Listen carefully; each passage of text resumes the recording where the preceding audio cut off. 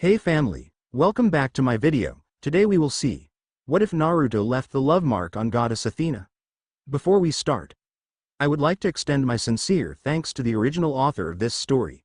Your generosity is greatly appreciated. Now enjoy the video. Now what? Percy asked, and thus, Deus Ex Machina occurred. Suddenly, a flash appeared and another book was before them. Hey, look! Leo smiled. A convenient book. Again. The daughter of wisdom reached out for it. I'll go first, Annabeth said, getting Piper to pout. Why you? Mark of Athena, duh. Touché. It was just another day in the village of Konoha. The sun was shining. You're welcome. Apollo beamed.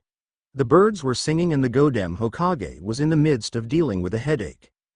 I feel for her. Dionysus sighed woefully. That headache was none other than one blonde-haired, blue-eyed demigod known as Naruto Uzumaki. Typical. Annabeth sighed out. Of course he would be the reason. Percy on the other hand smirked. For the last time, brat, this is non-negotiable. Tsunade glared at the teenager dressed in an orange and black jumpsuit. You will take your squad with you to this, America, or I'll have your headband. Oh, not this again. Apollo palmed his face. Oh, like she has any right at all. He's the big hero. He can do as he pleases. Aphrodite huffed. But I don't need their help, no offense, Naruto said to his friends and teacher. The white-haired Jonin that stood off to the side shrugged. With his foreboding job as the Rokudame coming closer, he had no desire to be in the village, but he wasn't exactly thrilled to go to a new continent either. So, Kakashi merely turned the page in his favorite orange book. None taken. Still so cool. Hermes praised.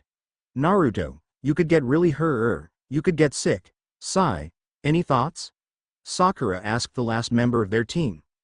None that you can think of. Athena scoffed. The pale artist tilted his head and smiled. It seems that Freakless doesn't want us to come in fear that he'll embarrass himself in front of us again. I really hate that one. The love goddess frowned. I hear you, Mom. Piper scowled at the pasty pale guy. What did I say about calling me that? Sigh. Naruto glared at the former agent of Root with a red face. The pale shinobi just laughed softly while Naruto crossed his arms and pouted, stupid nickname. Sorry, Naruto, Sai said with a small smile, but if we're being serious, Tsunade-sama has a good point. We could get information on this new country. And we could meet this so-called mother of yours, Sakura said with a huff. Oh, she wants to go now. The love goddess challenged. Well, she is your favorite color. Silence, Artemis. Naruto wasn't as forthcoming with that S-class information as she'd thought he'd be. And if Sasuke knew anything, she had no idea, because the Wanderer had done as he did best and vacated himself from her sight as soon as he could. Smart guy. Leo snickered. He run from this girl too. Doubt it. Naruto sighed and looked to the window, where a golden eagle was perched and was in the middle of cleaning her feathers.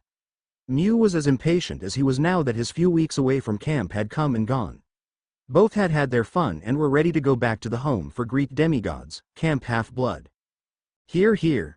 Jason smiled as he thought of his new home. What was that, Naruto? Sakura asked with a frown and her brow ticked in irritation. Naruto scratched his cheek with his bandaged right hand and nervously laughed off the violent girl's growing temper. Nay, nothing, Sakura-chan. Just telling Mew to be patient. Mew looked up at him and squawked, blaming the eagle. Zeus huffed at that, a frown forming on his face. Oh, take it easy. Aphrodite rolled her eyes, always with the eagles. Roll with it, he said, and then turned back to the Hokage. Look, Bachan, I'm telling you. I don't need any help. And if I do, I could always send a summon, right? Tsunade's honey brown eyes glossed over slightly, and the charm speaks, Aphrodite smirked. And she blinked. I suppose you're right, Naruto. And it scores. Piper pumped her fist. What? The four in the room asked. She had never conceded to Naruto's requests that quickly. It usually took a lot more from the young shinobi to get a win over the Godem. Not this time, it seems, Athena stated with a smirk. Naruto was quick to recover. Yeah, I'll be totally fine, and since I'm risking my life I deserve a raise, right? Devious, I like it, Hermes beamed. Don't get ahead of yourself, brat. Tsunade said, the glaze in her eyes gone. She sighed and rubbed her forehead. Naruto clicked his tongue in disappointment. Worth a shot. I'd do it. Percy nodded. And that's why you get in trouble, Annabeth chided, only to get a shrug from her seaweed-brained boyfriend. Well, if you're going to go you might as well go now, Tsunade said with a frown. Be careful, brat. Naruto nodded and gave her a two-fingered salute. Mew left her perch in the window to his shoulder and he grabbed the bronze staff that leaned against the wall. He nodded to the toad that was perched on the Hokage's desk and waved to the other four shinobi. Ya-ne. With his farewell said and done, Naruto was engulfed in a cloud of smoke and left his home village. What would have taken days or months had he left by any other manner of travel, took him seconds to reappear in the center of a large camp. Check those frequent flyer miles, Hermes whistled. The inhabitants rushed to the source of the commotion with weapons of bronze in their hands. A typical greeting? Reina asked Nico, getting a smirking nod. You bet. Once the smoke cleared, Naruto lifted his bandaged hand up and waved. Hi guys, I'm back. While some campers were shocked, others murmured in disappointment and they walked away, though the whispers were still audible. Naruto chuckled and scratched the back of his neck. He looked at Mew. Think I might have made it a bit too much smoke? It could have been less flamboyant, said a wise voice that made Naruto turn around and grin. Nonsense. Apollo huffed, his nose in the air. There was simply no such thing too much flamboyance. Hey horse guy, how's it going? Chiron, the trainer of heroes and the camp's stand-in camp. Director, sighed and shook his head. Naruto, if I didn't know better I would have called you a son of Hermes or Apollo. Maybe in another life, Naruto said with a shrug. Duh, Apollo smirked while Hermes had a hopeful look on his face. Mew nipped his ear in disapproval and he gave her a sheepish smile. Sorry, Mew. He reached over and stroked her beak. His bandaged hand caught the attention of Chiron. What happened to your hand? We don't like to talk about that, Hazel whispered jokingly. Huh? Naruto looked at him and then at his hand. Oh, right, hey, I'm so used to it. Yeah, my, doctor said to bandage my arm because it's pro-athletic or something. Poseidon snickered into his hand, trying to cover it with a cough as Athena glared heatedly at him. Do you mean prosthetic? Chiron asked, amused. Yeah, that. I did think something was off with your arm, Chiron said. He held his hand out. May I? Sure? Naruto held his hand out and Chiron took it. He turned it over a few times and pushed down with his fingers. Ow. Ow. Ow. Hey, I feel pain, man. Grow a pair. Ares scoffed, getting a frown from his girlfriend. Astounding, Chiron said. Modern human medicine is nowhere near this type of prosthetic limb. What is it made of? The first Hokage's cells, Naruto said, because we know what that is. Frank nodded. Wasn't that the tree, dude? Percy asked. Demeter smiled at that. I think so. Annabeth hummed and continued. Chiron gave him an odd look and Naruto shrugged. What? It is. I see. What happened to it? It seemed fine while you were here, Chiron said as he released the limb. Naruto rolled his wrist and shrugged. I don't know, wasn't really paying attention to what Sakura said. Something about my chakra coil being broken. Chiron said. Yeah, he wouldn't know anything about that so he can't really do anything, Nico thought with a hum. Since when did you get a doctor mode? Percy asked him. Because shut up. Nico glared at him with a huff, mainly because we'll never stop talking about medical stuff. He nodded and turned away. I'll leave you to settle back in. Come see me after lunch tomorrow so that we may continue our lessons. You got it, Naruto said with a nod. He couldn't wait to continue his sage training. With a nod in return, Chiron trotted off back towards the big house. Naruto grinned and looked at Mew with a smile on his face. It's great to be back, right Mew? Mew gave a nod and he chuckled. She suddenly let out a cry and took off. Before he could ask what her deal was, he heard someone call out his name. The blonde demigod just barely managed to turn in time to get hit by a tackle hug from his sister. Piper shut up, Leo. Piper said, her cheeks burning. Of course she'd miss a big brother like Naruto. Welcome back, Piper said with a smile. Wow, Imouto, I wasn't gone that long, Naruto said with a chuckle. He hugged her in return and released her with a smile on his face. Things been good? Yeah, a few tiffs with Drew, but I dealt with her. Piper gave a nonchalant shrug. Piper looked smug at that as her mother sighed. Naruto grinned. See?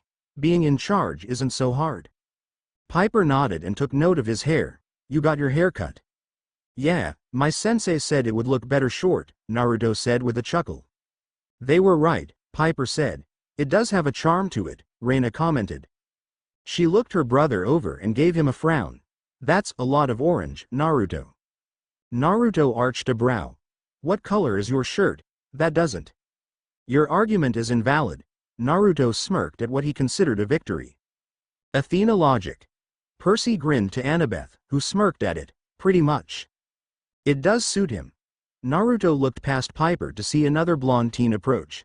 The whiskered blonde grinned wildly and offered his hand to the newcomer. The teen took it in a firm shake. Thank you, Flyboy, Naruto said. How've you been, Jason? Pretty good. Jason shrugged, getting Talia to shake her head. Haha, Jay. The son of Jupiter just smirked. Can't complain. Leo, however, Jason rubbed the back of his neck. Wants some clones? Naruto asked with a tinge of amusement. Jason nodded. He wants some clones. Free labor. Leo whooped. Piper frowned and crossed her arms over her chest. My brother isn't a mule for labor. Yeah, Piper glared at Leo. He shacked it up with my sister, he needs to pull his weight. Leo glared at Piper. That was Nissa's fault. Like hell, you love kids are too good looking. Leo scoffed back. Easy, guys. Jason sighed at them. Fine, okay. They answered. She obviously hasn't seen you work in Konoha. Ah, be nice, Kurama, Naruto thought as he made some clones that rushed off towards Cabin 9. Since he had awoken a few months prior, Kurama had become more vocal than ever before. He was also a bit more careful when it came Naruto's use of the Biju's chakra. Naruto wasn't allowed to train for longer than 30 minutes in the full nine-tailed cloak, something that irked him immensely. It was his body, not the Biju's. Assuming full control, Leo said in a robotic tone. Whatever, Naruto. Wake me if there's any problems. Lazy kitsune. Naruto chuckled to himself. Piper and Jason, who were in the middle of a small verbal debate over the morality of clone labor. People's rights, Piper, Jason palmed his face. Turned to him. The whiskered blonde scratched the back of his neck. So where's Annababa? Annabeth made a grumbling noise as all the demigods snickered at her. Piper snorted and Jason let out a suspiciously cough that sounded more like a small laugh. Piper nodded towards cabin 6. Holed up in her cabin with the others.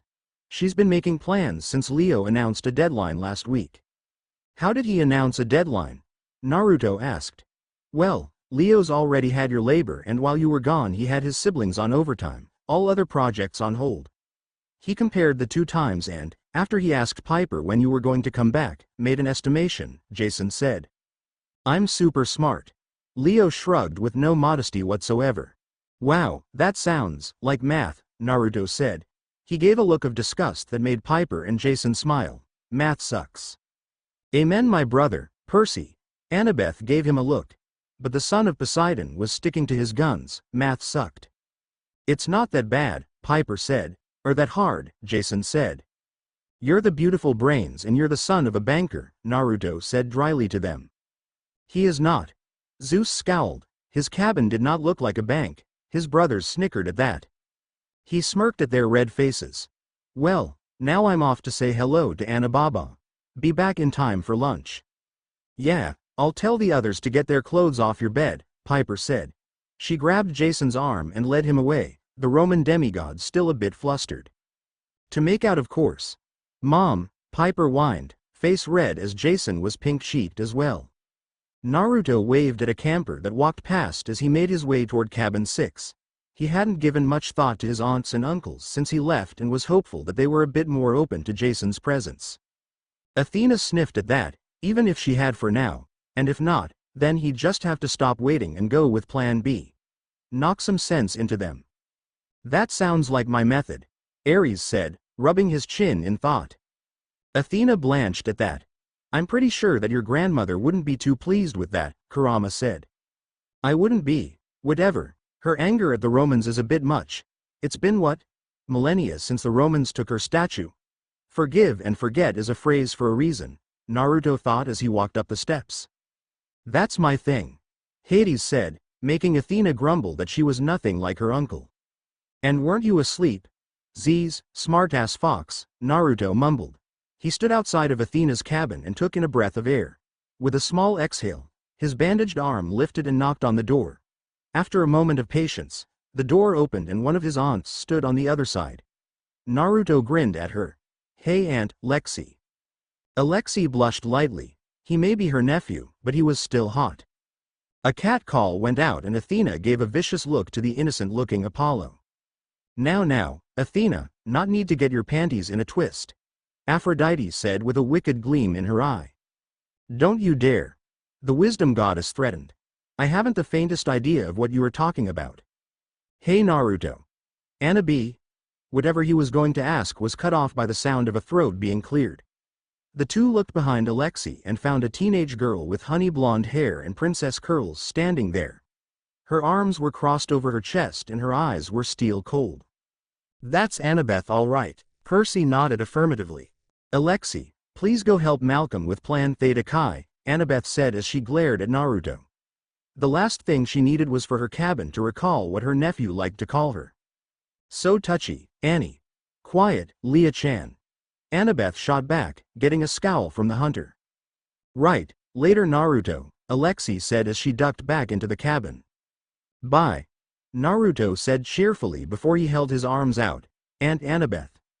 Annabeth continued to glare at him. She mad? Piper asked Percy. I missed you. Annabeth still glared. Oh yeah. Percy nodded to Piper's question. Naruto started to sweat under the gaze and lowered his arms. I'm sorry I didn't come say goodbye before I left. Another note? Really, Naruto? Annabeth asked. Busted, Apollo and Hermes sang out, grinning like fools. Naruto rubbed his neck. Well, things were tense and I figured it'd be better if I just left without much fuss. You caused a delay on the Argo too, Annabeth said with a frown. And I had to deal with Nissa's whining. Hephaestus and Leo grunted as one at that. Naruto winced. Note. Apologize to Nissa. Kurama snorted. You're just horny. Nothing wrong with that, Aphrodite tittered. Her husband begged to differ if his look had anything to say about it. Awake again? Naruto's question was met with the sound of forced snoring. He smiled apologetically. Would it help if I said I was sorry? You should be sorry. Annabeth glowered at him. Naruto pouted at her. Annabeth stood strong like a wall made of steel. Iron Maiden. Talia bounced her head with some metal music humming from her lips. Annabeth laughed at that one. That's not going to work, Naruto. What can I do to make it up to you? Naruto asked with a sigh. He really didn't want his aunt to be mad at him for something his ex-friend with benefits did. Talia made a grunting noise at the titles, not looking pleased. Annabeth looked at him for a moment before she became slightly nervous and pulled him aside and away from the door. The look on her face made Naruto worried. He'd never seen anything like that didn't involve Annabeth's missing boyfriend Percy Jackson. Percy gave Annabeth a half hug, one she returned before she continued reading. After she double-checked that no one paid any particular attention to them, Annabeth looked at him. I saw Mom, she said softly. Oh, joy, the blonde whispered as Athena looked stony. Naruto blinked and frowned, but didn't Zeus put the gods on lockdown? It wasn't exactly Mom, though, Annabeth said. You've lost me, Naruto said. Could you be less cryptic? Percy asked. Well, since you were so dense, I've learned how to be. Annabeth huffed at his lack of knowing when she started liking him. It's not that hard, Kurama said. Yuck it up, fuzzball. Naruto looked at his aunt, still confused. I saw Minerva. Annabeth breathed out. She gave me a gift. Not fun. Annabeth frowned. I get the feeling this isn't one of those awesome godly gifts, Naruto said. Annabeth's grimace confirmed his concern and she fished a hand into her pocket. Out came a silver drachma that had an owl on it. A brilliant maneuver during such a dangerous time, Athena. Hera sniffed, getting a dirty look from the goddess. It worked in our favor in the end, The wisdom goddess said firmly. I got a quest, she said. Annabeth's grimace turned into a sheepish look, and my hat doesn't work anymore. We had a spat. Over her boyfriend. Aphrodite smirked. Oh, she loved the drama. Naruto stared at her. You had a spat with a goddess? With a goddess, Annabeth said. Naruto's confused frown turned into a wide grin and she scowled at him. That's not a good thing, Naruto. You're just like him, I swear. I'm pretty sure that's a compliment, Naruto said. It is. Percy smiled as Annabeth rolled her eyes. Annabeth rolled her eyes. Anyway, I have to find her statue. Naruto's smile died into a look of shock.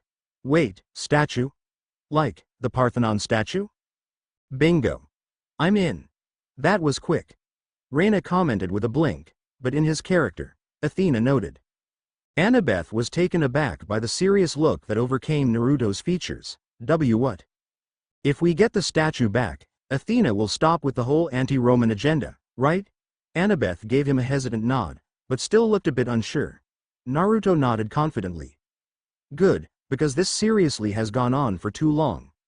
Talk about a grudge held over generations. I was well in my right, Athena hissed. Bah, Ares waved her off, knowingly hanging it over her head for a long time until now. Annabeth looked a bit worried. She recalled what Minerva had thought about her idea to include the legacy on the quest. The Roman aspect of her mother said that Naruto's fatal flaw would most likely cost them the statue rather than recover it. Oh, now this is interesting. Aphrodite commented with eager eyes. Everyone looked curious at that. Annabeth couldn't even begin to wonder what his fatal flaw was. She hadn't been around him long enough to get an idea on it, and that made it an unknown variable. Annabeth hated unknown variables. Big time. The blonde nodded. As though he sensed her unease, Naruto gave her a grin and pointed his thumb at himself. Don't worry, Annababa. We can get this done no prob, Datbeo. Datbeo, Annabeth asked. A smile tugged at her lips. It's a tick, comes and goes, he said with a shrug. It's honestly adorable. Aphrodite cooed. Annabeth shook her head, the smile still in place. You're such a dork sometimes. Naruto's mouth fell into another pout. He wasn't a dork. He isn't. Piper frowned. Her brother was awesome. I beg to differ. Go back to sleep. After he left his aunt with this new quest in mind, a clone dispelled. His destination changed from Cabin 10 to Cabin 9's hidden bunker. The clone was not dispelled on accident and Naruto was intent to tell the pyro off for the wrench upside the head. Leo snickered openly, getting a few laughs as well from the others. And maybe meet up with Nissa again. Leo quickly scowled. So with these two thoughts in mind, Naruto walked through the forest until he found the trail that his clones had made with their kunai.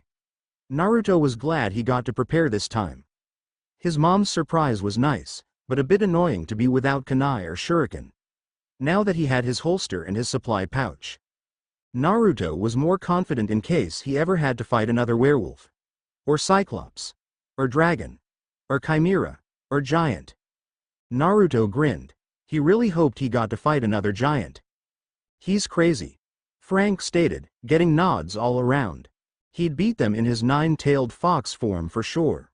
You can only hold the transformation for 10 minutes. Kurama said. They won't know that, and besides, I could practice to hold it longer if someone let my train in it. No, but Kurama. No, I'm still recovering and prolonged transformations would split me in half. Your body can't handle my chakra splitting. Lame noises. Percy said in a dull tone. Naruto pouted. So not fair. Octopops can transform for as long as he wants. Well, that's because Gyuki hasn't been split in half by Kurabi's father. That's not Dad's fault, kind of. Poseidon smirked to Athena, who scowled at her rival. Kurama snorted. Kind of, he says. Bah, you're just biased. Whatever, we'll talk about this later, Naruto said as he walked up to a large metal door in the side of a tree-barren hill. Naruto banged his bandaged fist on the door several times. Leo, open up. You don't hit me with a wrench. I do what I want. The door's handle turned before it opened and the elfish son of Hephaestus smirked at him from the other side. It was just a clone. We resent that. Came from the inside. They have feelings too, Leo. Piper chided her friend. Leo snorted, "You're just bias," he said while crossing his arms. "Yeah, you don't have to deal with them," Naruto said as he walked in. "What's up?" "Only the baddest of airships to ever be created," Leo said. He led Naruto to the main workplace at the end of the bunker. Naruto gaped at the half-finished skeleton of a ship that his clones were being used to finish. It was huge. "That's what she said." Ares, Hera glared at her snickering son. Leo grinned at the look on Naruto's face. "Like what you see? That is one big boat," Naruto said. Leo nodded. "Soon enough we'll be able to sing, 'I'm on a boat, on that big boat.'" "I hate that song." Percy frowned. Poseidon looked stunned. "I rather enjoy it." "You would," Athena said scathing, getting a hump from her rival. "Still seems like someone's compensating." Leo blinked. "Okay, that hurt." The boy sulked. A girl walked up to them and Naruto smiled at her. Her dark hair was pulled back under her red bandana and her body glistened with sweat from hard work, giving her the look of a bronzed statue. Nissa smiled slyly at Naruto and then looked at her counselor. "Lies." Leo glared at his sister. "What would you know?" "That I'll forever compare guys to him," Nissa said as she pointed at the whiskered blonde. "Walked right into that one." Nico whistled. "Shut up," Leo told the son of Hades blandly. Leo glowered at Naruto laughed sheepishly while he scratched his whiskers. Nissa bypassed her brother and grabbed Naruto by the front of his pants. "Wow, bold one, hef." Apollo whistled as Aphrodite was a giggling mess. The Smith god just groaned. "Catch you later, Leo, thanks for popping that clone for me."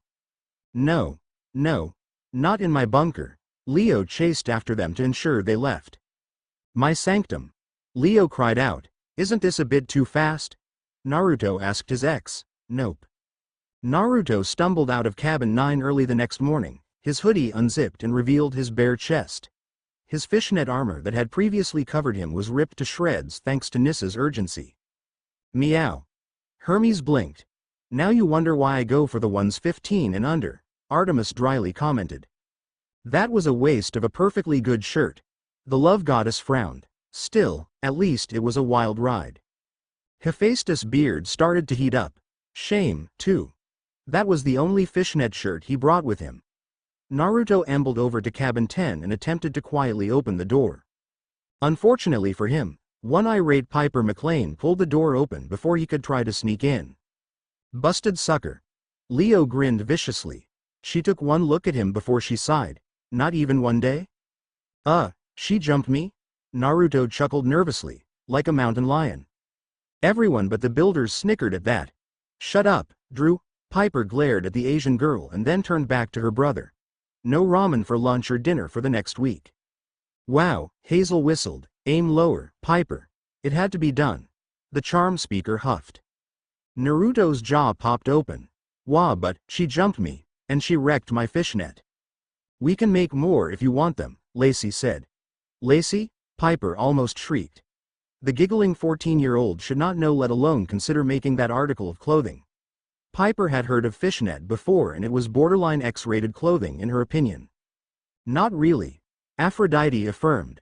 "Mom, strippers wear them." So, Piper messaged her temples. Naruto pouted. "But ninja wear it to protect their bodies. It's legitimate shinobi gear." "No." Piper frowned at her brother. "Just get a camp shirt and get dressed, and for mom's sake take a shower. You smell of the glorious morning after." Apollo, Artemis glared intensely at him. "What? It does." The others in the cabin giggled or snickered while Naruto walked in with his head hung. "Shame on you, Naruto. For shame." "Oh, shut up, Kurama." As he walked into the bathroom, Naruto heard Drew say, "You're just jealous you haven't gotten Grace yet." Jason's face turned scarlet as Piper choked on air. Talia glared at them. "You better not have," she said sternly. "Talia," Jason shouted in protest at her even thinking that. Piper sputtered for a moment before she elegantly put their sister in her place. "Shut up, Drew." "Nice one, Piper." Annabeth giggled, getting a pout from the daughter of love. "Oh, shut up." "Ooh, I bet Jason would look good in a fishnet shirt," Lacey said. "Traitors." Piper cried out, red-faced. Her head felt light at even thinking of Jason wearing something so gothic. Naruto snickered at the thought and he outright laughed at Piper's reaction. Lacey. A few weeks passed. Naruto had his clones spread far and wide throughout the camp and he focused his attention on the camp's new addiction. It was something that all of the campers were preparing for, despite the preparation for the next journey aboard Leo's ship. There was a competition coming up and Naruto was determined to rank at least in the top 5. Or he was going to go for it all. He was going to be Camp Half-Blood's Pokemon champion. I missed that. Percy gaped. Oh yeah, the Pearl and Diamond fad. Piper rubbed her chin. Who won? Frank asked. Hey, Annabeth smiled as her mother looked proud. I so saw that coming, Hazel said, even though she only had a little idea of what Pokemon was. I can't believe I missed it. Percy gripped and glared at Hera. The Queen of Heaven just ignored him. Use the Fire Stone already. He has 6 tails. The slug's number. If he bears my name, he should have 9. Backseat Gaming. I hate that man. Leo frowned, totally threw off his mojo. Shut up. Poke Kurama is only at level 20. If we use the Fire Stone on him now, he won't learn any good moves.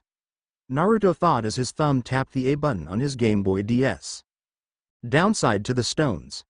Annabeth nodded sternly. Sure, the stat boost for leveling was good for early evolution, but it killed you in the long run with the loss of the more powerful moves. The whiskered blonde was enamored with the game as soon as Annabeth finished explaining it to him. He had 6 clones read copies of the walkthrough of Pokemon Diamond and Pearl, the latter of which was his chosen game, at the same time for 3 days until he had it ingrained in his head. Wow, he so got that from the family. Percy whistled as Annabeth perked up at that. Then once he started to play, he completely scrapped strategy and went with what he felt was right. What? The wisdom goddess frowned, and he was rewarded greatly. Well, if it worked. Athena cleared her throat. Just go to the move teacher then, or use a technical machine. Those cost heart scales, and I don't have the right ones yet. Naruto leaned back against the roof of his mother's cabin and switched Kurama, his shiny Vulpix. A very, very rare occurrence in the games that had some wonder if he hacked his game. I don't think he has the skills for that, Annabeth stated. Out for Mew, his level 31 Staraptor, to take on an in-game trainer's Roselia.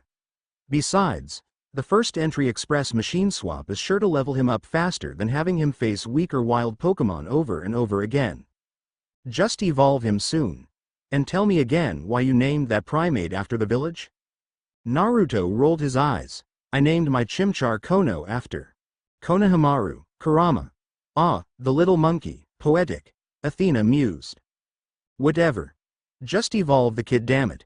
You're a bit too eager for this, Kurama. I am not. He so wishes he could play. Nico smirked, getting a few laughs. Sure. Naruto grinned at the bottom of his DS went white. Hey. Check it out, Kisame is evolving. Soon I'll have a Garchomp to take on Jason's Dragonite. Wow, go Jason. Leo smirked at him. I try, the blonde smiled back. Kurama snorted. Anything could beat that dumb dragon. Hey, Flyboy worked hard to get his Dratini and level it up. Not his fault it looks silly. Besides, it's orange. Naruto grinned. That always made up for any faults. Of course. Piper shook her head in amusement. I don't know why I bother, Kurama said. Naruto. Naruto looked away from his game down to where Piper stood. What? You need to do your chores, it's your turn to do the trash. Clone labor. No, he has to do it himself. Piper huffed at Leo. Okay. Naruto said. He made a clone and handed the Game Boy over. Here, she'll know if I send you. See? Piper smiled. Yeah, beauty queen. Leo waved her off. Don't fuck up. Duh, the clone said as it began to play the same way he did. Naruto dropped down and turned around to yell back up, and don't evolve Kurama. I know boss, content. Naruto went into the cabin and collected the trash with ease. He also took a moment to stop a fight between a few of his sisters who were debating who would be the best coordinator if the game were based on reality. Of course they would. Piper hung her head as Aphrodite looked greatly interested in that debate. Once he had finished his chores and helped give a few tips to some of his siblings that were stuck, Naruto returned to the roof. Swapped out Kono for Hokage, the clone said. I was going to take on the Elite Four again, Naruto said with a nod of approval. His Gyarados was a big time requirement to do that. Any level ups? That's so unfair. Leo pouted, that was like the best thing having a clone could do. Play the games while you were busy and level up for you. Kisame got another level and I ditched Sandstorm for Slash. We could always go the memory move guy and get it back. Or get another ground Pokemon, Naruto said with another nod. That too, the clone said. It dispelled and Naruto settled back on the roof to relax and play. Despite all of his time spent on the game, Naruto got beat by Piper in the semifinals. Piper nodded. While her dad was always busy, she acquired mad gamer skills over the years. Annabeth, who had beaten Jason's Pokemon, and Piper duked it out for the championship title. It was close, but eventually the strategist came out on top as her well-timed use of potions, often abandoned once other more efficient forms of healing were available, helped Annabeth survive Piper's monstrous legion of pseudo-legendaries. You can't use items during linked battles, Piper cried out as Annabeth smirked. Hey! Cheater, strategy, McLean. Live with it, the blonde said smugly, getting the daughter of love to fume and pout. Every member of camp had a blast during the tournament, well, everyone save for Leo. The mechanic hacked his game and gave himself a full team of fully leveled up Mewtwo. Hee. And this is why you couldn't play, Jason told his best friend. Shut up, man, Leo pouted. Chiron had banned him and the rest of the campers agreed with the decision with no questions asked. Leo chose to believe that the rest of the campers were just afraid of his team badass. Damn right, you all just scared, the son of fire huffed.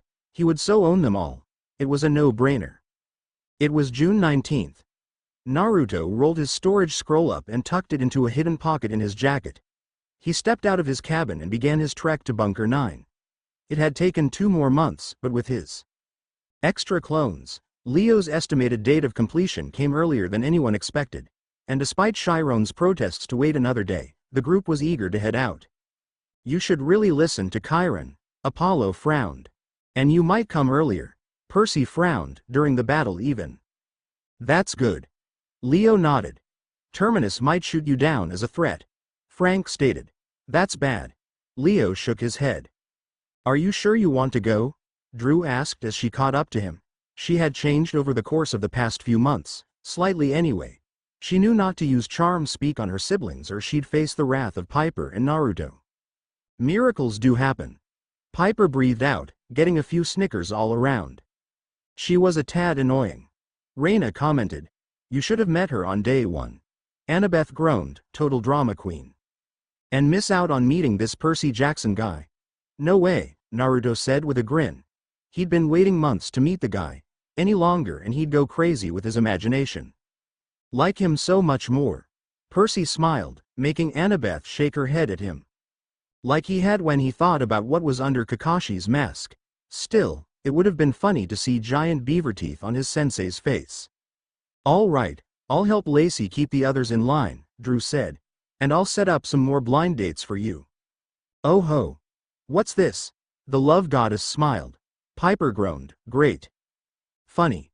Naruto chuckled. He patted his younger sister on the shoulder. Don't do anything you'll regret, Drew. Same to you, Naruto, Drew said coyly as she turned to go to the big house. Don't woo any Romans.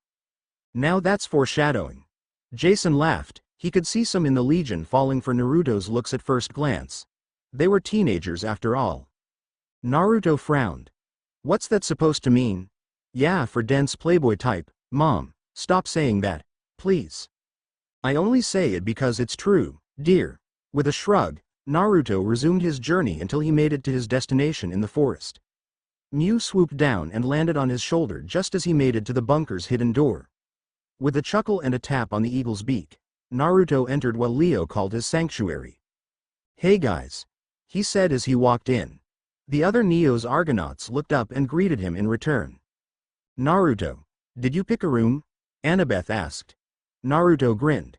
You know it, and got it custom painted, orange? Duh. What other color would he pick? Nico asked rhetorically. Blue. Percy, that was a rhetorical question, and I gave a rhetorical answer. Ow my head. Nico claimed, cradling his forehead as Percy grinned. Annabeth shook her head and Piper palmed her face. Jason chuckled as he looked at the calendar. I just realized we should arrive before or on the Feast of Fortuna. Feast? Naruto asked. A grin came to his face. That's a lot of food, and free. Someone's got the munches. Leo sniggered. That's if they let us land, Naruto, Annabeth said. The blonde waved her off. You worry too much, Annababa. Annabeth glared at him with a dust of pink on her cheeks. And you don't worry enough, Blondie. Naruto turned around to glare at the satyr that stood behind him. What are you doing here? Naruto asked irritably and Mew hissed at the satyr. Coach Hedge grinned. I'm chaperoning. That was fun, Percy said sarcastically and moved closer to Annabeth. I mean, we couldn't even make out enough on the ship. Percy. Annabeth hissed with pink cheeks. Not so loud, you seaweed brain. Naruto blinked. What? See, last time a few kids went on a trip a certain blonde shacked up with a girl rather obviously, Hedge said with a chuckle. Busted. Leo sang out with glee, haha Blondie. Piper and Annabeth frowned while Naruto flushed lightly and Jason rubbed his neck awkwardly. I'm here to make sure that we stay in our own rooms with our clothes on.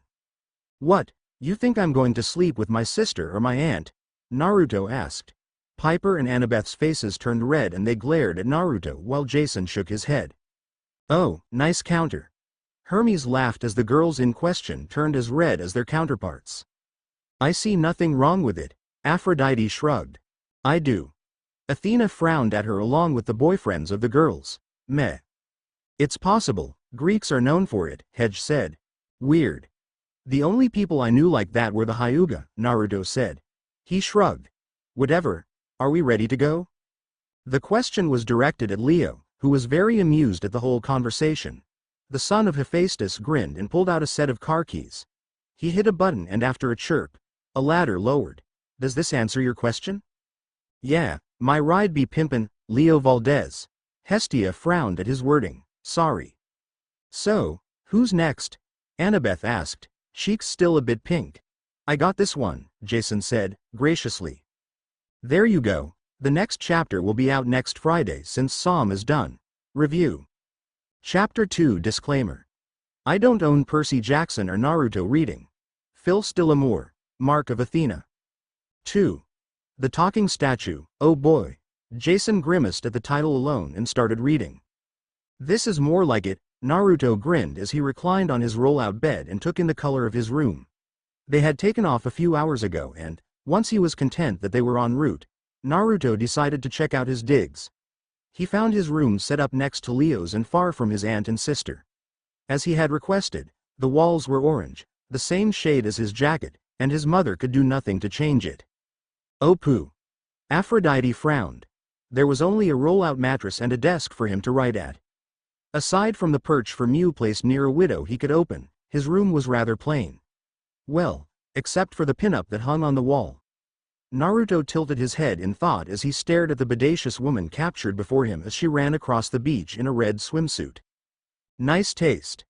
Apollo nodded, as the gods loved the image, along with the young male demigods. Best reason to go to the beach. Poseidon smirked. Who put that in there? Piper frowned. Annabeth glanced at the whistling Leo. You would so do that. Oh yeah. The Latino grinned. Who the hell is Pamela Anderson? He asked Mew, only for the eagle to tilt her head in response. With a shrug he got up from his spot and went to the poster. Sorry Ms. Anderson, but I'm not into blondes. He is no way straight. Apollo cried out, Pamela. Nothing wrong with that. Aphrodite shrugged, so he doesn't like blondes. Dite, Ares spoke softly, Pamela Anderson. The love goddess looked indifferent. The poster came down and was crumpled up into a tight ball. The ball was tossed into the wastebasket from where he stood and Naruto pumped his fist. Yes. He is evil. Leo hissed, getting nods from the gods along with silent agreements from his guy friends. His fun was interrupted by a knock that came from the door. Naruto answered the knock and poked his head out. As he looked around, an insistent thud made him look down.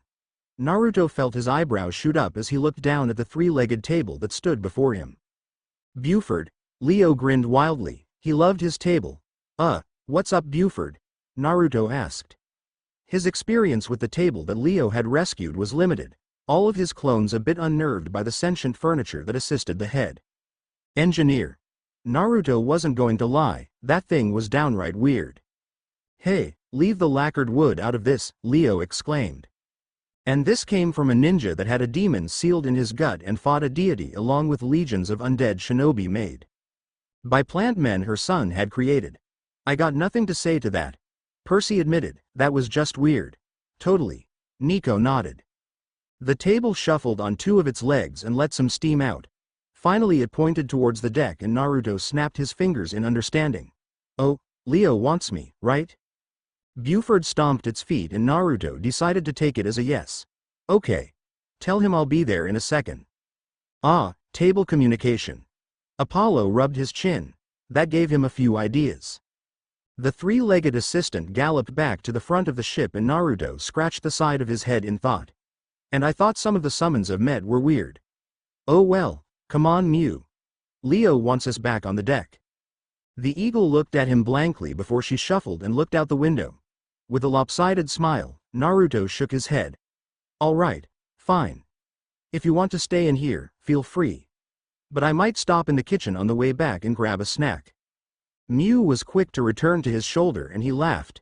He poked her in the stomach, which made her nip at his finger, before he stroked her beak. You're a little glutton, aren't you? I wonder why. Hades mused, glancing at Zeus. The lightning god soon glared at him.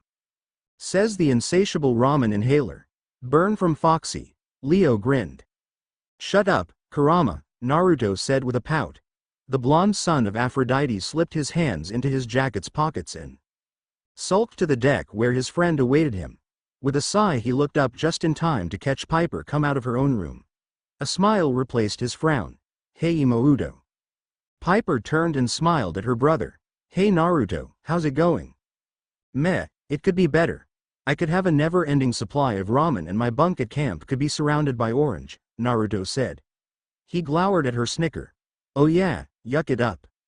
Anti-ramen evil Imouto, Piper, queen of evil, I like it. Shut up, Leo. You deserved it, Piper said as she rolled her eyes and crossed her arms. I only pray that Camp Jupiter doesn't have a supply, otherwise you may never leave.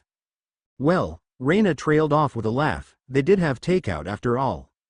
That is a legitimate concern. Shut it. Naruto ignored the Biju's snicker and pouted at his sister.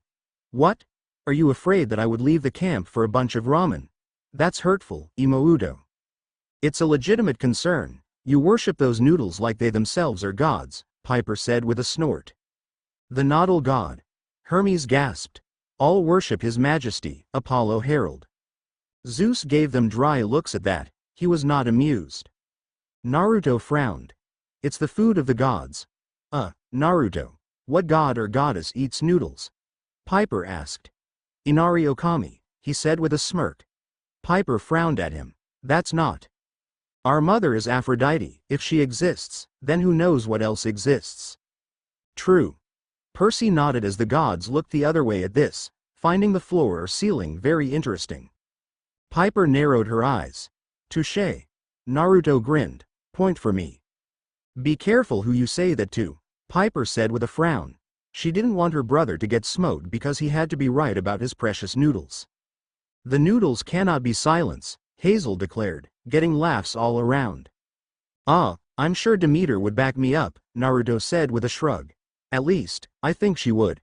Kendra did. Oh. Demeter blinked. Piper's eye twitched. Kendra only did that so she could get in your pants. Demeter gaped at that while Hades was in stitches. Oh my, it certainly says something, does it not, sister? Be silent, Hades. The wheat goddess fumed, the reed of corn in her hair popping popcorn. Well, it worked. Piper closed her eyes and let out a breath as she thought about the few girls that Naruto had dated between the time of his return and their departure. Aphrodite clapped and giggled. Oh, details, she demanded. Kendra was one of the nicer ones who didn't go around and gloat like she had captured the flag from Athena's cabin. Athena pursed her lips at that. Her legacy was a trophy for girls now? That certainly wouldn't do. Piper wouldn't have minded her if she hadn't started to brag about the after they had broken up. Hades just sent his amusement to his wheat-headed sister as she fumbled for words. Admittedly, it was better than the daughter of Apollo that Naruto had dated for a few weeks just before the Pokemon tournament. A disgruntled noise came from Apollo's throat. Piper ground her teeth together and felt her eye twitch at even the thought of his. Naming a daughter after one of your past flames? Artemis asked her twin, who shrugged. It happens. That girl had made it obvious that she wanted Naruto for the alone, but once she got what she wanted, she couldn't get enough. Eyes turned to Apollo, who had a twitch in his eye. It was a wonderful day in camp when Naruto returned to the cabin, a bit irritated and down, after he had dumped her. Of course, Piper didn't stop giving her smug looks for the day, but that was icing on the cake. Amen, my sister. Piper nodded, take that, you hussy. And if that wasn't enough, the other girls in camp continued to dry hump him with their eyes even when he was in a relationship. Aphrodite just looked smug as the gods were grumbling a bit at that. It drove Piper into a rage, and she nearly bit off Drew's head when the girl tried to make light of Naruto being turned into a god. Ha! Apollo laughed, when he's got a few centuries under his belt. Maybe. He scoffed as the Toher gods agreed with him readily. Pigs. Athena wrinkled her nose. Aphrodite on the other hand was rubbing her chin. She may have overreacted to that, but still, Naruto was like a puppy. He was so eager to please an innocent, that it seemed wrong for him to be in a relationship with some of the girls at camp. A big puppy. Leo commented, getting a slap from Piper. He needed the right girl to look after him. Piper would usually vent and give her opinions to Annabeth, and it was nice to know that she agreed. It was just hard to find the right girl. I wonder who he does end up with, Reina said with curiosity. Hopefully someone who can keep him grounded, Annabeth commented. Piper? Hello? Piper blinked as Naruto waved his hand in her face. You there? Sorry, I was just thinking about something, Piper said with a sheepish smile. Naruto blinked. About what? Piper hesitated for a second. What we'll encounter at Camp Jupiter. Bad things. Leo said, remembering how that went for them. He didn't see it being any different. Oh, yeah, I can't wait. I wonder what they act like, Naruto said with a grin. I bet their capture the flag is really fun. Oh, it's fun. Percy nodded, he liked taking over a fortress. That's if they play capture the flag, Piper said. She rubbed her arm. I trust Jason, but still, Annabeth had been in camp for most of her life and she'd never heard of Camp Jupiter until he brought it up. Because you weren't supposed to know, Zeus rumbled. You're worried about what could happen? Naruto asked as his head tilted slightly. Piper nodded and stumbled forward when Naruto clapped a hand on her back. She glowered at him for his stupid ninja strength. Seriously, she might have bruised from that. Doesn't know his own strength. Frank mused. But he just laughed merrily, unaware of his accidental overpowered pat. Naruto gave her a reassuring grin and pointed his thumb at himself. Don't worry about it, Imoudo. If anything goes wrong, I'll take care of it. Besides, I'm sure things will be fine. We're just going to talk. Well, Anababa anyway. And enter Murphy. Percy threw his arms in the air. Dude, we know the outcome. Jason pointed out. Still. Piper let out another snort at the nickname he had given Annabeth. I'm sure she will. And give Percy hell for his disappearing act. You mean make out with him? Sure. Piper nodded, getting a flush from the couple. Naruto laughed again. Yeah, that'll be fun. Well, I should get back to the deck. Leo sent his table for me a while ago. Later, Imoudo. Later, Naruto, Piper said as he walked away. She reached behind her and rubbed her back. Ow, seriously, he needs to watch his strength. Naruto walked onto the deck and joined Leo where he steered in the protected room. The different machines used to create the control center were a bit too much for Naruto to wrap his head around, so he just ignored most of them and focused on the engineer. Leo stood in a solitary place and steered with two white controls from something called a Wii, the son of. Hephaestus' eyes moved from one screen to the next and occasionally looked out the windows. Next to him, Buford steamed and had began to make some sort of hot drink for Leo. Yeah, I'm boss like that. Leo nodded to himself. The others gave small laughs at his mad skills. You called? Naruto asked while Mew flew over to Buford and investigated the concoction that was being created. The table used a thin arm to lightly flick the eagle on the beak, which got a squawk from the eagle. She then pecked the wood table in retaliation. Villainous feathered fiend. Leo gasped out. Yes. First, tell your bird to get off Buford, he said. Naruto rolled his eyes and called Mew back to his side. The eagle glared at the table, which waved another thin arm in anger and steamed heatedly. This means war, Ares said, punching his palm. You're just looking for an excuse. Athena rolled her eyes. Duh. Leo chuckled and hooked the remotes onto the controls. Second, I wanted to ask you for some advice. Me? Naruto asked with a frown. Advice about what? Leo rubbed his neck. Look, I don't want this to get to Jason, so promise to keep quiet? Sure, Naruto said with a shrug.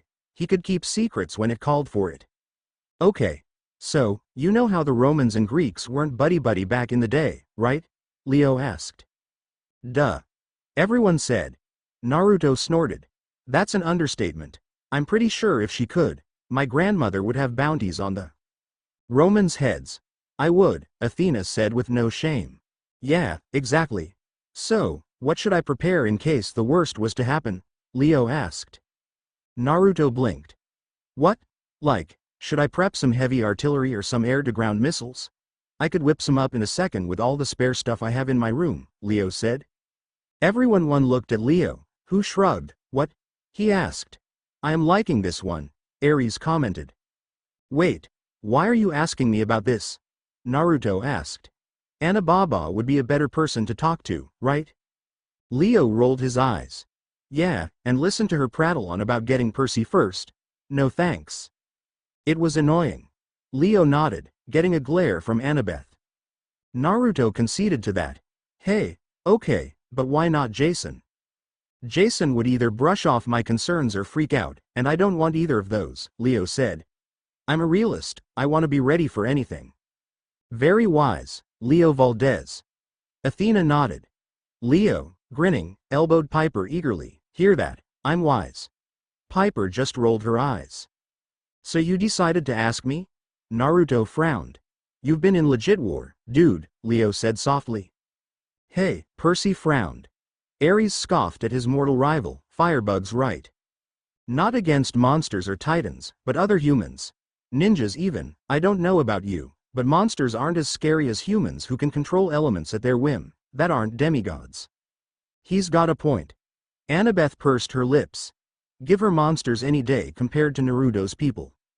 True, Naruto said with a hum. He had demonstrated to Chiron and few others his wind techniques on a hellhound when they asked why he had gotten to go. Needless to say, when they saw the effects of the Rasen Shuriken firsthand, they had to agree that Naruto would be a reliable asset on the mission. As a WMD, Ares grinned ruthlessly. Athena had to give a nod to that one. Her legacy was deadly without a doubt. Naruto scratched his cheek. Well, the last thing we want to do is start an actual war, so non-lethal weapons would be the best. Some kind of smoke missile or something. Boo, Ares jeered, making Frank palm his face. Yeah, but, let's just say they managed to kill one of you guys, Leo said. Naruto gave him a look and he shrugged. It could happen.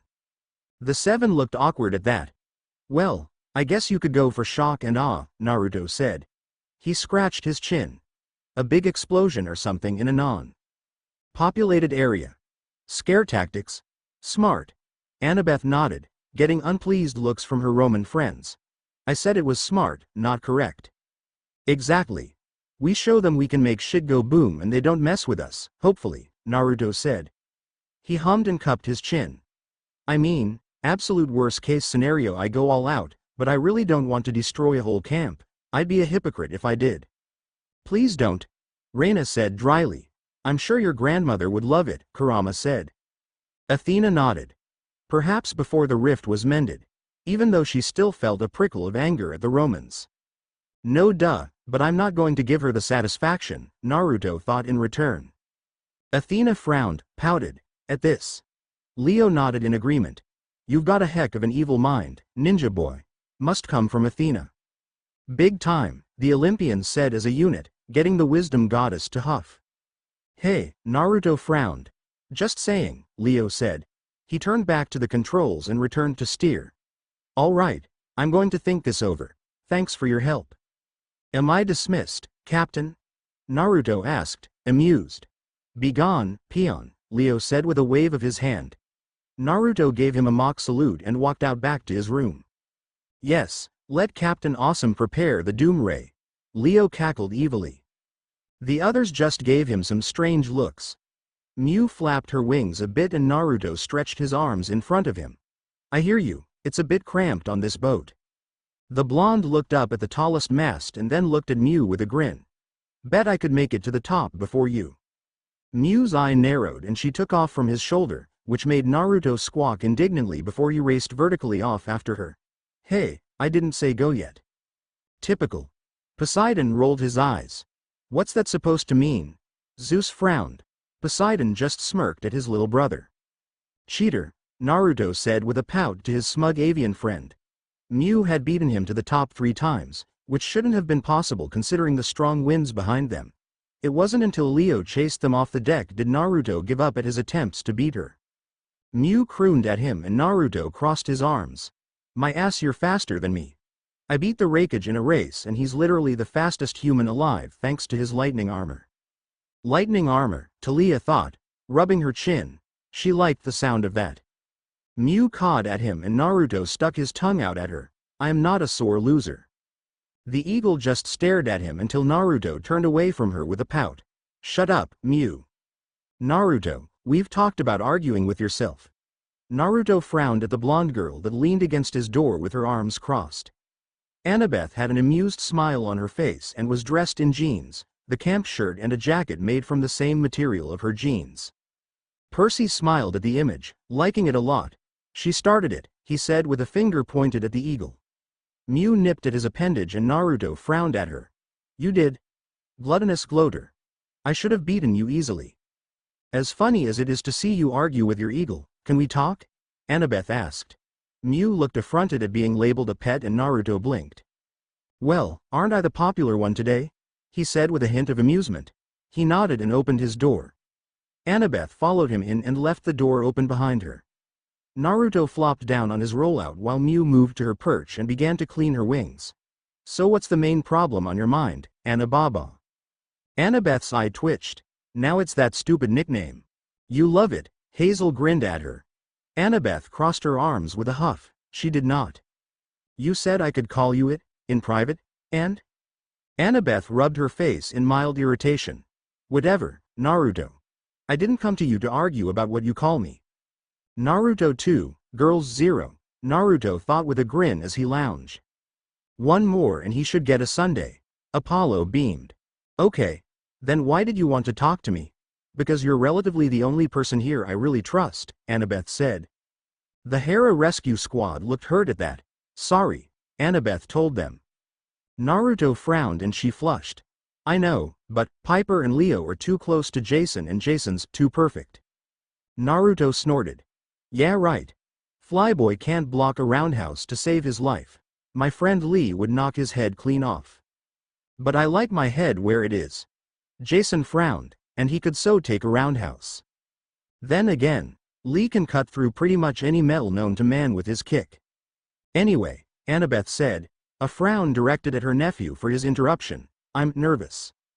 About things going wrong? Naruto asked. About things going right, Annabeth said. When if we land, we'll have to meet the leaders of their camp and Romans have councils.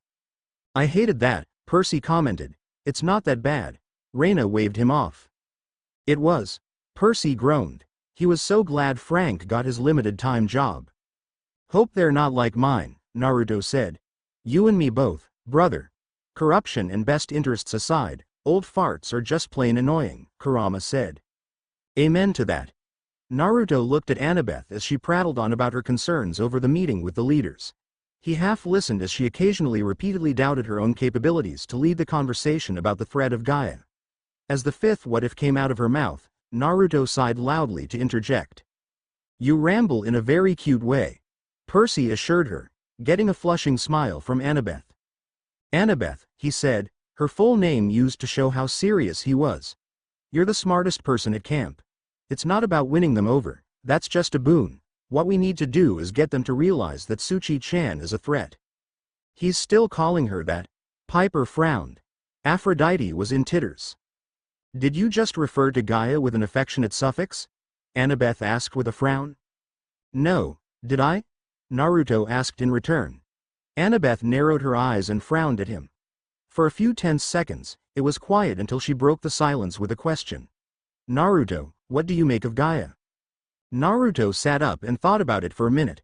Well, Pa said that nature chakra comes from the earth, which I now know as Gaia, and whenever I use it I don't feel a lot but strength and warmth. But I also sense a hint of loneliness, so, maybe she's lonely? That's true, Piper said in a soft tone. That makes no sense. She's the earth itself, Annabeth said pointedly. She can't be lonely. Naruto frowned at her. Of course she can. She's been asleep for what? Thousands of years, right? And when she wakes up, her children are gone or sealed away. Sounds pretty lonely to me. Good point. But I still will never like her, Leo stated. He got blown up because of her. His hand went to his stomach absent-mindedly and Kurama snorted in the back of his mind. Naruto gave a light smirk at his friend's attempt to act tough. Annabeth hummed as she took this all in. Still, I want you to be there with me when we land. Your charm speak should help greatly. Yes, brainwash us. Reina told Annabeth dryly, who just gave a sheepish look back. Best be prepared, right? I don't have it, Naruto said with a roll of his eyes. Honestly, when would the campers get it through their heads? He just had, as Leo put it, mad speaking skills. Though he did wonder why it felt like Leo made fun of him. I was. Leo nodded affirmatively. Annabeth rolled her eyes. Sure you don't. Fine, I'll be there. Won't be a lot of help though, Naruto said as he flopped back onto his bed. His arms acted as a cushion for his head. Anything else you need to talk about? A certain son of Poseidon, for instance? Ooh. Talia sang out, getting a push from Annabeth. Shut up, Naruto, Annabeth said with a light flush. Naruto sat up and interlaced his hands together over his chest while he made kissy faces. I'm sure he misses you, Annabeth. He's doomed. Percy shook his head. He was hit with a pillow and then tackled to the bed, the pillow being thrust into his face while Annabeth told him to die over and over again out of embarrassment. How to hide the body? Annabeth pursed her lips. Annabeth, Piper glared. What? He made me. He might have, he was laughing hard enough to. And the suffocation did little to stop it. Of course, their actions attracted the attention of a certain satyr. Aha. I knew it, out. Get out and go back to your own room, Hedge said to a blood-red Annabeth. Assaulted by my own aunt, Naruto wailed while he hid his face. Annabeth caught sight of a hidden smile and glared at the blonde. How could you cheat on me? Percy pouted at his girlfriend jokingly. Percy? Annabeth shouted, her face a blazing red. Fuzzy pants. How could this happen? Annabeth failed to give a proper response. That's a good question, Hedge said with a growl. He pointed at Annabeth while she fumbled over her words. Never thought I'd see this day. Shut up, Talia. The embarrassed daughter of wisdom cried out as her supposed friends laughed at her. You, get back to your room, and Blondie, you stay here until I get back. Why yes sir, Naruto said with a large sniff. Oh you are so dead, Uzumaki. I thought you loved me. Annabeth's hands were making strangling motions now. Percy inched away, just to be safe. Out. The next few days weren't as eventful as the first. Annabeth had finally cleared her name in Hedge's eyes when Naruto admitted that they weren't doing anything of the sort. Hedge seemed to accept it when Naruto laid out all the facts. 1. She's his aunt. 2. The door was open. 3. She's his aunt. 4. Why would she threaten to kill him if they were doing that? And finally, she's his aunt. Leo rubbed his chin. The facts, they do not lie. Indeed, Apollo nodded. And let Annabeth have free roam once again. Naruto, however, regretted it as Annabeth tried to make true on her promise and chased him repeatedly to his room, only to be stopped by the door slammed in her face each time. Around the third day, it stopped and they reconciled. That and Leo threatened to kick them both off if they messed up his ship any more than they already had.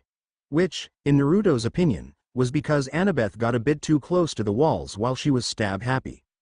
Never seen that before, Percy commented, getting Annabeth to pinch his arm. Currently, Naruto was at his desk working on a few papers he had to fill out before he could get promoted to Jonin. He sighed and rested his cheek in his hand as he flipped to the third page.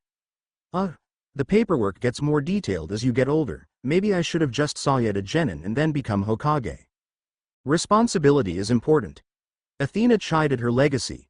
If he was promoted, he should take it. He looked up at the sound of a tone and listened to Leo's announcement. According to the map, we're an hour and 30 minutes away, Leo said. So all aboard going ashore should prep for landing, or battle. Smart. Athena said.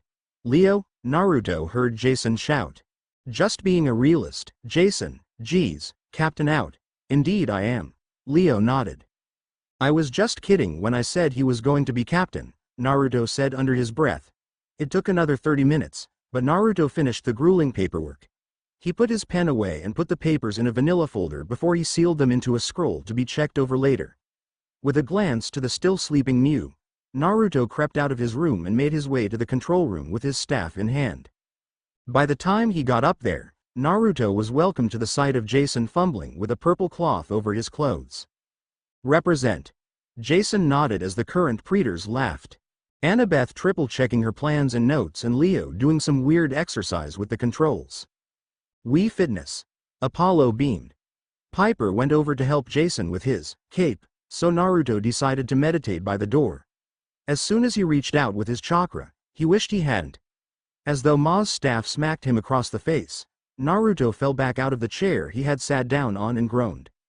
Annabeth, disturbed from her thoughts at his fall, got him back to his feet. Ow, Naruto rubbed his head. Someone out there doesn't want to be hit by chakra. Oh no, Reina palmed her face. She could literally feel what was to come. No attack shall breach my barriers. The 5 teens looked to the source of the new voice and found a statue that was not present before. It was that of a man, but armless and nude from the waist up. From the waist down, he was no better than a giant brick. The gods snickered a bit at their fellow god. Joy, Percy said dryly. So, who brought the automaton on board? Leo asked. The statue scoffed at the title. I am no machine, he said with a sneer. His head tilted when Naruto poked at him with his staff. Athena's lip curled upward. Not metal, Naruto said with a nod of confirmation. This dude's as hard as a rock and feels like one too. The statue glared heavily at him. I know not what you are, demigod, but you will do best to get that weapon off of my face before I destroy it along with you. No need to be so mean about it, Naruto said. His staff returned to his side. He lifted his other hand in greeting. Name's Naruto Uzumaki, sup stone guy. The stone guy glared daggers at the blonde. My name, Gracious, is Terminus and you would do well to remember it. I am the god of boundaries that protects Camp Jupiter. Why don't you have arms? Naruto asked. All eyes went to him and he shrugged. What, it's a legit question. It really is. Nico thought out loud, I mean, an armless god? He hated shaking hands. Hermes snickered, Apollo joining him as they low-fived. This form before you is merely a representation of my true self. I have always been carved without arms as they limit the effectiveness of my vocal commands, Terminus said with a sneer. Name your parentage, Naruto Uzumaki, before I smite you where you stand. You've got to have a scratch somewhere, that's the only reason you're so pissed, Naruto said under his breath before he cleared his throat. Right on his nose. Hazel giggled. I'm the son of Aphrodite and the legacy of Athena. Terminus sneered at him. Oh Jupiter, you're a legacy of that goddess? Disgusting. I thought the Greeks had better taste than that. What? Athena said in an icy tone. Naruto's eye twitched at the slight to his father. You wanna go, Stone Man? Naruto. Annabeth hissed. He started it. The blonde glared at the boundary god, who glared right back. I could take you any day of the week, Stone Man. I would welcome the sacrifice, Gracious. Terminus huffed. He honestly could. Athena said with a vicious smile. Wait, we're getting off on the wrong foot here, Jason said as he stepped forward. Terminus, do you rem him? Jason Grace. What are you doing in their company? Terminus asked with a sneer. You disgrace us, Jason. The irony. Hades chuckled. Perhaps I should bring the ship down with you in it. It would save the camp from the shame of being associated with the Greeks any more than we already are. Wow, so not the HR guy. Leo shook his head. Tell me about it. Nico rolled his eyes. Hey, watch it buddy or I'll dismantle you, Leo said with a screwdriver in hand. It was sent from his hand to the wall behind him and Leo gaped. What the? Near me with that weapon, Gracious, and you will lose more than it next time, Terminus said. You will listen to me now. This ship is in a no-fly zone and you will turn around. You are in a restricted airspace, prepare to be shot down, Apollo said in walkie-talkie talk. Hey. Leo frowned. No one messed with his ride, well, except when it got destroyed, so not his fault. But Terminus, you are free to return with me, Jason, Terminus said, slightly kinder than how he had addressed the others. But the rest of you will turn around. There has not been a single Greek weapon in camp without my say-so and thus far, I have been given hardly a reason to allow one as large as this. Please, Piper said. Naruto realized she must have started to turn the charm on. Sir, we just want to land and talk to the leaders of the camp.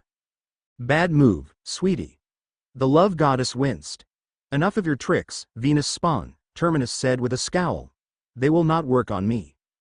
Piper frowned and Annabeth took her turn to step up. What if we don't land? And who are you? Terminus asked. Annabeth Chase, she said. My mother is Athena. Terminus snorted. So even Minerva is disgraceful to her oath as a Greek? Loophole. Athena seethed. No, it's different, Annabeth said with a small frown. Wait, does Minerva not have any children? Of course not, Terminus said. She is a virgin goddess, and if she did have a child, they would be artists, useless to our legion. Ares snickered at his sister as Athena sent him a blazing glare that actually shut him up. Hey, watch it, stone dude or you'll find yourself reconnecting with the ground, Naruto snarled. Diss his family once, you get a freebie. Diss him twice, you get a warning. Last diss would earn the God. A butt whooping only Naruto Uzumaki could provide, God or not. Do it, Athena hissed. Naruto, shut up, Annabeth said. She looked back at Terminus with a pleading frown. What if we left our ship in the air? Along with your weapons? Terminus frowned. Annabeth's frown deepened. We can't be defenseless. Then you will turn around and leave. Terminus scowled at the girl. You dare intrude us on our festival, armed to the teeth in a warship and expect us to allow you hospitality? You are more foolhardy than I thought. He's got us there. Piper admitted. Fine, the weapons will stay, Annabeth said with a scowl. Terminus smirked at her. I knew you'd see it my way, he said. I will alert our praetors, be aware, Jason Grace, your position has been filled and your new allegiance will be noted. Jason rolled his eyes. Jason frowned as the god vanished just as quickly as he came. We're not landing, I'm not going, Leo said after a beat. He crossed his arms. Hedge and I will keep an eye out up here. Yeah, and I, Hedge said as he walked in the room with a bitter scowl on his face. Naruto smirked as he remembered the deal Annabeth made with him about letting him get a good fight back at camp if he stayed on the ship. Sorry, I couldn't get in because of an invisible force field or some bullhockey. God magic. Hera noted. All right, you two will be our support. Keep the engines running, but don't do anything unless we say so, Annabeth said with a gesture to herself and Piper. Why are they in charge? Leo frowned. Because we have the most sense. Annabeth stated. Oh, right. You got it, Leo said. He looked at Naruto. You staying? I'll leave a few clones, Naruto said as he leaned his staff against the wall. He created a dozen to watch the ship and followed Annabeth, Jason and Piper to the ladder that was lowered to the ground on the edge of the camp. Naruto looked down past the others and groaned. This is going to be a long climb. Yeah, and I get the feeling these Romans will be just as welcoming as Terminus was, Kurama said. Keep your guard up, Naruto. Who knows what we will encounter down there? Right, Kurama, Naruto thought as he resumed the climb down. It took a total of 13 minutes, but eventually, Naruto's feet touched the ground once more. Wow, you had some altitude. Hermes whistled. The camp was more like a city than a camp, but then again, Jason had said there was also a city or something, New Rome. Neat name. A sea of people awaited them at the bottom and parted as Annabeth led them through. They stopped a good distance away from the other praetor, Reina. Naruto took her appearance in. Dark eyes hard and wary, skin that looked like a healthy deep tan, and hair akin to the night sky outside of Konoha, dark and glossy with starlight. She was gorgeous, like most demi-goddesses were. Reina smiled at the compliment as Talia rolled her eyes. Then came the teen that walked up to stand beside her. He was lean and muscled. His hair was dark as well, though not the same intensity. It was swept to one side like he had just walked on the beach, and his sea-green eyes were locked with Annabeth's gray eyes. A smile that Naruto knew he had seen in the mirror several times before crossed his face, and Naruto immediately knew who stood across from them. Percy Jackson. Hi me. Percy waved, getting Annabeth to giggle, and held his hand, remembering the moment. So, you want this one? Jason asked him. Percy nodded. Naruto Uzumaki, meet Percy Jackson, he grinned. Chapter 3 Disclaimer. I don't own Percy Jackson or Naruto reading. Phil Stillamour, Mark of Athena. 3. Percy Jackson. It's a me, Percy. Percy said in an Italian accent, getting Annabeth to giggle. Dude, Nico frowned at him. A plumber, how fitting, Athena commented, getting a slight glare at Poseidon. Naruto examined the hero of Olympus with intrigue. The son of Poseidon was lean like a swimmer, but for all of his worth, Naruto wondered just how strong he really was. Jason proved himself, and Naruto knew he'd have to put Percy through the same trial. Bring it on. Percy grinned. He grinned as he thought about the possible fight. To give Percy a handicap on water or not would be interesting. Would it be like fighting Zabuza again? Could Percy form a dragon from the water? I can make giant water fists. Could he manipulate the mist like a dense fog to sneak up on his opponents? Nico snorted. Percy can't do stealth. I can too. Percy pouted. Sure. Don't get your hopes up, Kurama said, and Naruto felt his smile dim. Yeah, I don't think anyone will be able to fight me like Sasuke. Naruto thought. Ah, the rival. Aphrodite nodded. Jason Grace, my former colleague, Reina said. Her voice broke Naruto from his internal dismay. It was firm, but warm, save for the way she said the word colleague like it was a disease. It was upsetting when you returned as you had. Reina explained at seeing the frown on Jason's face. He watched her look over their group with a small frown on her face. I welcome you home. And these, your friends. Annabeth and Percy suddenly shot forward. Naruto's eyebrows shot up as the couple embraced in a kiss. Talia whistled. Wow, no restraint. Damn right. Percy grinned wildly as Annabeth flushed at the scene. Stupid hormones. Huh, didn't see that coming. I think you found some rivals for your title as most unpredictable. Naruto mentally scoffed at Kurama's amused comment. Yeah right. Let's see them use the reverse Oroic no Jutsu on Kagaya. Aphrodite was in titters at the technique as Artemis gagged in repulsion. You're the dumbest being alive, I swear. Your words hurt me, ow, but not as much as that probably hurt him. Naruto thought with a wince as Annabeth suddenly hip-tossed Percy Jackson to the ground. Well, we see who's got the pants in the relationship, Ares remarked with a chuckle. Of course. Athena agreed. Percy just pouted at Annabeth, who huffed. Geez, and I thought Sakura's punches hurt. I'm glad she doesn't throw me. If you ever leave me again, Annabeth said from her position above Percy, I swear to all gods. Percy cut her off with a laugh and Naruto grinned. Oh yeah, he liked Percy. The guy was okay in his books. Consider me warned. I missed you too. Ah, isn't it sweet? Talia laughed. Very, Piper snickered. Annabeth seemed to accept that and helped him back to his feet. Jason cleared his throat and stepped forward. Well, it's great to be back. Understatement, Naruto said with a grin. This was gold. Jason introduced Reina to Piper. The two held a glance for a moment before they greeted each other with nods. Jason then turned to Naruto, who grinned at the praetor. And this is her brother, Naruto Uzumaki. How's it going? Naruto asked as he reappeared in front of her with his hand extended. The Romans around them were in shock at the speed he displayed, and Naruto heard skin slap skin. Undoubtedly either Piper or Annabeth clapped a hand over their face in embarrassment. Idiot. The two girls said as one. Reina studied him for a moment before she took his offered hand and shook it. It is well. First contact. The love goddess said to herself, intrigued. Glad to hear it. So, where's the food? Naruto asked as he retook his hand. Something pinched his ear and pulled him back.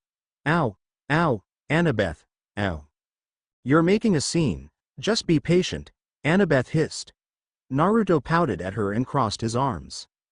Oh yeah, I'm the one making the scene. Miss Judo flipped my boyfriend, Naruto said. He's got you there. Hazel giggled, making Annabeth's face burn red. Annabeth glared at him with red cheeks and Percy watched them with a bit of amusement. I like him, Percy said with a chuckle. Other me has good taste. Percy nodded. Naruto grinned back at him. Oh gods, I was right. There are two of them, Annabeth said under her breath. Gods help us. Leo said dramatically. Nah. The gods answered. And this is Annabeth, Jason said with a sigh. So much for a smooth, professional meeting. Yeah, Annie, making out and judo flipping your boy. Shut up, Talia. The blonde glared at the mirthful eyes of her hunter friend. Normally, she doesn't attack people or chastise them like their children, but for Naruto we make an exception. I take offense to that. You should, Jason said dryly. Naruto stuck his tongue out at his fellow blonde. Reina ignored them and looked at Annabeth with amused eyes. Are you sure you are not Roman, Annabeth? Or an Amazon?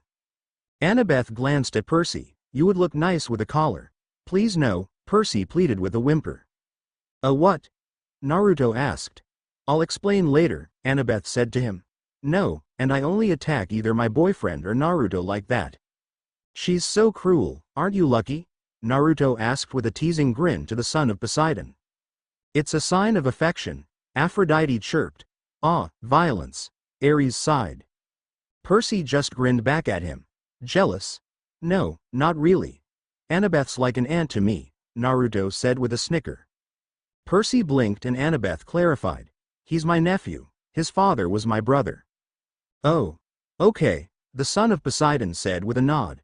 Well, that clears that up. Percy said, it could have been awkward. Interesting, Reina said. I wasn't aware that Camp Half-Blood also allowed legacies. They're rare, but welcome, Annabeth said. Naruto felt a wave of apprehension come from Annabeth and gave her a concerned look. She's just uneasy about being in enemy territory, something you amazingly lack, Kurama said. Gotta stay on your toes. Frank nodded in understanding. I see. Well, we were just about to feast and you've come all this way. Centurions? Reina turned to several teens that walked forward. A couple got Naruto's attention. One was a boy that reminded him of Choji, a bit on the hefty side but had a good nature to him. Did he just compare me to the fat giant guy? Frank asked. Oh yeah he did. Leo snickered. Hey, you got that blessing. Hazel poked his toned body. It's fine. She winked, getting a sheepish smile from Frank. And the other was a girl that was a few years younger than them, her eyes an impressive shade of gold. Hazel smiled at the compliment. She reminded him of Karui, the liaison of Kumogakure no Sato and the girl he had willing allowed to beat the snot out of him, only without the red hair. He's a masochist? Reina blinked as Piper glared at her. Hey, she pointed at her new friend. Her brother was not a masochist. Kinky. Mom. Naruto scratched his head, wondering why something about the similarities was so funny. Kurama, however, had begun to burst into laughter. Naruto asked what was so funny, but the fox refused to elaborate. The two flanked Percy like they were his personal guard or close friends. One centurion suddenly spoke out with a sneer on his face. They're enemies, you wish to welcome them into our camp. $10 who that one is. Percy said dryly, getting a snort from Jason. No bet. They're our guests, Reina said, emphasizing each word as she said it with a pause. Now go and burn an offering to welcome them. Percy grinned. Yeah Octavian, go burn your teddy bears. Shoo. Percy said with a dismissive wave. That's a horrible job, Naruto said with a snicker. He and Percy shared another grin while Octavian sneered at them and stormed off. Annabeth sighed and slapped the two chuckleheads on the back of their heads with a frown on her face. Annabeth sighed. I feel sorry for my other. One was bad enough, but two? Hey, Percy frowned at that. He was not that bad. Ow. What was that for? Percy asked. I've learned that with him. There's only one way to stop embarrassment before it can happen, Annabeth said with a glare to the innocently whistling Naruto. Yeah, but I have a position of power. Let me flaunt it a little, Percy said with a pout directed at her. Yeah, let me show my swagger. Percy nodded in agreement. Naruto snickered. Sounds like you want to show off for your girlfriend, he said. Percy brooded. Well, duh. Annabeth smiled at him and crossed her arms. Sweet, Percy, but unneeded. Ah, the son of Poseidon pouted. Naruto smirked. Ah, so he's already charmed you, I see, I'll be sure to tell Leo to activate Hedge's laser door. Everyone laughed as the couple in question were red in the face. Naruto. Annabeth turned red and Percy blinked in confusion. Hedge? Leo? Percy asked. Leo's the captain of our ship, Naruto said. He nodded in the direction of the Argo 2. Refused to come down after the stone guy threatened to blow it up. He's got separation issues. Like with his magic three-legged table. Percy blinked and turned to Annabeth. How much did I miss exactly? A lot. Annabeth stated dryly. Annabeth shook her head and laced her hand in his. Just come on, seaweed brain. We'll talk at the feast. Food. Naruto perked up. He grinned and ran after Jason and Piper, who were already behind Reina, and walked off. Wait for me, finally, what I've been waiting for. And he calls the bird a glutton. Nico said with a roll of his eyes. Eagle, Jason corrected. Whatever. Annabeth pinched the bridge of her nose while Percy chuckled. He's an all-right guy. I like him, the boy that stood behind Percy said with a small smile. Percy grinned. I know, right? The bromance starts here. Apollo sang out. I'm never going to leave you two alone in one spot, Annabeth said with a sigh. Oh, what's the worst that could happen? He waved off her concern. Everyone just looked at Percy, making High squirm. What? Really? Nico asked him. Did you honestly just say that? Percy just shrugged. The table was filled to the edge with food that smelled absolutely delicious. However, it wasn't as impressive as an average night at the Akamichi clan house. Now that was a feast. Naruto was sure that the last time he ate there, his stomach had literally exploded. Kurama refused to answer and only said for the blonde to eat less next time. However, that wouldn't be an issue if he always asked Piper for help. Naruto stared at his plate of vegetables and then glared at Piper. When I said help me pick out the good stuff, I meant more than just the introduction to the feast. No ramen. Piper said with her arms formed as an X. Vegetables are good for you, Piper said with a frown to her brother. Naruto cringed. They taste so nasty though. Eat. Now. Piper gave him a stern glare. He needed to eat. Healthier than just ramen all the time. Plus, she needed some support on the vegetarian side. She'll convert us all. Leo wailed in horror. We're not at camp, Naruto said with a smirk. You can't boss me around here. And, you know that charm talk doesn't work on me for some reason. Because you have it, Piper said with irritation. Piper pouted at him. Behind Naruto, several Romans began to dig into the vegetables without any desire to. Excellent, Reina nodded. Damn his immunity to charm speak. Naruto gave his plate to a Roman that had finished his salad and grabbed another plate. He grabbed some random food and continued to pile it up until it was a small mountain on his plate. He grabbed the turkey leg and was about to take a bite, but stopped when Reina toasted for good health and luck to the two camps. Yeah, that'll last for like 5 seconds. Ares snickered. Here, Naruto said with a grin before he ripped into the leg. Piper glared at him after he swallowed and he frowned. What? Piper sighed and shook her head. Nothing. Naruto looked at her, then the leg in his hand and then back at her. He held the leg out to her and grinned at her when she gained a look of repulsion. Come on, you know you want a bite. The birds will forgive you, Imouto. Oh, he did not. Piper fumed as Jason snickered into his hand. Get it out of my face, Piper said dangerously. Fine, you don't know what you're missing, he said with a smirk as he took another bite. That'll teach her to make fun of his glorious ramen. Noddle power. Hazel nodded. Carnivorous monster, Piper said with an accusatory glare. Best kind of monster, Ares argued. Naruto just exaggerated his bliss as he chewed the meat. and as if to rub salt in the wound, he suddenly paused and ripped a piece of the meat off. Look how his teeth sinks into the flesh in a slow sensual embrace. Aphrodite narrated. Aphrodite. Hestia frowned. There are children here. Ah, correction, budding adults. Children to us. The hearth goddess corrected. Party pooper. The love goddess pouted. There was a shriek and the piece of meat in his fingers was suddenly gone. Another shriek and the eagle that all those who rode on the Argo too knew had returned to her perch on his shoulder. Cannibalism, Hades hissed along with the rest of his imprisoned siblings. See? Even Mew likes the turkey, he said with a smirk. And she's a bird. Mew squawked and he chuckled. Eagle, sorry. Both of you, carnivorous monsters, Piper said in distaste. Naruto just stuck his tongue out at her and fed Mew another piece of turkey. Excuse me? Naruto looked to the Roman that sat next to him. The boy's eyes locked on the golden eagle perched on his shoulder. Why do you have a eagle on your shoulder? Oh right, you Roman guys love your eagles.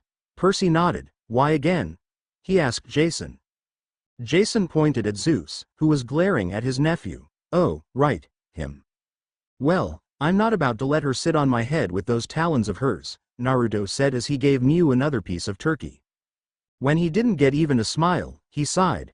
I don't know, Mew just likes me for some reason. Right, Mew? Mew chirped and nipped at his turkey leg. Oi, you'll get what I give you, glutton, Naruto said with a stern frown. Mew squawked and he scoffed.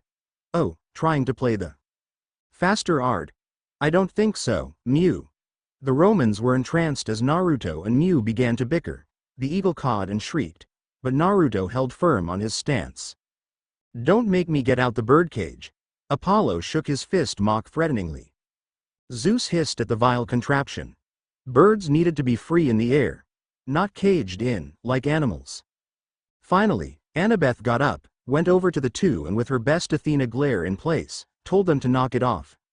Mew hung her head alongside Naruto and Annabeth returned to the amused Percy's side. Wow, look at you, he said. Is he really that bad? Annabeth gave him a mild glare.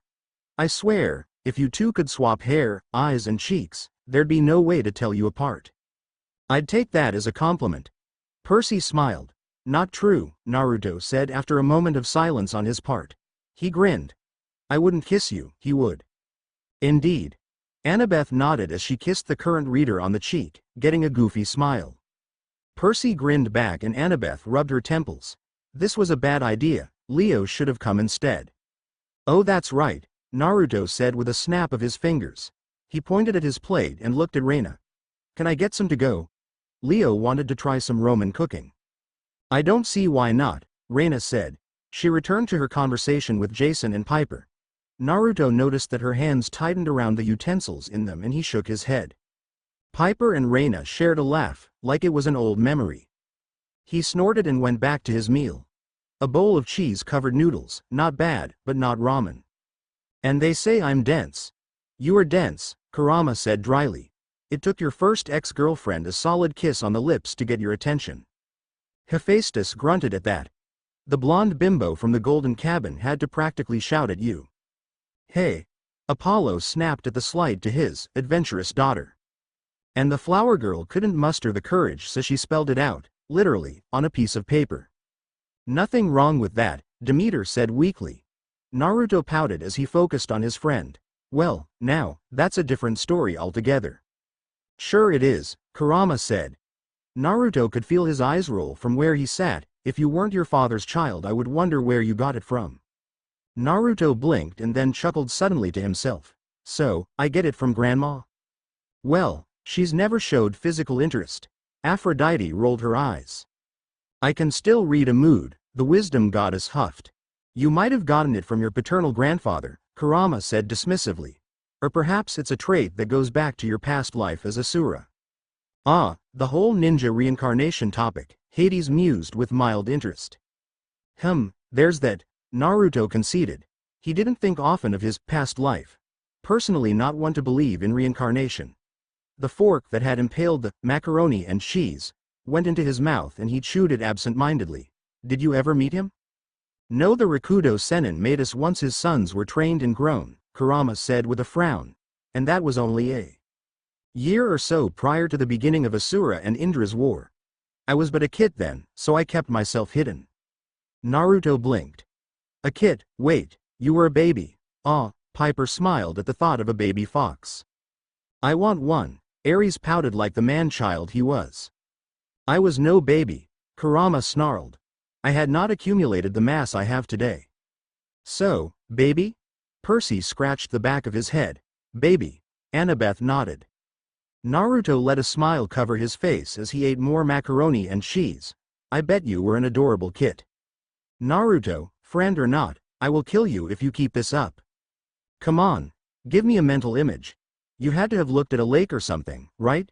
Naruto smirked. I'm warning you, I could always ask Chomei, or Shukaku, heck, I'm sure Matabi would be more than willing to share some memories with me, Naruto thought. Meow, the love goddess purred jokingly. I will rip you apart the next time you come in here. Just one peek? Naruto silently asked as he took another bite of macaroni and cheese. Kurama growled before an image came to the forefront of Naruto's mind. The whiskered blonde nearly spewed out the food in his mouth in shock.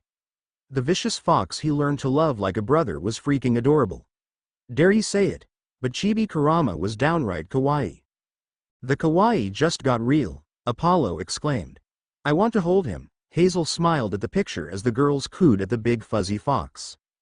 You're so cute, Naruto thought with a laugh as he choked down the food in his mouth. I will murder you from the inside out, Kurama roared. Yay murder. Ares cheered with his hands in the air. Can I hug Chibi-you? Naruto asked. He wasn't even kidding. Kurama might be as tall as a mountain, but his younger self, probably only as big as two humans stacked on top one another. In essence, a giant fluffy fox.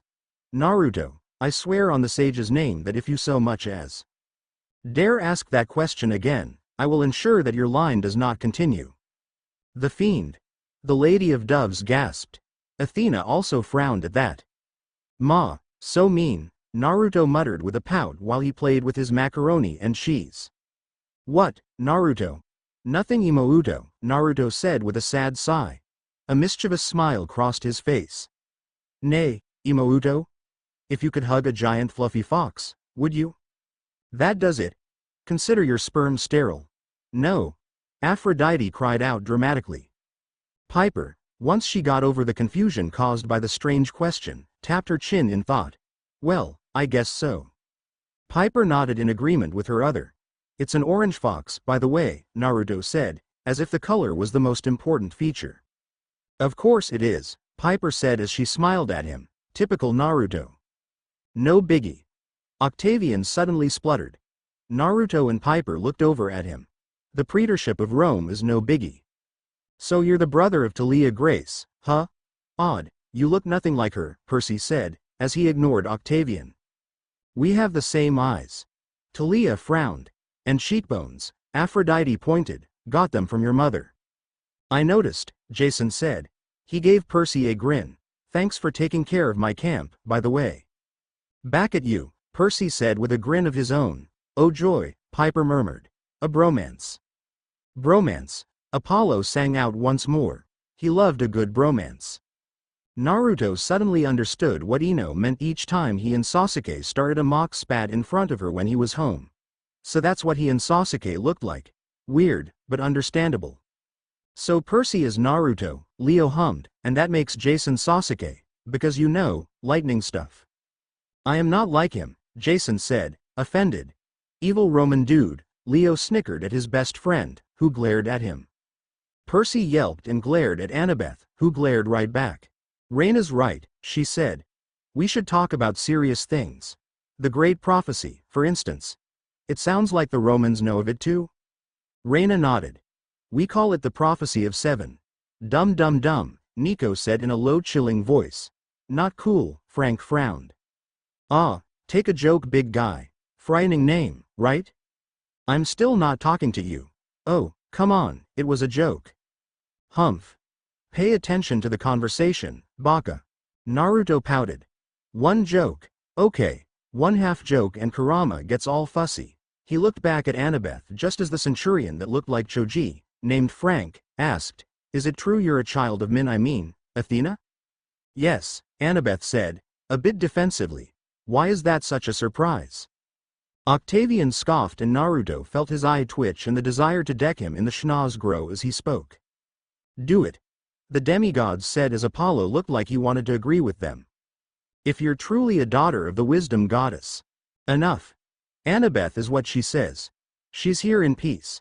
Besides," Reina gave Annabeth a look of grudging respect. "Percy has spoken highly of you. Of her mad kissing skills." Talia, Naruto saw Percy play with his cheeseburger. That oddly had literal blue cheese on it. Hail the blue.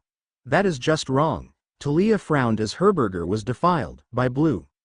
And he watched Annabeth's face grow red. Naruto's brow furrowed. Did he miss something? "The praetor came on to your aunt's boyfriend. He refused her," Kurama snorted. "Smart," Annabeth said coolly as Reina offered a sheepish smile. Naruto suddenly let out a few suspicious coughs and cleared his throat with a glass of water. He really didn't want to laugh, but damn, that's a whole new level of awkward he was glad to not be a part of.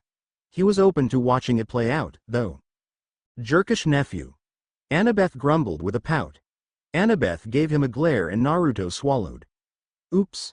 Now he was in trouble. He whistled innocently and fed Mew a piece of turkey. "It doesn't work, trust me." Percy grimaced. "Thank you," Annabeth said to Reina. "At any rate, some of the prophecy is becoming clear. Foes bearing arms to the doors of death, that means Romans and Greeks. We have to work together and find those doors." Hazel, the girl that reminded Naruto of Karui but didn't have her red hair, put a red gem in her shirt pocket and spoke softly. "My brother, Nico, went looking for the doors. And got captured." Ares snickered. "In a bronze jar, like you." Ares glared at his Smith brother for the reminded of his predicament back in the way. "Wait, Nico D'Angelo? He's your brother?" Annabeth asked with a confused frown. Naruto and Mew shared an equally confused glance. "Nico the what now?" "Huh, I like that." Percy snickered as Nico glared at him. "Stupid squid head." "Quiet," Piper said to him. "Yes," Hazel said, either not hearing Naruto or ignoring him. She licked her lips nervously. "He disappeared. I'm worried, afraid, I'm not sure, but I think something happened to him." "You know, just fought an undying army as Tartarus," Nico said dryly. "Got a good ghost tan." "Then we'll look for him," Percy said. Naruto nodded in agreement with Percy's promise. Family and friends always come first. Hestia smiled brightly at that. "We have to find the doors of death anyway. Thanatos told us we'd find both answers in Rome, the original Rome. That's on the way to Greece, right?" "Thanatos told you? The death god?" Annabeth asked him. "Also known as the troll god," Hermes said with a finger in the air. "Oh, do go on," Hades snorted. Thanatos was always lazy in his opinion. Naruto frowned. "I thought Hades was the dead god, god of the dead." "Hades is the god of the underworld," Annabeth corrected. "Thanatos is the god of death itself." "Oh, sounds like a lame job either way," Naruto said with a shrug. "I don't like him," Hades frowned. There, Hades," Hestia consoled. "Well," Percy said around a bite of his burger, he swallowed. "With death free, the monsters will disintegrate and go back to Tartarus again. But, with the doors open, they'll just keep coming back. Like water leaking through a dam," Piper said as she played with the feather in her braid. Percy smirked. "Yeah, we got a damn hole." Percy and Talia snickered, bumping fists. "What?" "Inside joke, never mind," he said with a sigh. "For us," Talia smirked widely. "The point is we gotta find the doors and close them before we go to Greece. It's the only way we'll be sure the giants stay down once we defeat them." "Wait, does that mean Enceladus will be back?" Naruto asked, now interested in the conversation. Percy frowned. "I'll sell a who? Stupid names." Percy pursed his lips. "Auntie Athena," Annabeth said. She nodded in Naruto's direction. Naruto defeated Enceladus with Athena's spear, lucky. Jealous, Naruto sang with a smirk.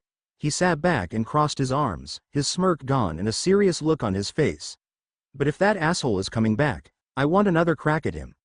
Maybe I'll be allowed to use Aegis next time." "No way." Annabeth cried out, clearly jealous. You can borrow mine, Annie, for like a minute. Talia told her, just getting a pout from her friend. Annabeth scowled at him. Naruto, enough. Naruto just smirked and watched Reina pluck an apple from a plate as it floated past. She studied it as she turned it. You realize that you are suggesting to go to Greece in your warship? A place more dangerous to demigods than anywhere else in the United States? You said that about Alaska and we turned out all right, Percy said. Large shade army, right, all right, Frank nodded as Percy shrugged. We handled it. Frank just shook his head. Percy was a demon with combat. Yes, but these are ancient lands and not to mention the Mare Nostrum, Reina said as she peeled the apple with her nails. Short, but sharp. Deadly, much like a shinobi, Naruto noted. It seems someone's gander some attention, Aphrodite sang out. Hey, Piper nudged Reina with a smile. Reina looked mildly interested as well. Athena's lips formed a thin line. This Camp Jupiter didn't seem so bad, however, he was confused by something she said. The Mary what? Mare Nostrum, Jason said. RC. It's what the ancient Romans called the Mediterranean Sea. It's not yours, Poseidon scoffed, you don't even have a navy. The Romans looked sheepish at that, not wanting to upset the Earthshaker. Oh come on, I'm the son of Poseidon. What sea is going to give any boat I'm on trouble? Percy asked. A lot of things actually, Poseidon pointed out. Dad, Percy whispered in an embarrassed tone. Percy, the Mediterranean is a different level of danger. Altogether, Reina said with her frown still in place. Roman demigods have been banned from crossing it for centuries. No hero in his right mind would cross it. Naruto laughed. Well, it's a good thing we're all a little nuts, huh? Besides, I practically built the Argo 2 on my own. Hey! Leo shouted. Granted, Annabeth and Leo showed me where to put some pieces, but it's sturdy. We have to hurry, Jason added. I'm not sure about the giants, but Gia is getting closer to being fully awake with each passing day. She's appearing in dreams, making full appearances and summoning more and more monsters. We have to stop the giants before they fully wake her up. And we do, just it is a real hassle. Percy sighed, rubbing the back of his neck. Naruto grudgingly agreed with Jason. Sure, Gia might be lonely, but she was still bad news as far as history went.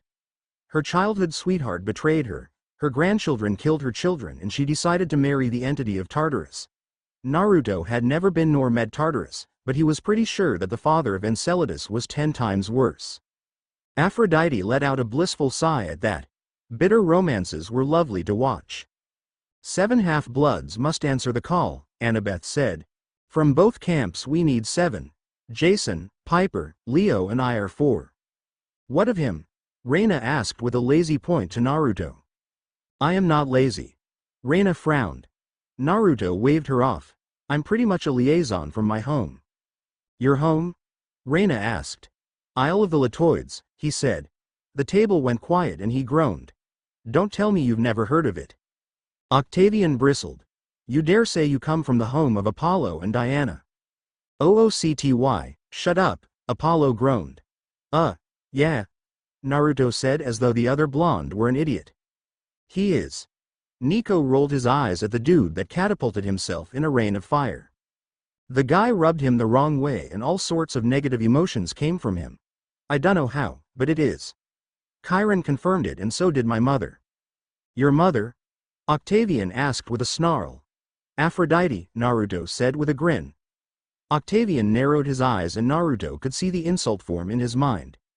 Before Octavian could speak, Naruto whipped out his killer intent and focused it all on Octavian alone. Annabeth would kill him if he used it on the whole area. Do you have an issue with who my mother is? He's lucky he's dead. Aphrodite hissed dangerously, eyes narrowed. She'd have the boy going at it with a pig.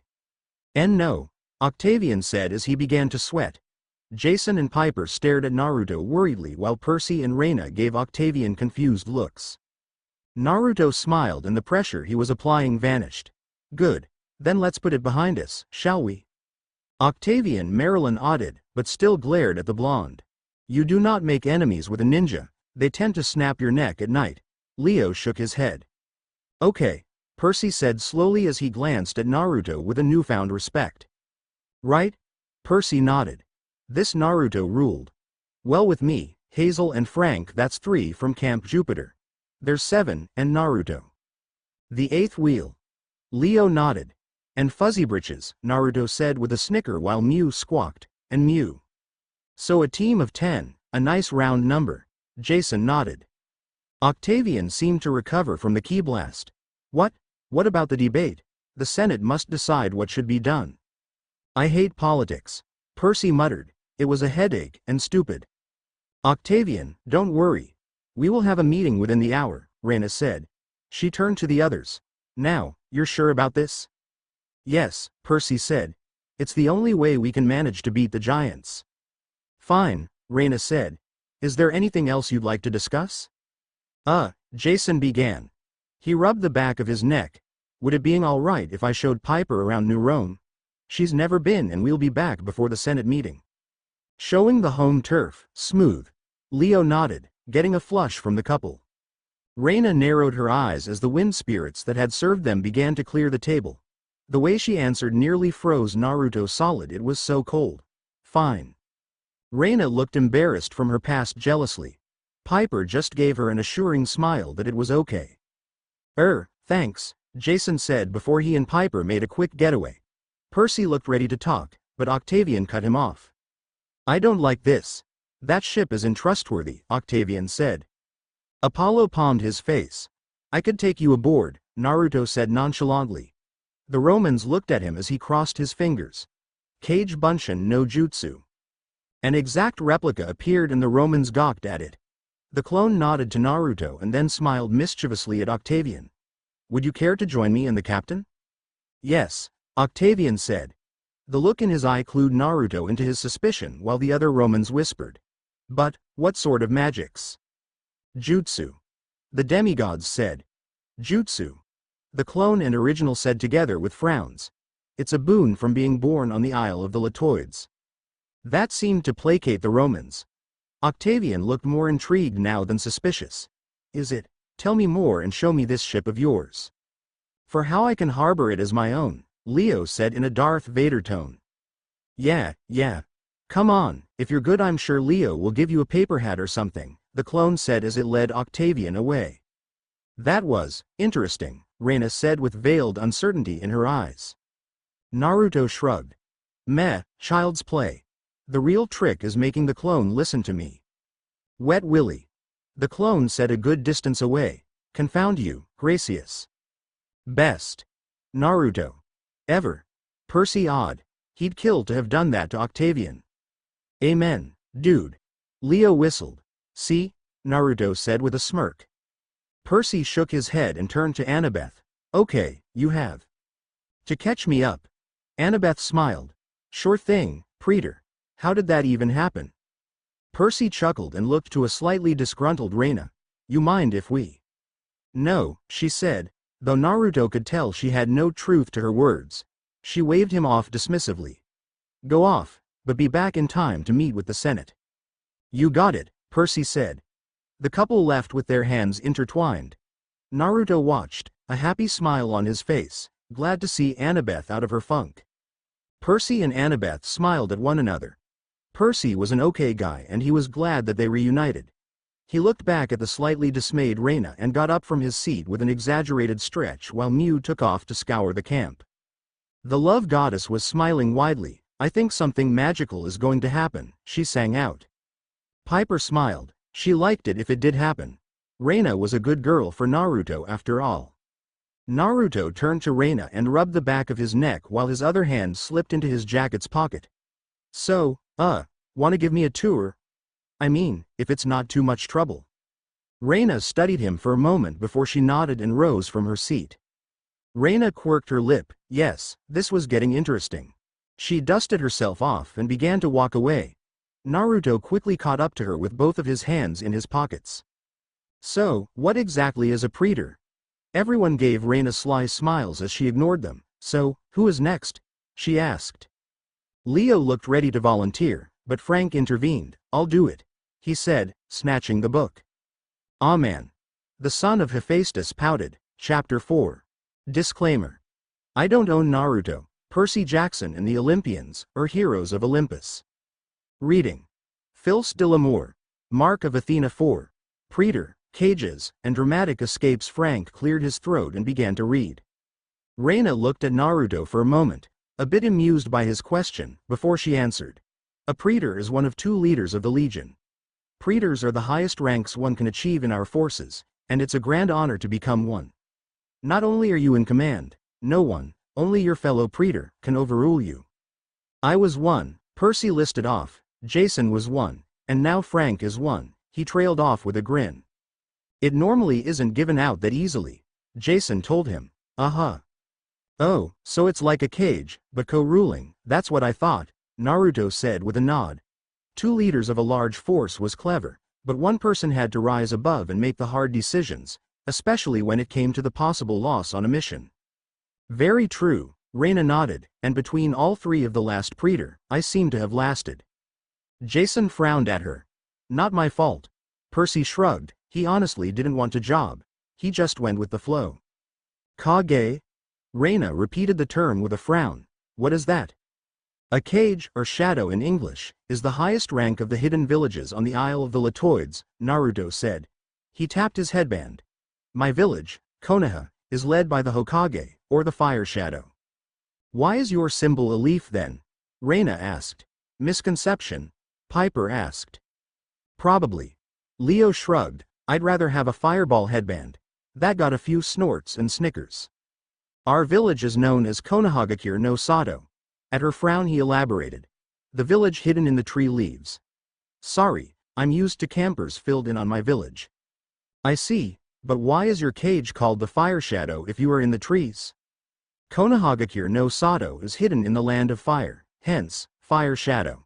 Naruto grinned. Oh, Piper said, that makes far more sense, and you have only one ruler? Reina frowned. Of the village, the daimyo, sort of a royal emperor, is the ruler of the land while the cage rule the ninja villages. We're sort of like mercenaries, but with much better training and loyalty to the land of fire first and foremost, Naruto said. Our current Hokage is the 5th, Tsunade Senju, granddaughter of the first and founder of Konoha and the grandniece of the 2nd Hokage. So the role of cage is hereditary? Reina asked. So eager for information, Piper teased her new friend. Of a foreign military? Of course. Reina affirmed. Oh, no, anyone with enough drive, heart and strength can become Hokage. Tsunade only took the job because I convinced her to when I was 12. Naruto's grin slipped into a wince and he rubbed his forehead. Though I wish she didn't flick me so hard. Reina smirked. A little flick? No, her flicks are like a super punch, Naruto said. Girl power. Talia grinned and all the demi-goddesses were high-fiving each other and smirking. Oh, right. That one chica with the big honk hands. Leo quickly corrected himself at the look Piper was giving him. He grinned and looked ahead of him, lost in memories. She's the strongest kunoichi in the world and one of, if not, the best doctors on the Latoids Isle. How strong exactly? Reina asked. She had a small worried frown on her face. Who's that strong dude with the club? Herc something. Hera quirked her lip at that while Zeus rolled his eyes. Hercules? Yeah, we don't like to talk about him. Percy confessed. The 7 all nodded in agreement. He was a jerk. Yeah, that guy. She's probably as strong as him, Naruto said. It's nice to see some balance in the world. Hera stated, brimming in feminine pride. The other goddesses nodded in agreement. He cupped his chin in thought. Though now with Sage Mode, maybe I'm stronger than her, I'll arm wrestle her when I get back. Reina arched a brow. You would challenge your leader to an arm wrestling contest? Old lady's got 2 major weaknesses. Naruto held up his fingers as he listed them. Booze and gambling. And I'm gonna exploit these to prove that I'm more than ready to be Hokage. Yes, arm wrestling her to become the new leader. How, Quant? Athena pursed her lips. More like awesome. Ares argued, now that's how a military should be, might is right. Athena just rolled her eyes. He tilted his head and hummed. Do you hear barking? It's just Aurum and Argentum, Reina said. A silver and gold dog trotted up to either of her sides and she smiled at them. They're automatons, but much more lively and my pets. They're kinda cute, Naruto said with a chuckle as he let his hand be sniffed by the golden dog. It slipped his hand over its head and Naruto scratched it, his nails unaffected by the metal. Sort of like Akamaru, only not as fuzzy. Metal tends to do that, Hazel nodded, though, with magic do you think I can make my own pet now? Frank pouted at her. I can shapeshift. I know, but still, a real pet would be nice too. Arian doesn't like to be called a pet. A dog you know? Reina asked while she scratched Argentum before they slipped away to go play with a few children nearby. Naruto grinned and watched the dogs play. Yeah, he's a ninkin, about the size of a lion by now I'll bet. Interesting, tell me more about your homeland, you've piqued my curiosity, Reina said. Where do you fortify your forces? Annabeth asked.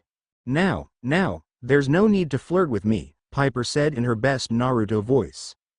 Ha. Reina rolled her eyes. Comedians, the both of you. Well, I can't tell you everything, ninja secrets and all. Naruto chuckled at his own joke. Wouldn't want to start another war by accident. Another war? Ares wept. Another war happened and he missed it? The shame on his bloodthirsty honor. Naruto's smile dimmed once more. We've had 4 wars. I was born just a little after the 3rd Shinobi War and recently emerged victorious in the 4th. Heck, my team and I beat the crazy rabbit chick that started it all. Oh, yes, the daughter of Zeus. Hera noted while her husband frowned. Are we sure the great prophecy came a bit late for that? Annabeth whispered to her mother. The wisdom goddess made a wishy-washy motion with her hand. Reina blinked. I think I need a bit more than just a summary for this. Then we're going to need more soda or something because it's a long story, Naruto said. Reina looked at him and he shrugged. Goes back hundreds of years and there was a bunch of behind-the-scenes shadow stuff going on. Ah, cloak and dagger is boring. More effective that way. Hermes smirked. Ares glared at him. Cloak and dagger, while it did help start wars, also ended far too soon. Reina shook her head and then turned in another direction. This way, we can sit in Bacchus' garden. Naruto nodded and followed her to the garden. He whistled at the sight of it. Very nice, Mr. D used to just grow strawberries for us. Pollux helps with that now, nice guy. Mr. D? Reina asked. Dionysus, Naruto said. He shrugged. Apparently he was grounded by the big guy for something. Dunno, really. Wish I could have met him. I haven't really met a god, except for my grandmother. Such a heartfelt and wonderful meeting it was. Poseidon praised. He turned to his rival. Down with Romans, correct? Athena sniffed at him, not bothering to raise to his bait. Reina's eyes narrowed. That's right, you're a legacy of Athena's, Naruto said with a grin. He noted her frown and his smile dimmed. Is that a bad thing? I mean, I know that Octopus Guy was going to say something and the statue god was a freak about it. He's still a freak. Percy muttered, but after a quick glance from Hestia, he winced and kept his mouth shut. Minerva doesn't have any children in camp, Reina said as she pet Orem. Naruto blinked owlishly and she continued, it's never happened, and with good reason. The vow of a maiden is treated very seriously in Roman history. That Athena broke hers, it's outrageous. Athena scowled at this, crossing her arms. I was just smart enough to find a way around this. Yes, giving your boy toys wet dreams. The war goddess gave the grinning Aphrodite a menacing glare. Well, she didn't break the vow, Naruto said. Reina gave him a look that told him she didn't believe him for a second. I guess in a way she did. But at the same time she's still a virgin. You know how she came to be, right? Jupiter ripped the unborn Minerva from Métis' womb and swallowed the babe whole, in fear it would be stronger than himself, but Minerva burst from his head fully grown and with his wisdom. I like the Greek side of things. Jason commented with slightly green cheeks, less graphic. And less disturbing. Annabeth shivered. Zeus was averting his eyes from the gazes passed onto him. Naruto gaped. Wow, that's very graphic. Is it not how Athena was born? Reina asked. Not exactly, but, damn. Naruto shivered. Really glad that's not how Athena's story goes. Zeus turned Métis into a fly and swallowed her, much for the same reason as Jupiter did. Later he had a headache and an axe was used to split his skull, where Athena sprouted out, fully clad in armor and a spear in hand. Reina hummed and looked over to her dogs, both of which began to sniff around the garden. I see, similar, but different in a few ways. Checking to see if he's lying? Hazel asked. Yes. Reina nodded. Of course she would check. Yes, but in both versions, she was born from Zeus or Jupiter's mind. Naruto tapped his head. Brain baby. So she sprouts children from her mind? Reina asked. That's even more outrageous than the thought of her actually conceiving a child. It is not. Athena said darkly, glaring at Reina, who eagerly avoided her intense gaze. Yeah, but she's a goddess. An intellectual goddess, Naruto said. He leaned on the nearby railing and looked over New Rome. She picked out the brightest minds and out came the brightest demigods. My dad was one of them. The gloating. Percy muttered with humor, getting a nudge from Annabeth. Very interesting. Reina stood next to him and looked over her city with a smile. I love this place, it lets me see everything that I protect. I hear you. There's a mountain in Konoha where all the village leaders' faces are carved. I sit on a head from time to time just to collect my thoughts. Naruto smiled nostalgically and then laughed. Ah, they're bonding. Aphrodite cooed, and soon things will blow up. Ares smiled. Leo paled. Ah man. He groaned, palming his face. Man, I wonder if they'll get my sensei to take his mask off for his carving. You were going to tell me about the war? Reina asked. Oh, right. Well, it didn't start with a war, it all started with a princess named Kaguya and a tree with mystical powers. Naruto began to tell Reina about the Isle, or hidden continent, where he was born and the bloody past. Naruto began with the princess who became the primordial entity known as the Jubi, a monster on par with the frighteningly powerful typhoon. That's a lovely image to paint. Apollo shivered. Yes, well, one less problem to worry about. Poseidon smiled. Oh, get over yourself. Zeus scowled.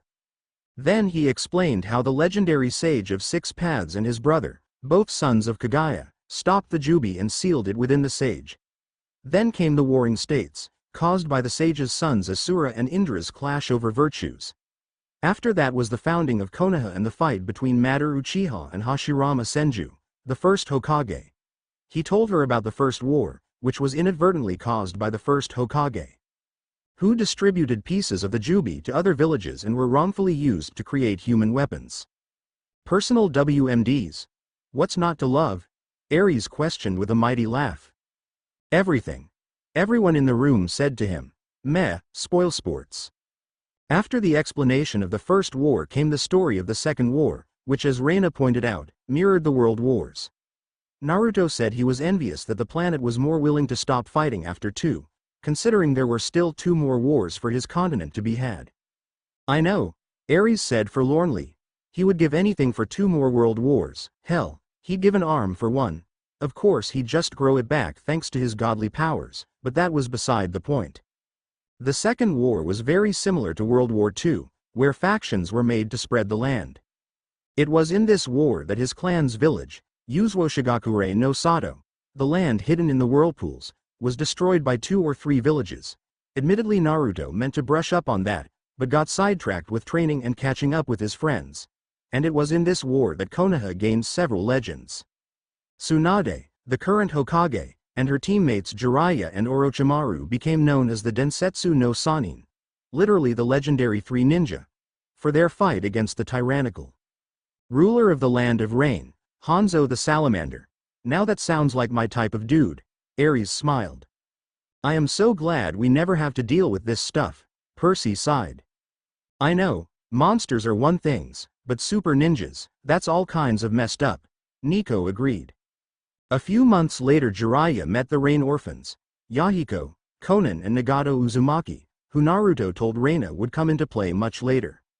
It was at this point that Naruto noted either Reina was a good listener, or he was a very good storyteller. Either way, Naruto was glad to hear Reina urge him on for more in her own way. I loved a good war story before bedtime back at home, Annabeth amusingly admitted. Hush you. Reina glared at her friend. Then Naruto told Reina about the Third War, where his father made a name for himself and the pieces for the Fourth War fell into place. The war was originally a cold war between all of the villages, again mirroring the world around them, but instead of coming to a peaceful solution, skirmishes broke out and the fires of war were lit. Naruto didn't elaborate much detail on the war, because it wasn't entirely the war that was important. How is the whole war not important? Reina asked. Right? Ares demanded. Well, I mean to most people it would be, but there were a few key factors that would have the most effects on my life, Naruto said. First, my dad's team, my sensei Kakashi, Rin and Obito, were ambushed after a vital mission that seemingly cost Obito his life and gave Kakashi his Sharingan eye. Reina, who was informed of the Dujutsu in the story of Madara and Hashirama's battle, frowned. Seemingly? Damn it, people die when they are killed, they don't come back to life. Ares frowned. Hazel cleared her throat and Frank glared at him. The war god just scoffed at them. Whatever, you're Plutos, you don't count. He survived, but Team Minato didn't know that. A few years later Rin had been kidnapped by Kirigakure and turned into a Jinchuriki of the Three Tails, Naruto said. Kakashi went out to rescue her. Your father didn't? Reina asked. Naruto chuckled. My dad was handing the soon-to-be fourth Raikage's ass to him on a platter at the time. As he would. Athena praised, looking pleased at her son's ability. I see. Anyway, Kakashi went to rescue her, but she had him kill her to prevent being used against Konoha by Kirigakure, Naruto said. Yes, off the super weapon. Ares shook his head. Idiots, they could have kept it. Ois, shut up already, Ares. Hermes groaned. Huh, make me. What they didn't know was that Obito witnessed the whole thing. Kakashi returned to Konoha with Rin's body later that night. He said her funeral was his near breaking point. What happened to Obito? Reina asked. We'll come back to that. Another factor was the sheer amount of genin that participated in this war. Children no older than 10 were on the battlefield more than able adults were, Naruto said. The sheer amount of dead kids would harden the determination of one young prodigy, Itachi Uchiha. Remember his name because he'll be important later. So many names. Percy groaned, it's like history class all over again. At least it isn't ancient Greek history, Annabeth said with a smirk. I've got the hang of it, Percy protested. Percy, stop flirting and let Frank read. Talia rolled her eyes while the couple blushed. Reina nodded. It's from there that the war turned in Konoha's favor and soon, Gigi and the Tsuchikage agreed to a ceasefire, Naruto said. Then, my dad was named Hokage and a few years later, I was born, and my parents died. Well, Dad did. Dunno why Mom didn't just come get me, maybe she knew I was needed at home, maybe she didn't. Naruto shrugged. Of course I did. Aphrodite nodded. Bullshit. Apollo coughed into his hand. He rubbed his neck when Aphrodite glared at him. Sorry, a tickle in my throat. The love goddess scowled while Artemis grinned at her twin. Doesn't matter now, can't change the past, but the future is always worth fighting for. A nice saying, Reina said. How did your parents die? Obito. Naruto sighed. His survival was caused by none other than Madara Uchiha himself. From what you've told me he had to have lived to be well over 100 years old, Reina said with a frown. And he did, Naruto said. He was also helped by another, Zetsu, the lost third son of Kagaya. Reina's eyes widened slightly. Zetsu had manipulated Madara, Obito, pretty much the entire continent all to bring his mother back to life. Wow, gotta give him props. Apollo whistled, making some of the other gods nod in agreement. Did he succeed? It was here that Naruto grimaced. Yes, what happened? Remember the chakra tree I told you about? Yes. It came back, only now it had engulfed the entire continent and was sucking people dry, Naruto said. Truly, trees are the symbol of all evil, Hades declared, even going as far to thrust his finger in the air. They are not, Demeter retorted furiously. Mateam, Kakashi, Sakura and Sasuke were the only ones who weren't affected thanks to some past life thing I don't really understand. That's because you didn't listen to the sage, and because you're a moron. Kurama snarked. Oh, who asked you? Naruto thought in return. He stretched his arms up and let his back crack. And that's pretty much my life up to a few months ago. Fought in the Fourth World War, beat the crazy rabbit princess into space, and saved the world from being eaten by some energy-sucking tree of doom. Bravo, Hades clapped, you show that foliage. Nico just shook his head at his dad's antics. Reyna had a frown on her face. I'm starting to wish you hadn't been born Greek. Ooh la la, the Lady of Doves sang. Reyna turned a bit red at that while Piper grinned at her. Stop it. Stop what? Piper asked innocently, her smile not dying in the slightest. Reyna glared at her friend with a new intensity. Naruto blinked in confusion. Why? Kurama scoffed. Because you're an enemy, Naruto. Sage, I thought you were smarter than that. You're being a whole lot more mean than usual. Are you still mad about the Chibi-U thing? Yes. Positively adorable. Demeter commented with a smile. I wouldn't mind some of those around the states. Well, Demeter, if you want a gift for Christmas this year, Apollo began, but stopped when Artemis smacked his arm. No flirting. Apollo grimaced. Spoil sport. Naruto palmed himself in the head while Reyna stared at him in confusion. Are you all right? Just a headache, Naruto said with a grumble. Kurama let out an indignant growl at being called a headache while the BLND Jinchuriki gave the praetor a light smile. So, anything else you want to talk about? Reyna opened her mouth but was cut off by the sound of a whistle followed by an explosion and the ground shaking. The Romans looked at Leo. Hey, I was under mind control, so were Jason and Percy, Piper noted.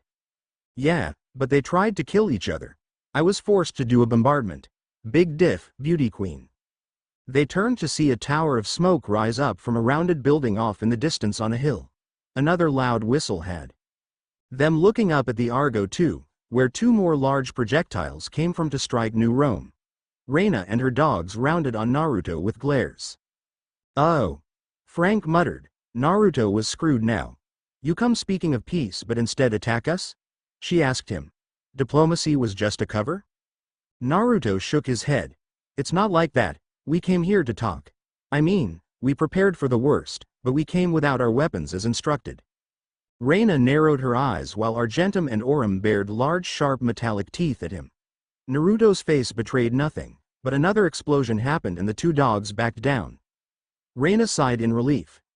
If you had been lying, Argentum and Aurum would have attacked you immediately.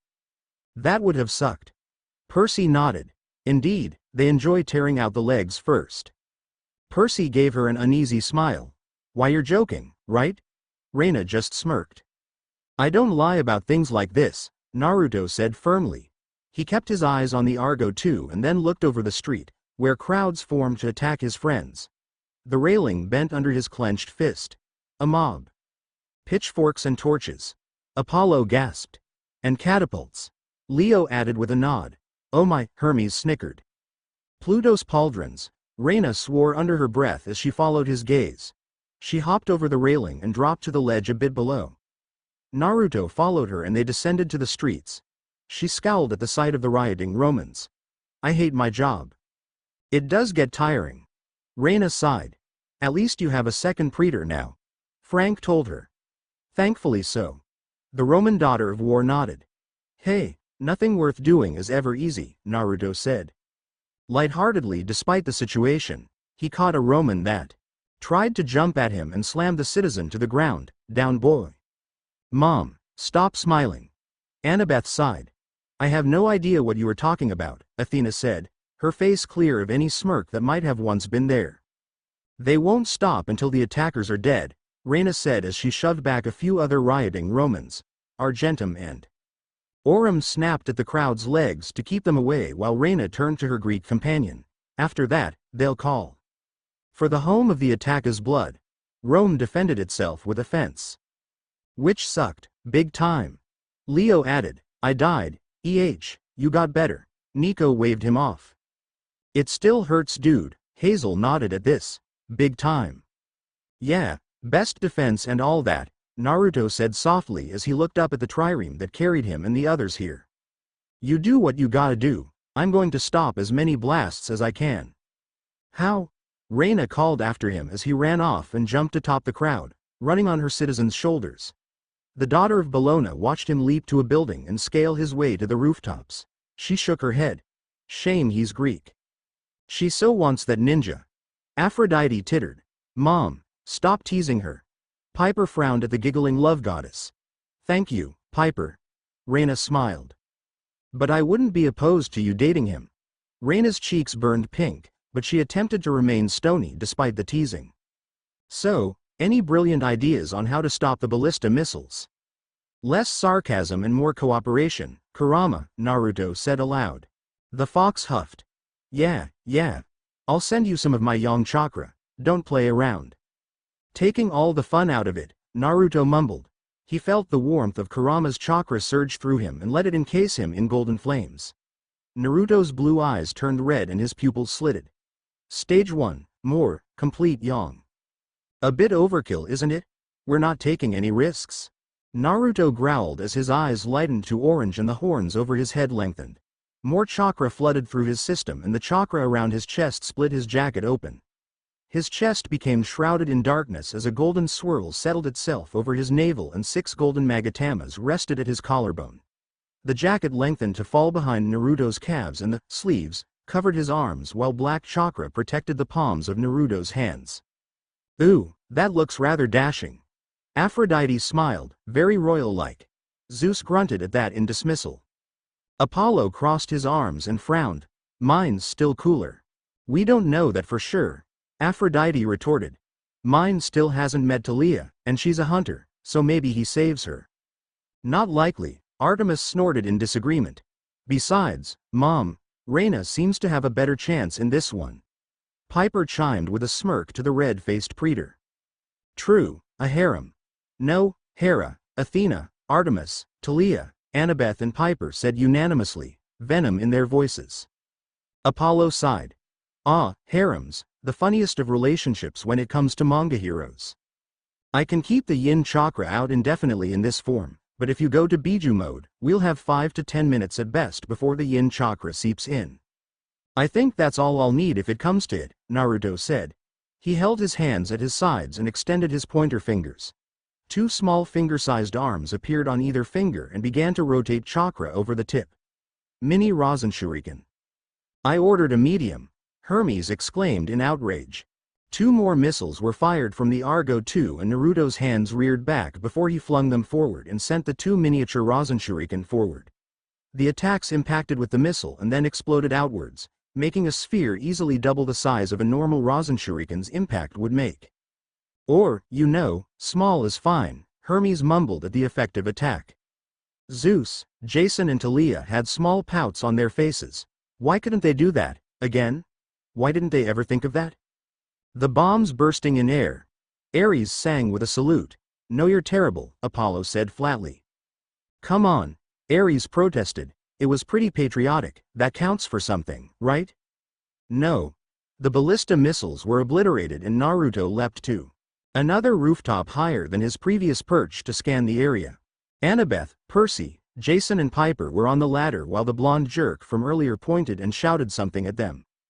He stole my stuffed animal, Leo said in a high-pitched voice. He rolled his eyes. Man, I hated him. We all did. Percy said as the others nodded in agreement. Apollo had a grimace on his face at Percy's next words. At least he's dead now. The crowd's bloodlust nearly made Naruto stumble back. The Romans were a lot like shinobi, very patriotic. Naruto admired them for that, but he wouldn't condone needless bloodshed or violence. I hate him even more now, Ares surmised with a frown. That reminds me, when we get out of this, Leo is so dead, Naruto said to himself. Not my fault. Leo whined. Ah, but I like that one. He makes things explode. Fox dude's on my side. Oh yeah. The son of fire cheered with a grin. Naruto let a small smirk cross his face. True, I'll just sick Nissa on him when we get back to camp. Leo paled. Not cool, it'll be effective, Piper nodded. I mean, you were far worse than anyone else when I got back. Piper punched the mechanic in the arm for that one. Ow. See? He sent another mini Rasenshuriken at another ballista missile and then turned just in time to catch a spear thrown at him. Naruto arched a brow in amusement and spun the spear around. I think you misplaced this. Here, catch. He tossed the spear back so it landed in between the thrower's legs. More spears were sent at him, but Naruto just used his chakra arms to swat them away while he focused on stopping the ballista strikes. Leave me, as you are nothing before my glowy arms of doom. Percy, stop. Annabeth giggled as he grinned. When this is over, I'm tearing that giant bow apart. Naruto grumbled. A rock suddenly launched over his head at the Argo and Naruto quickly destroyed it with a mini Rasen shuriken. He turned around to see several catapults at the ready on a hill in the distance. How'd those get set up so fast? We are very proficient, the Romans said as one. Nico shook his head. Okay, I don't get scared easily, and that was scary. Fire. Damn it. Naruto growled and turned his attention on the Roman counterattack. He was on that roof for about 5 minutes before someone joined him. After he destroyed another boulder, Naruto turned with a fist at the ready to strike. Whoa. Frank, the boy that reminded him of Choji, held his hands up. I'm on your side. You gotta get to the Argo. Hazel and I will give you some cover. Go. Apollo cried with a heavy Austrian accent. Get to the boat. Hermes shook his head. Not the same. Apollo clicked his tongue. Yeah, you're right. Naruto looked and saw the Argo 2 start to fly off while the missiles stopped firing and then looked back at Frank. Not happening. You and Hazel get going and I'll cover you. How are you going to do that? Frank asked in disbelief. Naruto gave him a feral but wry smirk. Oh, I have an idea, now get going. I wonder what he's going to do, Annabeth said, curious about his idea. Athena eagerly awaited what came next, though her face was indifferent. You first. Frank said as he started to shift into a different form. His body lengthened and became covered in scales, his arms and legs shortened, and his face turned more lizard-like. When he was finished, it was obvious that Frank had turned into a dragon. While Naruto stared in mild surprise at the feat, Frank roared and dove into the crowd below. Frank smirked. Well, looks like the drag is in the house. Leo snickered. I'm the Canid drag, thank you very much, the son of war corrected sternly. Awesome. Naruto said with a blink. He grinned. But he's not the only one who can change. Kurama, we need to be the bigger target. Why do I feel I'm not going to like this? Annabeth frowned. Because Naruto is like me. Percy suggested. Annabeth nodded in agreement before her eyes suddenly widened in horror. That isn't a good thing. Says you, Percy said with a grin. Kurama growled. Somehow, I just knew you were going to say that, he said. Despite the obvious disapproval, Naruto felt more yang chakra fill his system. Naruto closed his eyes and clenched his fists as he ran to the edge of the building and jumped up. He felt his cloak expand out around him into something big. Bigger than a giant. Percy whistled. That's pretty big, that's what she said. The gods groaned at Ares' obvious and tasteless joke. Bigger than anything that wasn't an immortal. Okay, maybe a bit oversized. Talia blinked in surprise. The way the Romans stopped all movement to stare at the mountain-sized nine-tailed fox that shone just as bright as the sun. Apollo glared at the reader. Hey, no one is as bright as me. You are not bright, Athena said with a smirk. You're blindingly stupid. Oh, ha ha, like you've never used that one before. Flames of chakra flickered from the fox's body and black tribal-like markings covered the fox's form and the tails waved. Pensively. Hidden in the head of the form was the cloaked Naruto, his eyes the same color as the fox's. Naruto lifted his right hand and the right claw-like hand of the fox followed suit. The audience was stunned. Ninjas are just awesome, Leo breathed. How does that make him a ninja? Frank asked. Leo looked at him with an arched brow. Dude, does it matter? Frank opened his mouth, but came up with nothing. Exactly, Leo said. He grinned. Naruto has a giant fox form, your argument is invalid. Percy, Annabeth and Piper snorted at the joke. Ares looked at Aphrodite. I gotta fight him. No. But Dite, look at that. Ares whined. I wanna crush it beneath my foot. More like get smacked around by those glowing tails. Apollo mumbled, still a bit displeased with the comparison with the fox form and his domain. This'll get their attention. Now, here's a gentle breeze. Naruto slammed his hand down and the foxes followed suit. A new crater filled the street of New Rome, one that would be left alone so that the Romans would forever remember the beast that came to the Argo-I's aid and later changed the world as they knew it. Bah, just a tourist trap. Hermes huffed. Or a claw-shaped swimming pool. Percy noted. Genius, Apollo proclaimed. Athena snorted. I doubt it. A giant gust of wind accompanied the force of the impact. The force of the wind made the Romans stumble back as it washed over all of them. A whistle made the fox look up at a boulder that was heading for its head. A tail shot out and wrapped around the boulder before it was crushed into dust. Naruto crossed his arms, but the fox didn't follow suit. Ooh, he's mad now, Leo sung out. He snickered. That's his serious look. That wasn't very nice, Naruto frowned. He let his arms drop to his side and reared his hands back when 3 more were sent his way. A small ball of energy appeared in front of the fox's snout. Naruto moved his hands forward and the fox's mouth opened, sucking the ball of energy in. Naruto's eyes narrowed as Kurama roared excitedly. Let's show the world what real power looks like. The gods bristled at that. What were they? Chopped liver, Bijudama.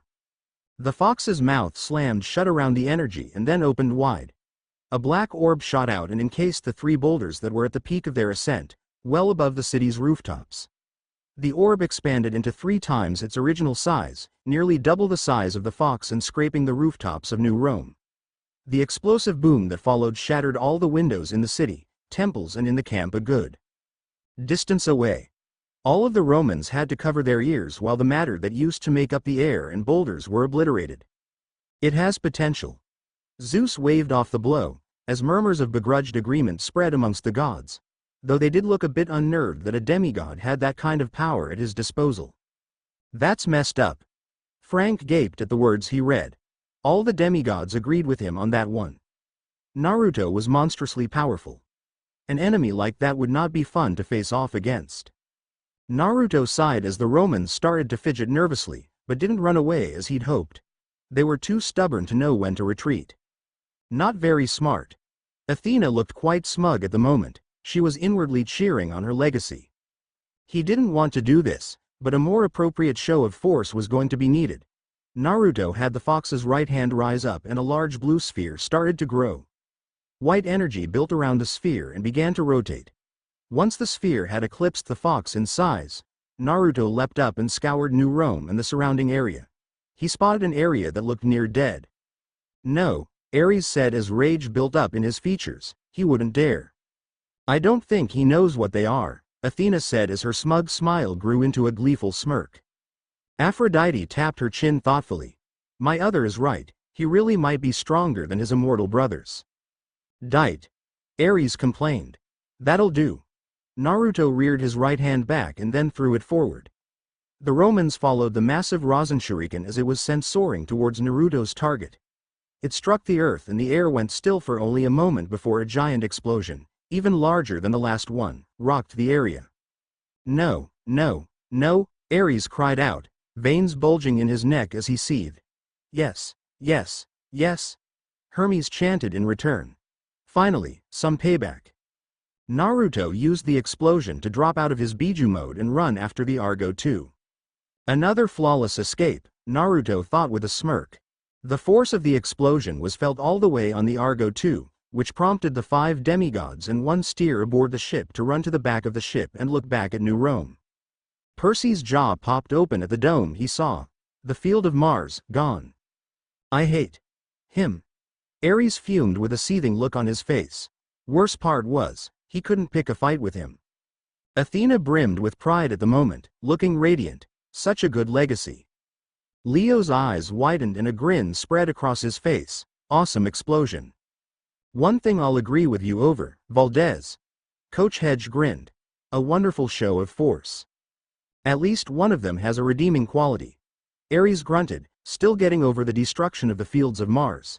He may be Greek, but they were still his fields, damn it. Annabeth and Piper both simultaneously slapped their hands to their heads.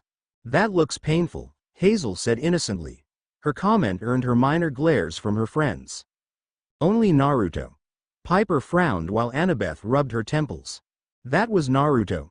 Percy asked. Dude, Naruto don't play around, Leo said informatively. He nodded. Blondie's like a super ninja or something. Okay, really glad he's your nephew right now, Percy said. We all are, Percy said in agreement to his other as the room shared his sentiments.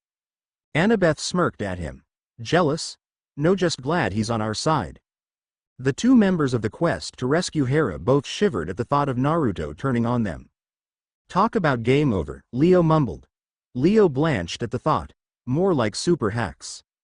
Leo's comment made the other demigods nod in agreement. Ares, however, rubbed his chin. I dunno, sounds like a good time. Coach Hedge snorted. Please, he's a son of Aphrodite. What real damage could he do? Aphrodite glared at the image of the disbelieving satyr, rude.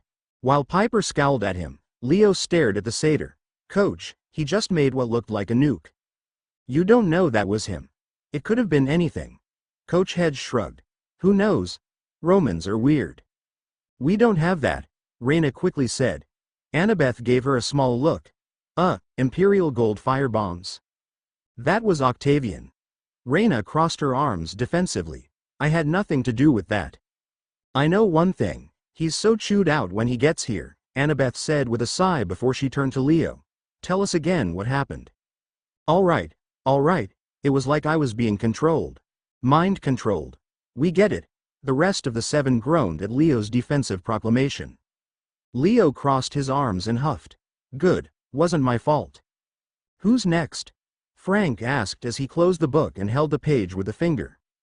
I'll do it, Nico said with an indifferent shrug. Chapter 5 Disclaimer. I don't own Naruto, Percy Jackson and the Olympians, or Heroes of Olympus. Reading. Fils de l'amour. Mark of Athena 5, The Crash Landing. Nico sighed before he began to read. Chapter 5. Naruto continued to run at 185 miles per hour, something that he considered a leisure pace while a normal, human being would consider it jaw-dropping. Meh, Hermes shrugged. That's my normal jogging speed. Seems you're still trying to keep up with me. Apollo gloated. Oh, that was one time. Until he saw the speck that he recognized as the Argo. He jumped up and landed on the Argo II's deck with a light thump. Wow, way to Superman that leap. Leo whistled.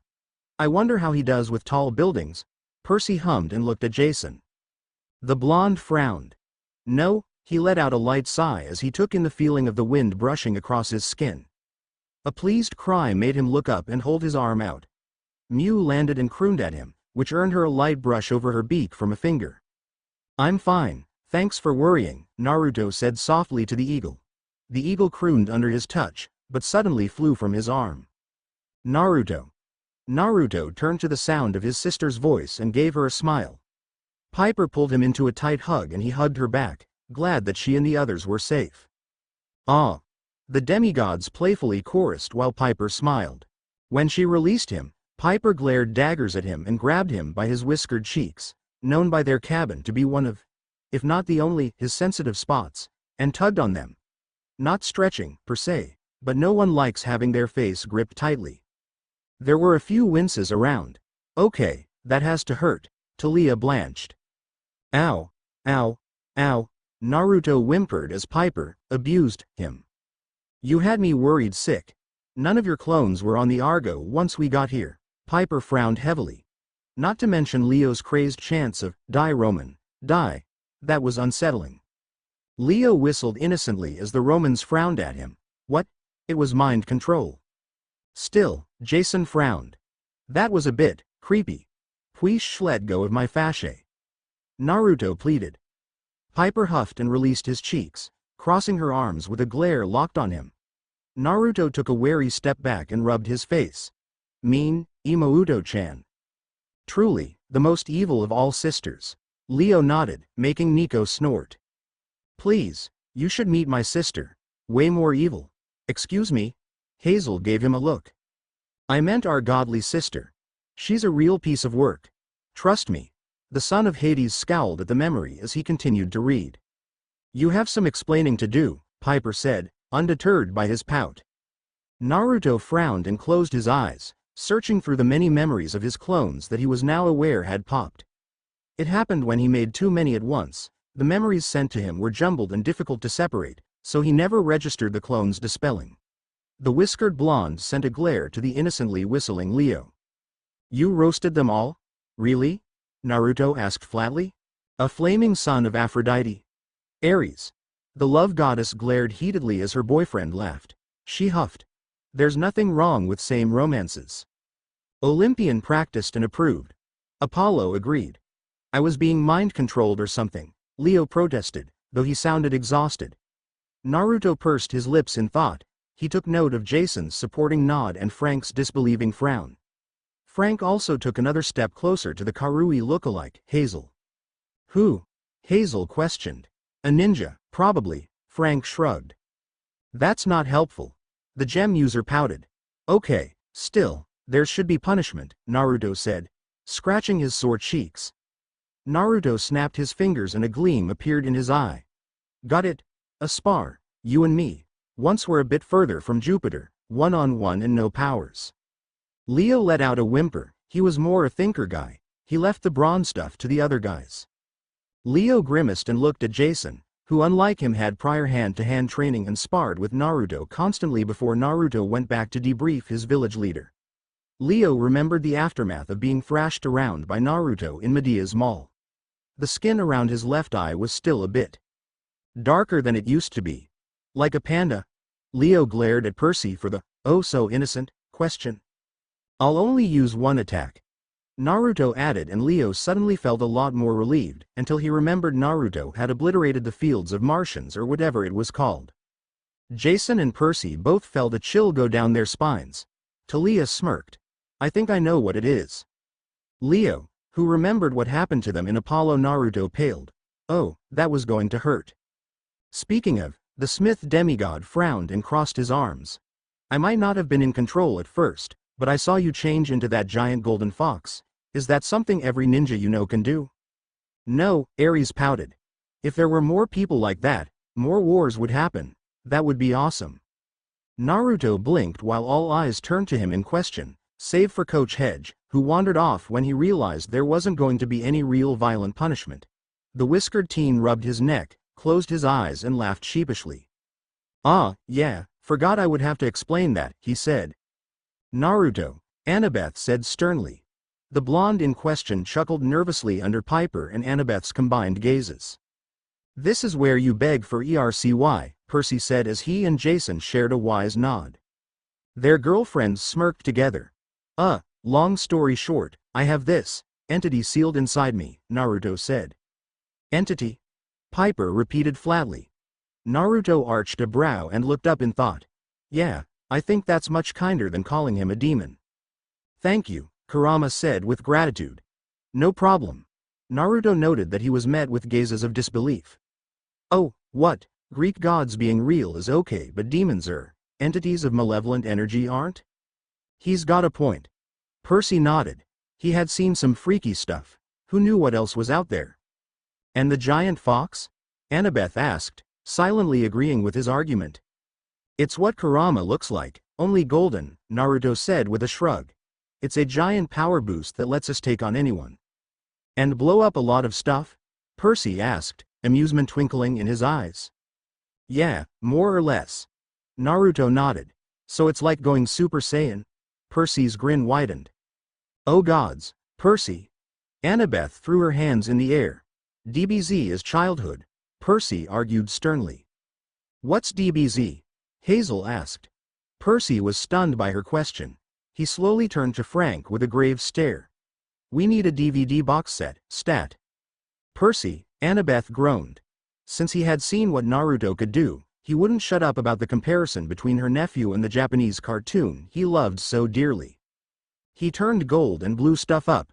Percy crossed his arms and gave a firm nod, like a Super Saiyan.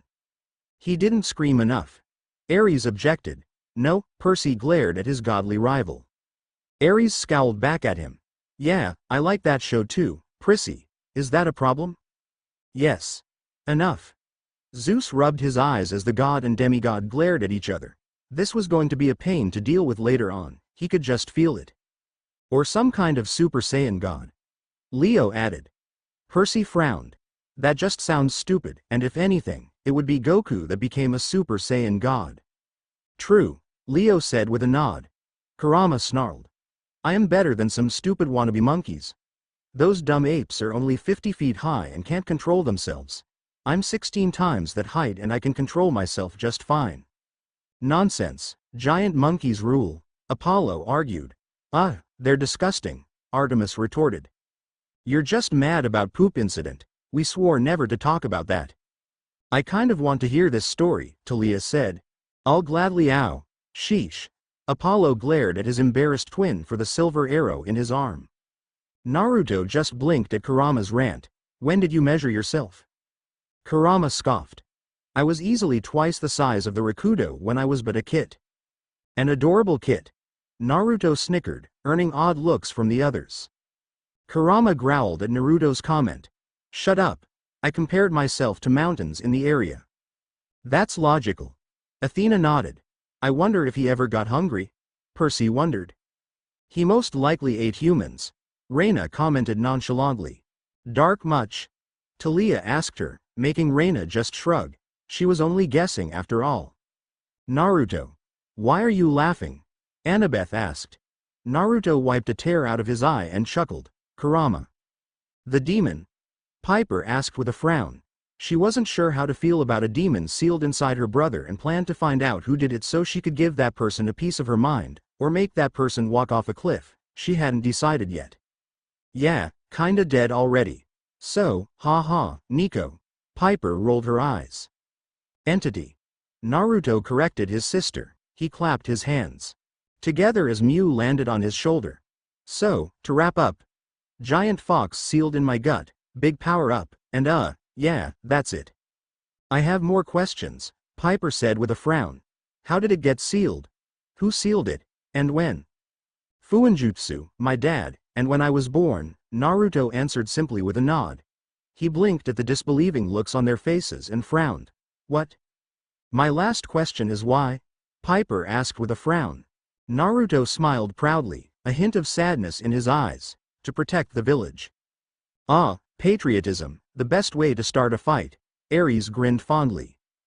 Jason, Hazel and Frank nodded in agreement to this.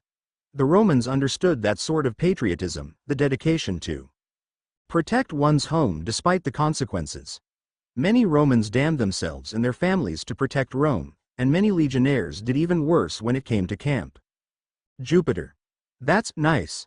Percy asked. Yeah, real nice. Nico muttered dryly. Reina huffed as she crossed her arms. There is nothing wrong with that.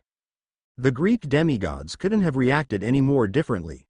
Leo's jaw was popped open in disbelief. He remembered Naruto's story in the sewer a few months back, about being cursed with power. It made sense now, how Naruto made it his own. Leo's respect for the blonde rose immensely. Yeah, I'll stick to my fire powers. Leo nodded. Piper just stared at her brother. She knew Naruto was an orphan and that his father died when he was born, but she didn't know it was connected to protecting the village. Still, she wanted more details on the whole thing, and she really wished she could have a chat with her mother about why Naruto was left alone for so long. Piper turned to look at Aphrodite, but the goddess of love averted her eyes. Annabeth shifted uncomfortably at his answer, having heard the story before, especially after her, in hindsight, bias against Jason and other Romans. The daughter of Athena knew it was smart for the village, but the toll it took on Naruto was still painfully obvious. Naruto lacked a lot of social skills, tact, and knowledge that most parents would provide to their children. Throw in the fact that he was a ward of a state that encouraged child soldiers and you had a grunt that was begging to be killed on the battlefield. Hee, grunts. Athena scowled at her brother. Honestly, must you talk? I'm forced to be here, so I do. The war god shot back. If it weren't for Naruto's determination and hard work that made him so strong, Annabeth highly doubted she'd have been able to meet him. Knowing it was because of something one of her siblings did made a lot more conflicting feelings and thoughts come up. Yeah, that puts a real damper on things. Talia nodded. Percy, like his girlfriend, was torn between understanding and being disgusted with Naruto's father. Oh really now? Athena glared at the son of Poseidon. It's kinda messed up, Percy told her honestly. He would do anything for Camp Half-Blood, but putting a demon inside a baby. If Percy even knew how to do that and had no other obvious choice, he wouldn't even consider it. He would stubbornly find another way. The sad acceptance in Naruto's eyes was unsettling to him. Well, this turned awkward. Nico noted while he continued to read. Some in the room shifted a bit while they thought over Naruto's situation. Naruto shifted awkwardly, uncomfortable with the emotions that filled the ship. So, he began, trying to clear the air and change the subject. What's our new plan, considering Leo messed the other one up? Dude. Not cool. The son of Hephaestus frowned. Hey, Leo frowned at the blonde. All that respect he just got. Yeah, it's gone now. That was slimy and uncalled for. I agree with the handsome one. Piper just shook her head at Leo's proclamation. And what happened to you, flyboy? Naruto asked, now noticing that Jason had a bandage around his head. Jason grimaced and his hand went to the bandage. Some of the Romans weren't happy. Talia's lip turned downward as she looked at Jason. Care to explain more? No, Jason frowned. Naruto gave him a dry look. No, really? What gave you that idea? The brick thrown at my head, Jason said. Piper gave him a curious look that he shrugged at. It was better in Jason's opinion to say that than explain to Naruto that the brick had been meant for his sister. Jason didn't want Naruto to get mad and run back to Camp Jupiter. According to Leo, that explosion was no joke. Taking that brick for me. My hero. Piper playfully swooned, complete with fluttering lashes. Jason Ju offered her a small smile in return. Naruto nodded in understanding. Yeah, the fogginess will go away in an hour or so. The headaches should pass in a day. Piper's head swiveled back to Naruto. How did you know he was foggy? I'm sure he's been hit on the head before, Annabeth said. Yeah, by that pink thing. Talia spat venomously. So that plan? Naruto asked as he ignored Piper's curious stare. There might have been an incident or two with a drunken villager when he was young, but that was all water. Under a bridge. That shouldn't be water under anything, Piper argued, a big frown on her face. Annabeth crossed her arms and frowned at him. No, I'm with Piper on this. How do you know what Jason is feeling after he was hit by a brick? Kurama chuckled again. Everything seems to be going well for you. Karma, how it punishes those that mock me. I'm still waiting for it to kick in. Ares grunted in disappointment. Why did it never work for him? And with that, Naruto gained a brilliant idea. Annabeth and Piper, while scary in their own right, were still only teenage civilian, compared to Naruto. Anyway, girls.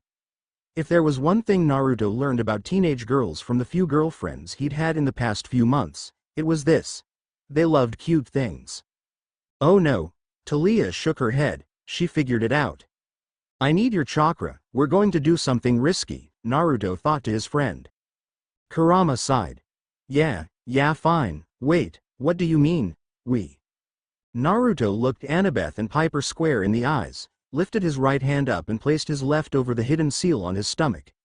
His left hand latched onto his stomach and with a slight shift to the right, chakra flared from him and Kurama. A cloud of smoke, a common effect of chakra discharge, suddenly encased the blonde and the other demigods tensed. Jason lifted his hand and willed the wind to clear the smoke away to reveal a toddler with a fox hanging from his arms. Jason, Leo, Percy and Frank stared in disbelief at the sight. He's brilliant. Leo awed. No way that'll work. Percy snorted. Annabeth was too hardcore to fall for that. The toddler barely came up to Jason's knee, his hair a mess of blonde that looked like he'd just rolled out of bed from a nap. His blue eyes were wide and watery. He wore a white t-shirt with an orange spiral on it and dark shorts. The 3 whisker marks on his cheek looked larger than when he was a teenager, and his face had suddenly regained a lot of childish chub. The fox kit in his arms, dangling pitifully, was about the size of a full-grown cat, but looked larger due to the boy that carried him. It had long rabbit-like ears and 9 tails. The fox had red eyes that were slitted, and the right seemed to be twitching violently. I fucking hate you, Naruto Uzumaki, the fox growled. He's adorable. Artemis muttered under her breath. Apollo grinned at her and the goddess flushed. Silence. I didn't say anything. You didn't have to. Now be silent. Apollo continued to grin as he looked back at the screen. Quiet, Kurama. Naruto hissed at it before he looked up at Piper and Annabeth, both of whom were still staring at him and his fox friend in surprise, with wide watery eyes. Nichan, Oba, I'm so we. Apollo bit his fist. He even weed the R's. That's just brilliant, Hermes praised. Why, thank you. Aphrodite smirked at the praise. Does he really think that's going to work? Percy asked dryly. Jason nodded in agreement with him. Leo just stared in awe. That genius bastard, I'm with Leo on this one, Frank said as he looked at his girlfriend. Her eyes had widened immensely and a gleam he hadn't seen before entered them. A second later and Hazel joined Piper and Annabeth as they surrounded Naruto. Like pumas before a deer. Shut up, Talia. Annabeth glared at the grinning hunter. Who could be mad at you? Annabeth asked with a sweet smile as she picked the transformed Naruto up and hugged him while Piper cuddled the fox kit. Naruto hugged her around the neck with a soft smile and then opened his eyes to meet the other boys. His sweet smile turned into a wry grin and he winked at them. Oh, now he's just rubbing it in, Percy cried. Why that little? No way, Jason said as he watched Piper rub her nose against the weird-looking fox kits while Hazel and Annabeth cooed at Naruto. Dude's my hero, Leo said with jealously obvious in his voice. He suddenly grinned. Screw being his wingman, I can go with the babysitter approach. Okay, I admit, that's not a sound plan. But only a little. Leo rubbed the back of his neck. At least he had a girlfriend now. There is some merit to that plan. Apollo gave a thoughtful hum as he rubbed his chin. I don't want to know what that is, but I want to know what he did to Annabeth, Percy said, disbelief written on his face. He'd only seen this side of her when it came to dogs, or trained monster canines like Cerberus or Mrs. O'Leary. Seeing Annabeth coo and coddle a toddler that was once older than them, it was weird. Really, really weird. Percy nodded in agreement. It's like all their brains have suddenly shut down, Frank said, torn between being fascinated at the sight or jealous that his girlfriend was obsessing over a fox kit. Come on, let's go back into the Argo and we can make a plan and have some cookies, Annabeth said to her nephew while Hazel cuddled the fox and Piper tickled the kit's whiskers. The three girls passed the stunned demigods, giggling and cooing as they did. Naruto made eye contact with Percy as they passed and winked again. I don't know whether to admire him or hate him, Percy said with genuine confusion. He would kill to be able to make Annabeth not be angry with him like that. Percy had a hopeful look on his face. Sorry seaweed brain, but like I told you before, I'll never make it easy for you. The blonde girls smirked at him. Percy's hopeful look fell and he pouted. Yeah, I know. Leo patted the son of Poseidon on the shoulder as he walked by. He's the ultimate wingman, dude. And since you've got a girlfriend, stay away. I called dibs. Are they really going to give him cookies? Jason suddenly wondered aloud. Frank and Percy exchanged a look before they quickly raced after their girlfriends. Jason followed behind them. They wanted cookies, too. They better be blue. Annabeth just palmed her face at her boyfriend's ridiculous obsession with the color blue. Slightly annoyed she had been forgotten, Mew puffed up in annoyance where she was perched next to Festus' head. The dragonhead let out a few clicks and Mew squawked in return before she flew to the control center with the intent to get revenge the one way she and most other birds knew how. She better not, Leo snarled. No one pooped on his control center. What are you going to do? Roast the eagle? Jason asked. Zeus rumbled in anger at the thought while Leo grimaced. Naruto scratched the cat-sized Kurama behind the ear as he lounged on his rollout bed. He had managed to escape from Annabeth, Hazel and Piper's attention thanks to Leo's announcement that there was some damage to the Argo too. What was even better was that Annabeth and Piper had completely forgotten why they were mad at him in the first place because of his transformation. And he got cookies out of it, too. There's that Athena wisdom for you, Talia mocked cheered. Annabeth flushed. She couldn't believe her other fell for that. Wait, does that mean she would fall for it? Henge no jutsu for the win. Seriously, if Naruto could meet the one that developed that technique, he would kiss that person on the cheek. Because of the henge, he created his first original technique, the Oroku no Jutsu, Y technique, when he was 12. He was going through a developmental stage in his life. Aphrodite smiled. Oh, boobs. Apollo looked down at his chest jokingly. Through use of his newly mastered Kage Bunshin no Jutsu, Naruto made the harem no Jutsu, a combination of the Oroku and the Kage Bunshin. Boobs for all. Apollo, Artemis glared. Once her twin was cowed, she turned to glare at the tittering lady of doves. Oh, be silent, you harlot. Make me. Aphrodite stuck her tongue out at the hunter. Then he developed the god-slaying jutsu, The one technique that defeated Kagaya, the rabbit goddess, and the mother of chakra. A technique that his team had made him swear not to use unless absolutely necessary. The dreaded Oroku Gyaku harem no jutsu. Why reverse harem technique? I have no words for how horrendous that sounds. Athena simplified with an owlish look on her face. Naruto grinned.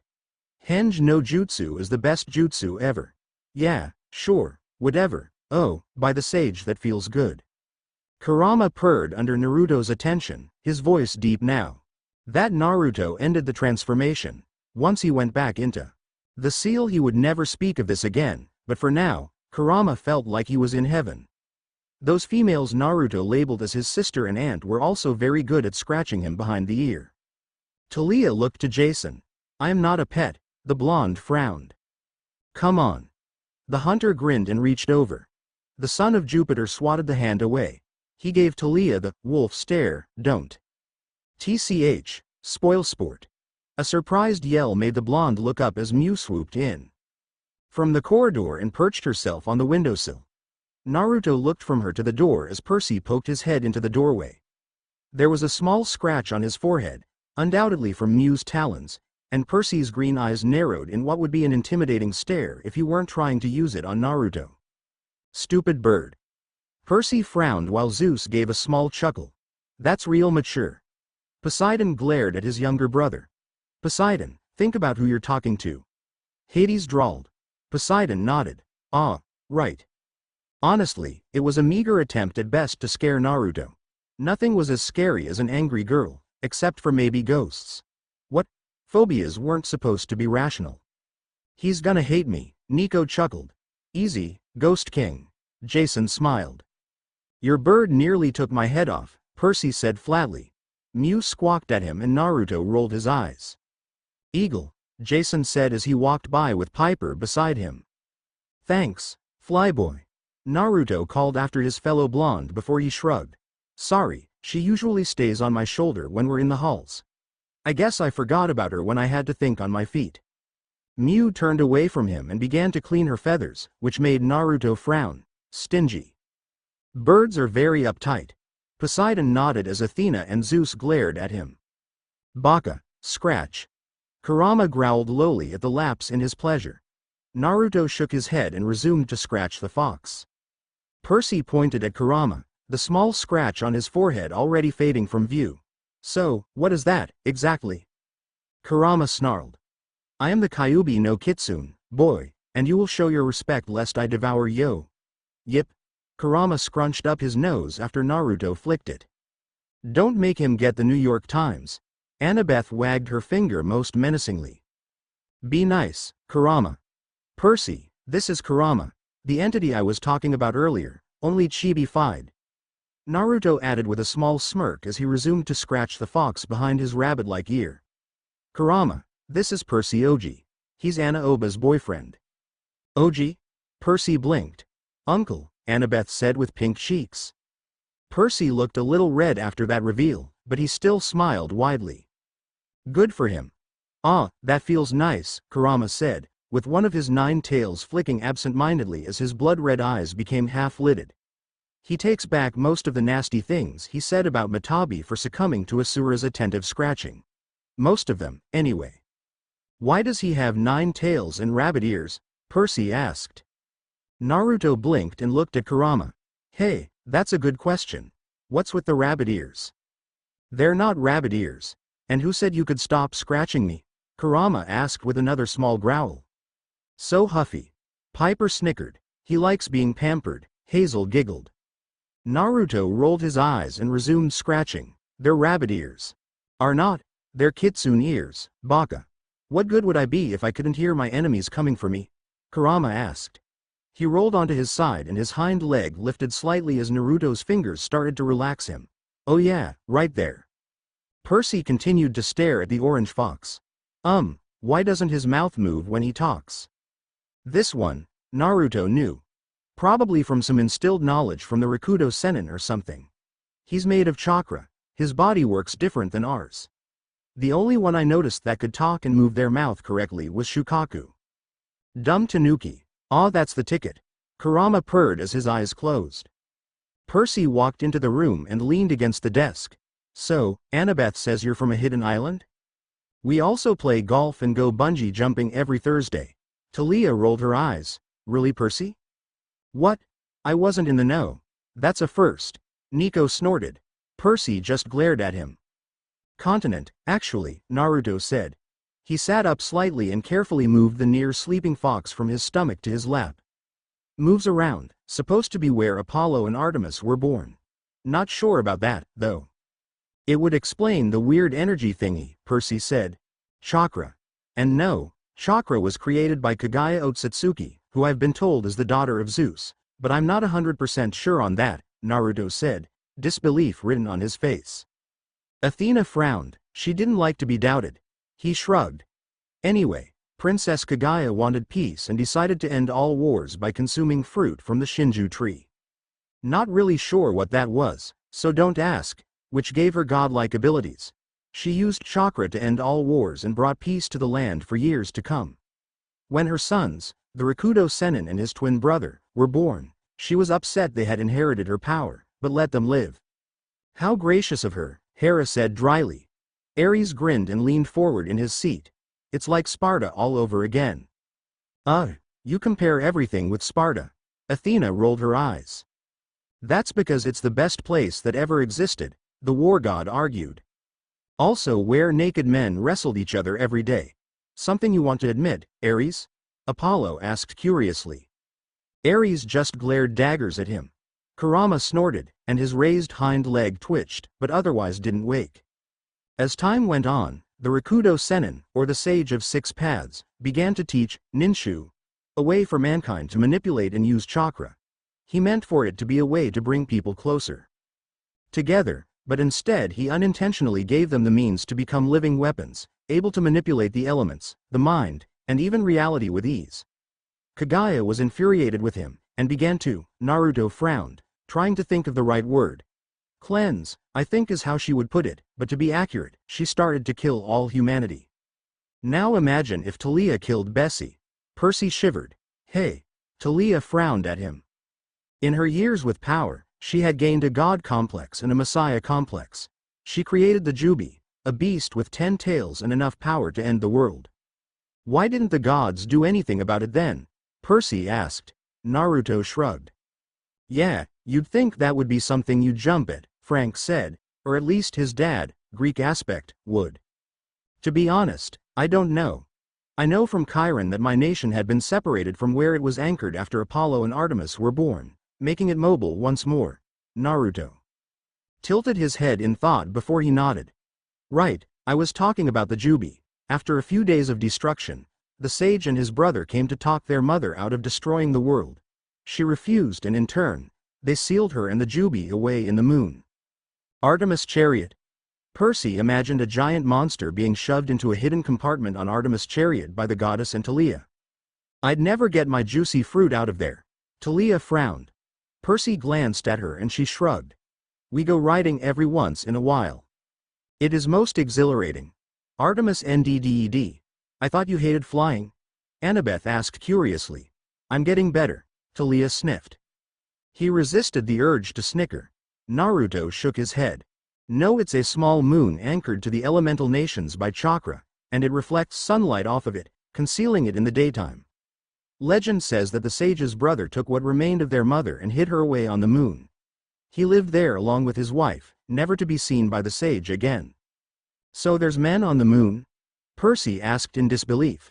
This was some weird stuff Naruto was feeding him. Weirder than the Olympians being real or giants trying to destroy humanity. Oh, we've got stories for days, Apollo admitted with a laugh. Naruto shrugged. Not sure, maybe someday we'll get there, but I know that Kaguya's out of my hair and can't destroy humanity. That's enough for me. Percy nodded in agreement before he hummed. You said she might be a daughter of Zeus? Didn't Zeus, kill every human being on the planet once? Ah, the power washing stunt. Poseidon nodded. It wasn't a power wash, it was a cleansing. Zeus argued with a glare.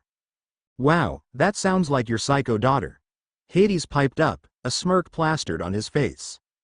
Zeus just flared his nostrils and tightened his grip on the arm of his throne in an effort to keep calm. Naruto blinked and pondered that for a moment. That certainly explained the ease Kagaya had when she admitted to wanting to restore her cradle, i.e. the world, back to how she had it before chakra came into play. On the other hand, she was a crazy lady and he had to stop her from destroying the planet with a giant man-absorbing tree. Naruto scowled as he recalled her ability to create alternate parallel dimensions and warp them at a moment's notice. So cheap. Coward. Take your beating like a real demigod. Leo shook his fist in the air. Would you really want to fight her? Reina asked him. No, just saying is all. Zeus' daughter or not, it was a good thing he and the rest of Team 7 kicked her butt. Naruto noted that Percy was still waiting for him to respond, but before he could, Leo's voice came over the PA. Hey, all of you need to come to the control room. Everyone get up here and buckle up. This is going to be fun. Percy groaned. Hey, I did my best. Leo glared at the boy. Just saying it was bumpy. Better do as he says, Naruto said as he got to his feet and set Kurama on the bed. He put his left hand on his stomach and turned it to the right. The fox before him exploded in a poof of smoke, and soft snores echoed in the back of Naruto's head until he cut the connection.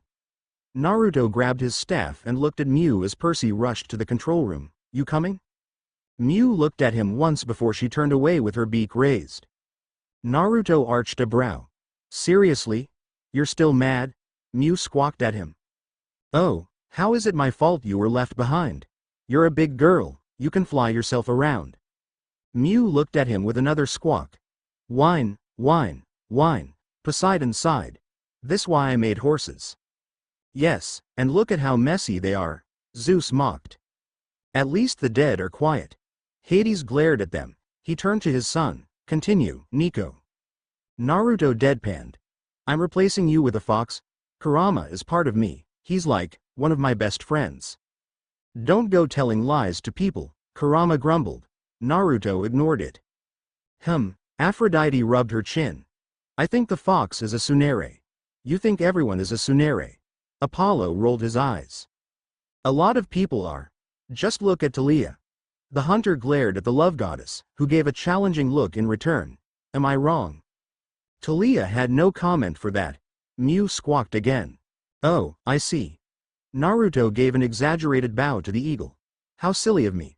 Please, fair avian, forgive this landwalker for his insolence. Mew chirped and hopped over to his shoulder, which made him glower at her. You're lucky I like you, or I'd be having fried eagle, Naruto said dryly. Mew tightened her talons and he winced. Joke, it was a joke, ow. You don't joke like that. Jason frowned. Indeed, Zeus rumbled. They made it to the control room and Naruto took a seat behind Annabeth. He didn't bother with the seatbelt and instead used chakra to cling to his chair and keep Mew comfortably in place on his shoulder. The other 6 demigods began to scream as the Argo 2 suddenly took a dive towards a large lake. Hold on to your undies, people. Leo whooped with a laugh. Leo looked a bit nervous, but still had control. The most entertaining thing for Naruto before the crash was Coach Hedge's war cry. Bring it on, Lake. I love that satyr. Ares smiled. Athena sniffed distastefully. No wonder he gets along with your children. I'll go next, Nico, Hazel said. She was so excited to discover what happened next, and thanked Nico when he gave her the book. Chapter 6 Disclaimer. I don't own Naruto, Percy Jackson and the Olympians, or Heroes of Olympus. Reading. Phil Stillamour. Mark of Athena 6. Boredom, Optimism and the Diet Pepsi God. Hazel cracked open the book to the next chapter and began to read. Darab, Darab, Darab, Naruto grunted as his head collided with the main mast on the Argo 2. The group had split as soon as they landed, with Hazel and Leo going off after some celestial bronze on Hazel's friend Arian. Ah, good times. Leo smiled in reminiscence. He missed Echo, she was funny. Yeah, not the chasing part though, Hazel said dryly. That was fun, too. Annabeth, Frank and Percy looking for some mineral that could be found on the nearby beach, and Jason and Piper retreated to the med bay because Jason's head was bothering him again. You should invest in an evil Nival helmet. Talia told her brother. I'm not that bad. Jason told her with a frown. This left Naruto 2 options. Either leave the ship somewhat defenseless, Jason was out of action and Piper could only do so much. Hey, Piper pouted, she was strong now. I think he means while Jason is out, dear, Aphrodite said. Piper huffed, it better be. Or stay in the control room with Hedge. Naruto made a third option, where you would stay away from Hedge, the annoying fuzzy pants that he is, and guard the ship at the same time. The only downside to this whole plan was Naruto hadn't a clue on how long these resource recovery missions, as Leo aptly put them, would take. Which led to now, with Naruto trying to literally kill his bored brain cells by smacking his head against the mast. A wise maneuver. Ares snickered while Athena looked appalled. Oh, he'll get a bruise. Aphrodite frowned as she fretted for her son's complexion. The goddess of wisdom glared at her dryly. That's not what you should be worrying about. It was a slow process and no results were yet to be seen. Next time we have to go do something, I'm going. No ifs, ands, or buts about it. Naruto grumbled to himself, his head collided with the mast again and he frowned. This doesn't even hurt, but I'm so Durab. Durab? Reina asked with confusion. Bored spelled backwards. It's from The Shining. Apollo explained. He scratched his chin. How'd he see it? Hef's daughter. Hermes suggested, which made Hephaestus and Leo glower. Maybe yours when she wanted to get in his pants. Apollo grimaced. What's The Shining? Percy asked. Seriously, D-movie nights. Dionysus rolled his eyes. Whatever. Hey, Blondie. Stop yelling nonsense, I'm trying to watch a fight. Hedge shouted from the control room. Sorry, fuzzy britches, Naruto called back half-heartedly. Hedge probably didn't even hear him. Naruto didn't care that Sator was on his list of top 10 most aggravating people in the world. Hedge wasn't high on the list, but he was slowly getting past number 7. Hoshigaki Kisame, aka the tailless Biju. The shark-like man's smug grin was annoying when he was alive, always shave off legs or shred him apart. Not to mention Kisame totally tried to abduct him when he was 12. Whoa. Pedo alert. Apollo whistled. Aphrodite, Athena, Annabeth and Piper scowled at the thought. That shark dude was creepy as hell, Percy blanched. Stupid Akatsuki, stupid Madara, man, I must be really bored if I'm bitterly thinking about Madara, Naruto said to himself. You, bitter? Please. The world must be ending before a single negative thought comes to your mind, Kurama said with a snort. If you're so bored, why not let me out again to make things interesting? Naruto let his head rest on the mast he'd pounded a decent dent into over the past hour. And now I have to fix that. Leo glared at the blonde on the screen. You do not mess with a boy and his flying boat. And hummed in thought. Define interesting. A few destroyed buildings here, a couple of civilians squished there. Come on, it'll be nice to see how quick these people react. Those Romans had a pathetic response time. And they threw stones at us. Stones? Kurama let out an insulted huff. Honestly, I don't think that whole city could take on a single squad of genin, let alone a Jinchuriki. The Romans bristled at that. In fairness, you did fire rocks at him, Piper said. I can do that, too. Hazel pointed out tersely. Well, yeah, but you know what I mean. Piper added with an awkward smile. Hazel just huffed and continued to read. There was nothing wrong with throwing rocks, rocks hurt. Well, that's not fair, maybe a squad of Chunin if they tried hard enough, Naruto said with a small smile. He turned around and sat with his back against the mast to get more comfortable and looked up at Mew, who was still avoiding him. Stingy eagle.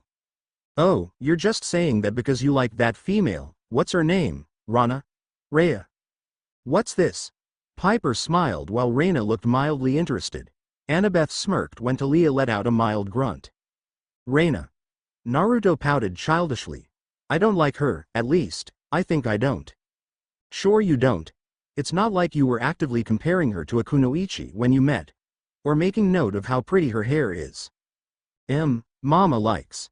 Aphrodite giggled with interest, as expected of her baby boy.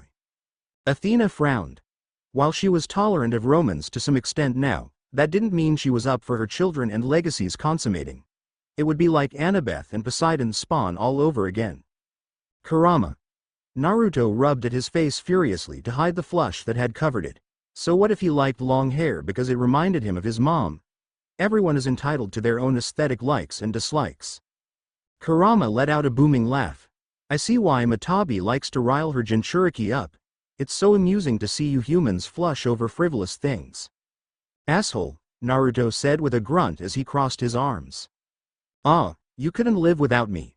Literally. So you're stuck with me, Naruto. Deal with it. The nagging voices in the back of your head suck. Nico nodded, which earned him some worried looks. He just let a small smirk cross his face. Naruto let a small smile cross his face. That's not so bad. You say that now. Wait until I start naming your kits before you do. Your skulk will be my skulk, and I don't know how to break this to you, Naruto, but there's only one alpha male in this body. Naruto looked down at his navel with an arched brow. Do you not remember when I kicked your ass with the senpo? Chudama Rasen Tarangan. Sage art. Many ultra big ball spiraling cereal spheres. That doesn't count and you know it. I was only able to use my yang chakra at the time. Let's see you beat me now, Kurama said in a playful, but arrogant tone. Ooh, fight. Monster fight. Ares cheered. No, Aphrodite frowned. But, no. Ares hung his head in disappointment. Ah. Naruto smirked. Rikudo Senin Modo, 6 Paths Sage Mode. Shut up, Naruto. Just shut up. Kurama let out a small growl as Naruto started to laugh. So, ninja hacks? Leo asked. Frank nodded, ninja hacks. Naruto was right to be amused, as with the Rikudo Senin Modo, he was equal in raw power to Kagaya, who had ascended to godly, or godlike, abilities with nearly limitless power. In fact, the only ones who had given Naruto a decent fight when he was going all out were Kagaya and Sasuke. Kurama knew that alone he didn't measure up to the mother of chakra, so there was no chance for the Biju to stack up against Naruto. Unlimited power! Apollo cried out dramatically. Why me? Zeus rubbed his face with irritation as Apollo and Hermes high-fived with a snicker. Still, that didn't mean the Kyuubi no Kitsune wasn't powerful. It just meant that Kurama wasn't as powerful. It didn't really matter though, considering Naruto and Kurama have stopped fighting one another and fought together. In his cage, Kurama's grin widened. No one, not even these Olympian gods, could stand up to him in his container. Doubtful. Zeus snorted, and his comment earned a few nods from the rest of the Olympians. Naruto had one power that all immortals seem to lack: faith. Kurama's third jailer had so much faith in his friends and fellow shinobi that he never doubted any of them. Not once had Naruto doubted his comrade's abilities, even with Sasuke. The duck butt-haired guy. Leo summarized with a grin. Kurama didn't like the Uchiha, but for some odd reason, Naruto considered him a friend, his best friend even. It baffled the Biju. Sasuke had superiority and inferiority issues. No one would doubt it, not even Sasuke himself. When Naruto had started to become stronger, coming from the end of the line when it came to the rankings of Konoha's genin and swiftly rising to the top, the young Uchiha turned his back on his friends and sought out powerful allies. Tools, a more accurate term, to make him stronger. Sasuke fell down the same path that Indra had. A talented young man gifted with power, walked the dark path of vengeance, to overcome the one he believed inferior. Hubris at its finest. Poseidon nodded. Athena scowled at him. You're mocking me. It was not a question. Poseidon just smiled at her. I'm not that petty. Just like the old man's sons, Kurama smirked. Like Asura, Naruto gained strength through his bonds, hard work, and a strong will. Early on, he strived to be the best, to be in the spotlight. A selfish goal that had made Kurama convinced that Naruto was just some idiot brat.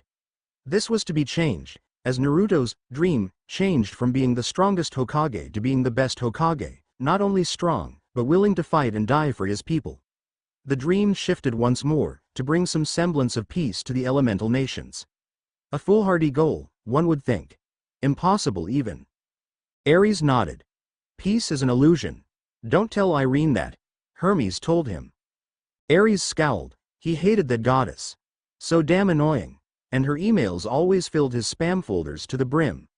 He had to empty it every day or he wouldn't get any links to porn sites. Naruto Uzumaki spat in the face of impossibilities. Naruto Uzumaki erased doubt from the minds of men. Naruto Uzumaki cured hatred like it was a simple disease. Naruto Uzumaki spread hope and created peace for the once war-ridden elemental nations. He rode his golden unicorn into the rainbow as the sun rose to his smile and he farted money. Leo rolled his eyes. Geez, fanboy. Much? Hey. Apollo glared for the sun comment.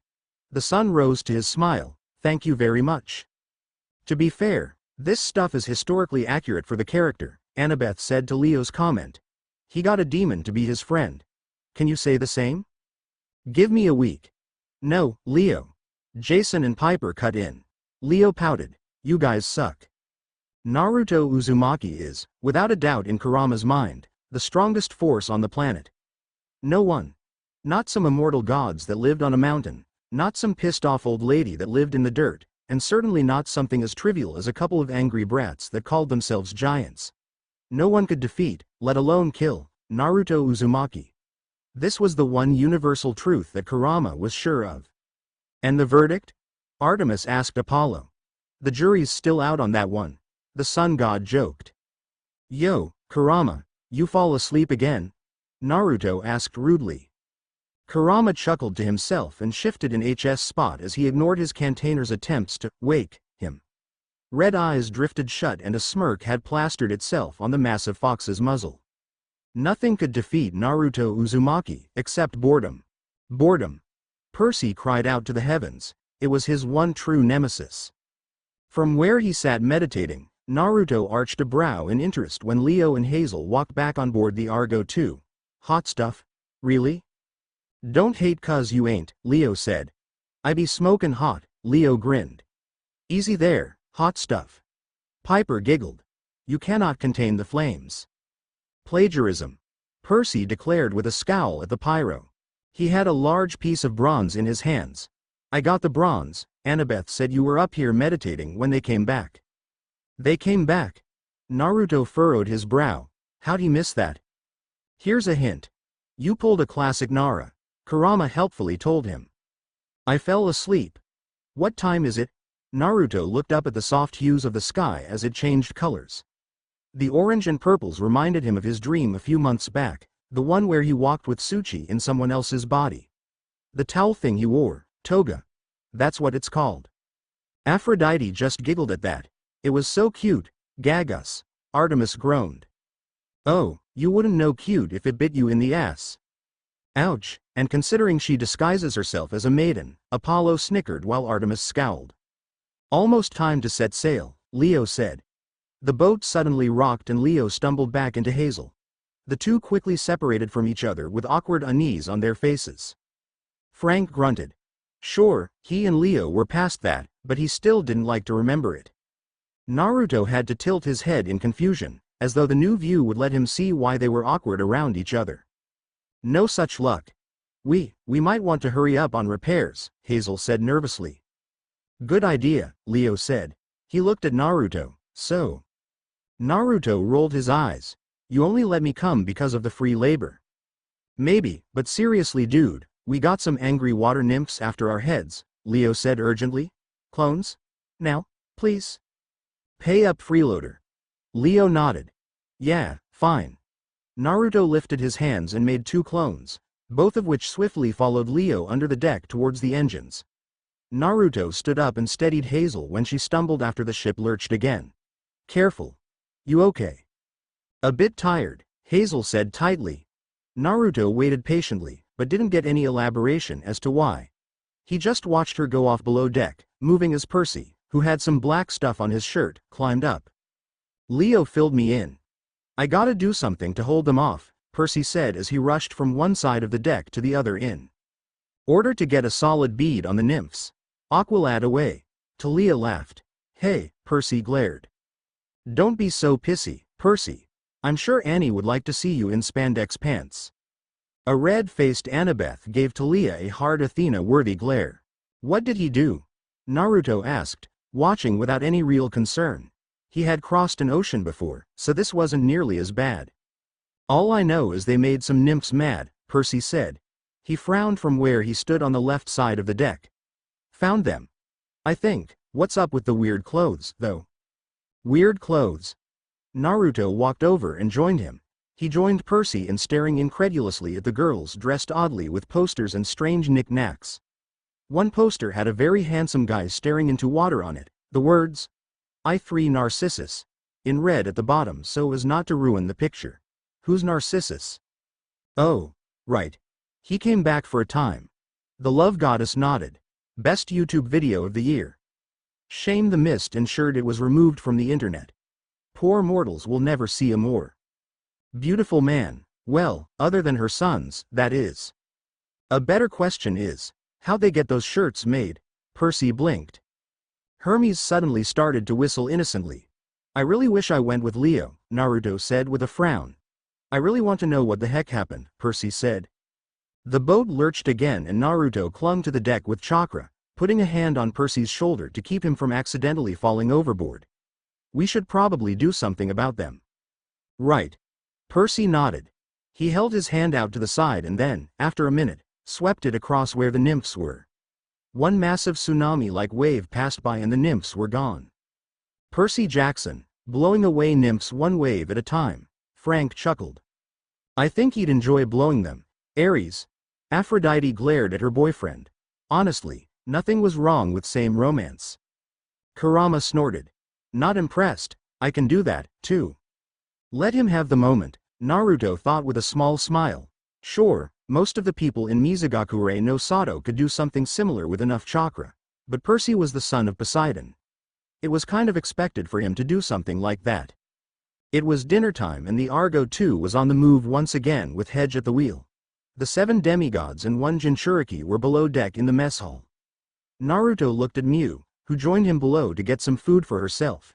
She moved from his shoulder to perch next to him once he sat down, a small paper plate with a solitary piece of pizza in front of her to peck at. Eagles eat pizza? Jason blinked in confusion. Birds eat anything, Talia said. Then either choke on it or poop it out. Ew. Piper blanched. It would have been a nice dinner if the tension in the air wasn't so thick. Naruto stirred his cup ramen. It had been hours since his last 10 cups, and he wasn't in the mood for pizza, and watched the 7. Granted, it was interesting to see Jason and Percy, who seemed to get along so well, momentarily clash over a chair at the head of the table. Naruto smiled nostalgically. It reminded him of himself and Sasuke back in their academy days. You mean like that time you two totally locked lips? Kurama asked far too innocently. Jarcy? Aphrodite tilted her head in thought. No, Annabeth and Piper glared at the love goddess while the boyfriends refused to look at each other. Naruto's eyes closed, the right twitched, as he forced himself to calm down lest he ruin his cup ramen. All of my hate. Kurama just snickered. Naruto listened as the two groups recalled their adventures, and though he found Leo's to be far more an entertaining story, he was rather disappointed that the small moment of laughter died. The demigods around him, the 7 as they started to call themselves, were suddenly aware that the fate of the world was on their shoulders. It was getting to them. Yeah, no pressure at all. Percy rolled his eyes. Hey, we did it. Leo shrugged with a smug grin. And got blown up. Piper added. Girl, you always bring that up. You guys really need to loosen up, Naruto said, unable to take the silence anymore. He chuckled at their curious stares and ate a few noodles. He finished the last long noodle in his chopsticks with a very uncultured and undignified slurp that earned him a few looks of disgust. Seriously, you guys act as if you're going to fail off the bat. The world is at stake, Annabeth said with a small frown. We're worried about what could happen if we mess up. Annie, no being a Debbie Downer, Talia scolded. Ha ha. Annabeth rolled her eyes. Then you're all doomed to die, Naruto said with a shrug. Thinking about the what-ifs or the or-elses will just distract you. In the words of Iruka-sensei, just do the mission and get paid. You know, Percy started. The gods interrupted swiftly and in unison, no. Percy clicked his tongue. There went that 8-figure paycheck. But what if? Jason began, only for the whiskered blonde to cut him off. You're thinking about a what if, Naruto pointed out with his chopsticks. Don't do that. Be optimistic. Easy for you to say, Frank said with a frown. You're not part of the prophecy. Naruto grinned.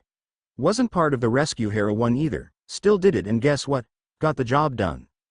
He's got a point, Piper said. She looked at Jason. Do you think we could talk the Roans down? No, the Romans deadpanned. Jason had a small frown on his face, like he was sure about the answer but didn't want to tell Piper, and put his hand on hers. Maybe we could talk to Reyna. I would have been willing to listen, but with so much blood being called for, Reyna frowned deeply. It was nice to know you at least helped us. Nico smiled at her, which earned him one in return. The real person you'd have to convince is Octavian, Hazel said. She still looked a bit green in the face, and her plate, which now had rubies in the edges of it for some reason, had a few saltine crackers on it. He and the Romans won't rest until the wrong to them has been righted. It's a sense of honor. Naruto snorted and took a few more noodles into his mouth. Honor, Shmanor. I can understand patriotism, but honor? Pretty dumb reason to start a fight. Ooh, he pushed the no button. Leo winced. The gathered Roman demigods didn't look so happy at Naruto's words. Frank, Hazel and Jason frowned at him. Naruto shrugged it off. Honor's a useless thing to a shinobi. Clans used to proclaim it all the time. Oh, we'll have you killed for stepping on my daughter's sandal. It's dumb. There's this one clan, the Hyuga clan. Some of them have their heads so far up their own asses they can't see past their own shit. Hazel looked and sounded uncomfortable when she managed to force out that last word. Leo rolled his eyes. Gosh darn it, Hazel. Shut up, Leo. Hazel was much greener than before, and the others looked uncomfortable with his phrasing, but didn't deter him from speaking his mind. A good friend of mine, Neji, he was one of them. Naruto started to chuckle. He used to be like that, too. Then, I kicked his ass in front of practically the whole village in the Chunin exams. Chunin exams? Hazel asked.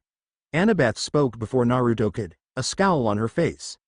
It's a replacement for war, where allied nations or nations in peace can send their genin to the host village to earn the right to be promoted to Chunin, or a standard ninja, as well as show off prospective shinobi to possible clients. It's a barbaric version of the Olympics. Ares rubbed his chin thoughtfully. We already have war simulations, Athena said in a bored tone. Ah, but those are boring. Ares frowned. This sounds way more fun. I think it's fun, Naruto said with a pout. It's barbaric, Annabeth said with a frown to her nephew. There is no slated age for entry. There's even a boy on record that had entered at age 6. 6. Yeah, that was Kakashi-sensei, Naruto said with a nod. Kakashi is a badass. Hermes smiled. And he's my son in the Apollo Naruto stories, Aphrodite said with a grin. My baby boys are born amazing. Except for Eros. Ares huffed. Nonsense, he's fabulous, Aphrodite refuted. The others turned to him and he blinked. What? He was a genin at 5, and both mom and dad trained him. Dad even submitted his team for the exam. That was a bad call. Kids shouldn't be enlisted so young, Annabeth said firmly. Jason shrugged. I've been with New Rome since I was 2, if you count my time with Lupa. Which was not cool. Talia scowled. It worked out, Jason told her. The hunter grunted. Yeah, a decade and some years later. Annabeth shook her head. That's not the point. The point is we're getting off track, Percy said around a bite of pizza. Annabeth smacked him in the arm for his lack of manners and he frowned at her. Ow. Percy's right, Jason said. We're off track. We need to figure out what to do next. Well, Annabeth began hesitantly. If we're going to cross the Atlantic, I did get a request from Athena before we left. Thank you. Annabeth deadpanned to her mother. What matters is that you found my likeness. Athena praised subtly. It all ended in the best way that it could have. Hazel and Frank looked uneasy while Leo arched a brow, and this request is. Rome, I have to get to Rome, Annabeth said after a moment. She wants me to do something only a daughter of Athena can do. Percy asked. Annabeth turned to him. Juno told me that you'd been asked to do something only a daughter of Athena could do. She said she didn't believe you could do it. I believe otherwise. Duh. Most of the room cooed at the couple playfully, whilst the two in question smiled at one another. Gag me, Athena and Ares said together. They quickly glared at each other for speaking when the other spoke. Corny. Kurama snorted. Shut it, Naruto thought. Rome? Didn't Nemesis say that we had 6 days before your brother dies and giants destroy Rome? Leo asked Hazel. Yeah, hurry up please. Nico asked. Jars were so not cool. Hazel frowned. 6 days isn't a lot of time. So negative, Naruto said with a chuckle. He downed the rest of his ramen and tossed his cup to the trash, piercing it with his chopsticks with impeccable aim. I won the 4th war in 2 days, 6 days is plenty of time. Why that little shit? Ares seethed. Wars are not supposed to be that short, how was the body count supposed to get high? Yes, because a high body count is always good, Hades drawled sarcastically. Exactly. A 2-day war. How is that even possible? Frank asked. Naruto grinned. I said I won in 2 days. That certainly stunned the demigods. What Naruto didn't add made it even more impressive. He had fought for 48 hours straight, diverted large portions of his and Kurama's chakra to an army that was 40,000 strong, made thousands of clones, died for about 2 minutes, came back to life, fought Obito, Madara and the god-like Kagaya on dwindling chakra reserves, and then fought Sasuke to the point that he nearly died again. And all on his birthday, too. I saved the world in a 3-day war on my birthday, Percy said thoughtfully. Wow, he and Naruto had a lot in common, it was weird. But he fought undead ninjas. Nico pointed out. He pointed at Percy. You fought, what, like 10 people tops? And Kronos. Yeah, but undead immortal ninjas.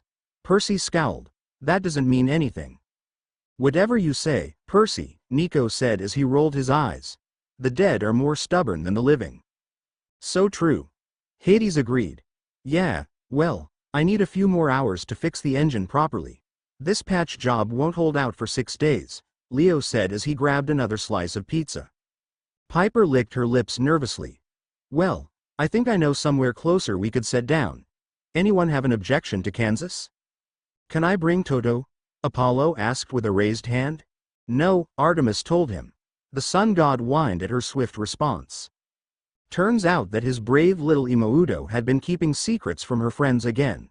She'd been having dream-like visions in her sleep and had seen more things in her dagger. Naruto was contemplating confiscating the damn thing from her and giving her the tri-pronged bronze dagger he had sealed away in his room.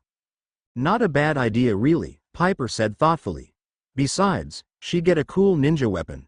That was always a plus. Needless to say, when she mentioned meeting a possible god near a mailbox, Naruto was first to speak up. He was not staying behind on the boat again. Ever. Percy decided to come along, since Annabeth was needed to help Leo with the engineering mumbo-jumbo, and Jason was a given considering Piper was the one who originally wanted to go here. Frank and Hazel, after a small strange altercation with Leo, decided to scout for Roman eagles. Naruto sent Mew with them as protection. Bird versus bird combat. Leo announced, taking all bets. Mew. Frank jumped in.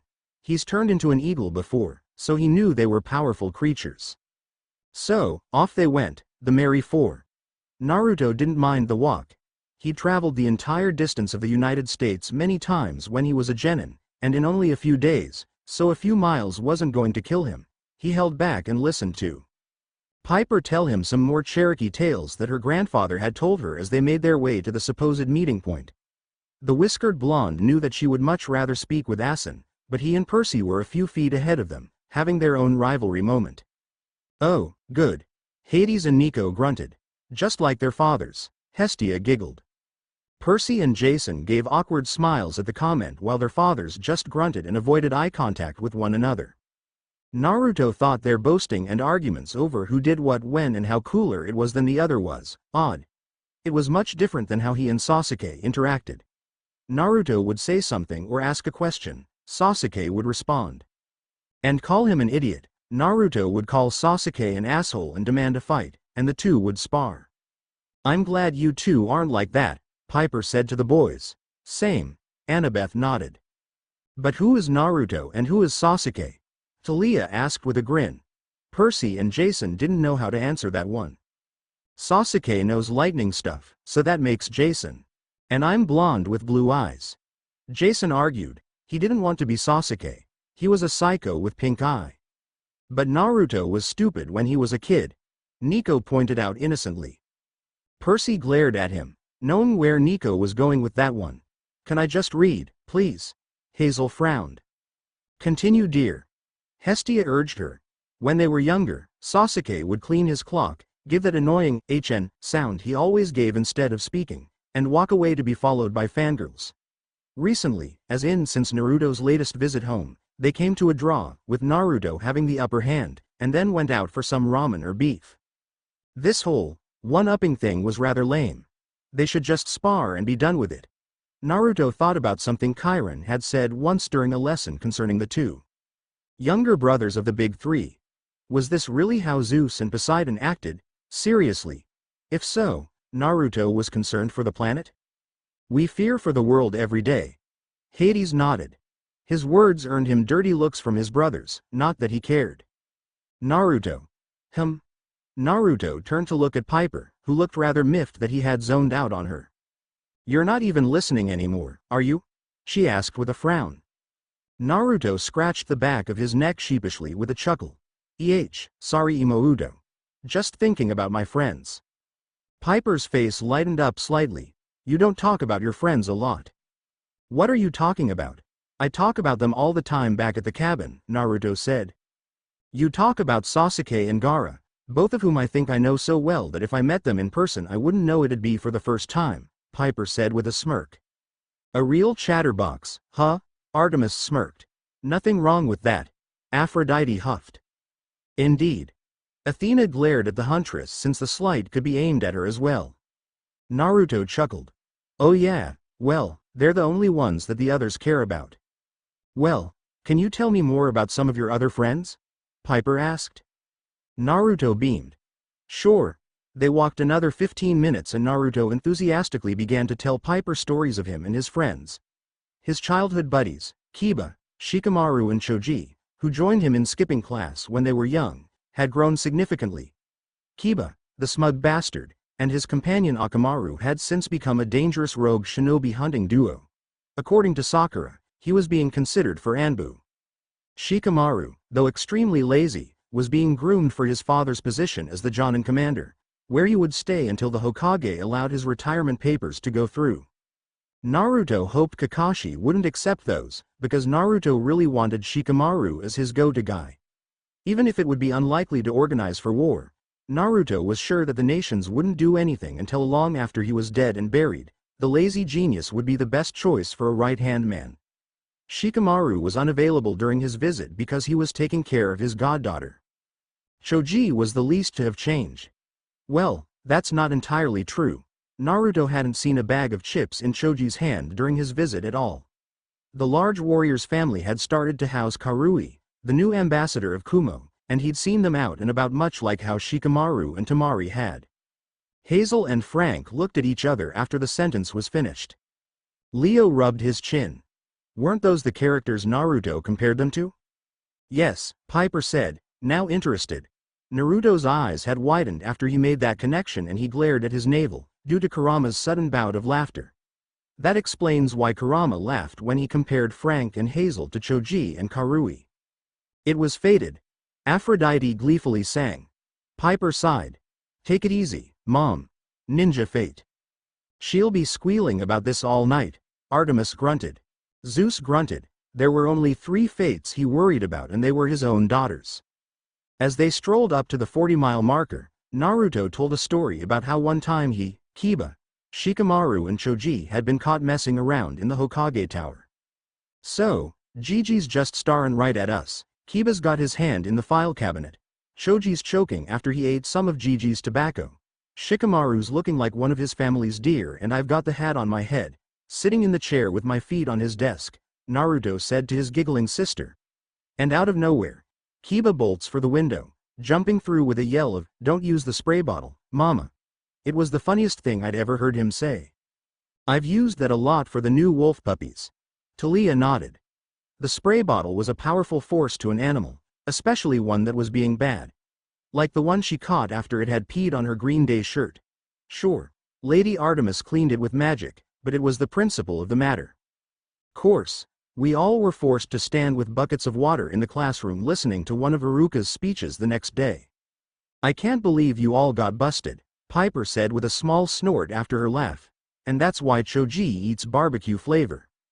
It's the only thing that can match the spice of Gigi's tobacco, Naruto said with a chuckle. Excuse me, Percy said, garnering the attention of both children of love. He pointed at the 40-mile marker.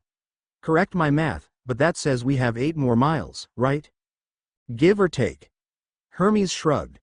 It'll be sundown by the time we get to the marker and back, Jason said with a frown. We need to get there faster.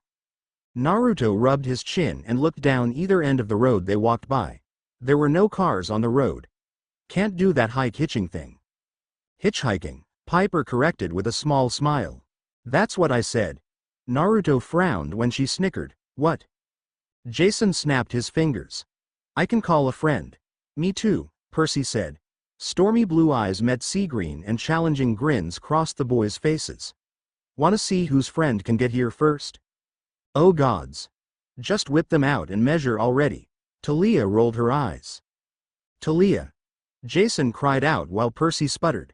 The hunter grunted. It's annoying. Welcome to our life, Talia Grace, Demeter said with a sigh while her brothers flustered or scowled. You ready to be disappointed? Jason asked. He looked away and brought his fingers to his lips to whistle. Percy merely closed his eyes and gained a look of hard concentration. He's got gas. Nico Stage whispered, which earned him a few laughs and a shove from Percy. Naruto looked at Piper, who was shaking her head in disbelief. So, why are they doing this? Piper sighed. To get us a ride to the mile 32 marker. Why do we need a ride? You've been training, right? Let's just run, Naruto said. It's 8 miles.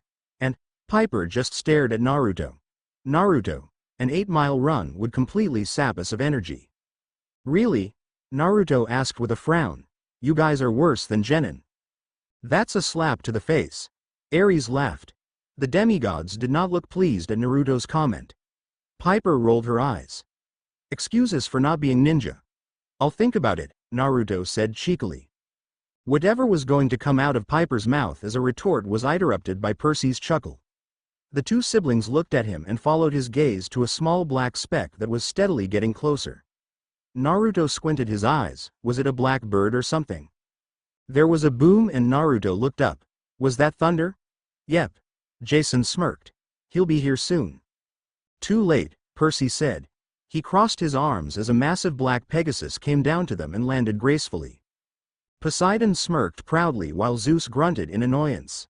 The horse snorted and Percy greeted it with a hand on its face. This is Blackjack. Blackjack, these are Jason, Piper and Naruto. They're friends. Blackjack nickered at him and Percy winced.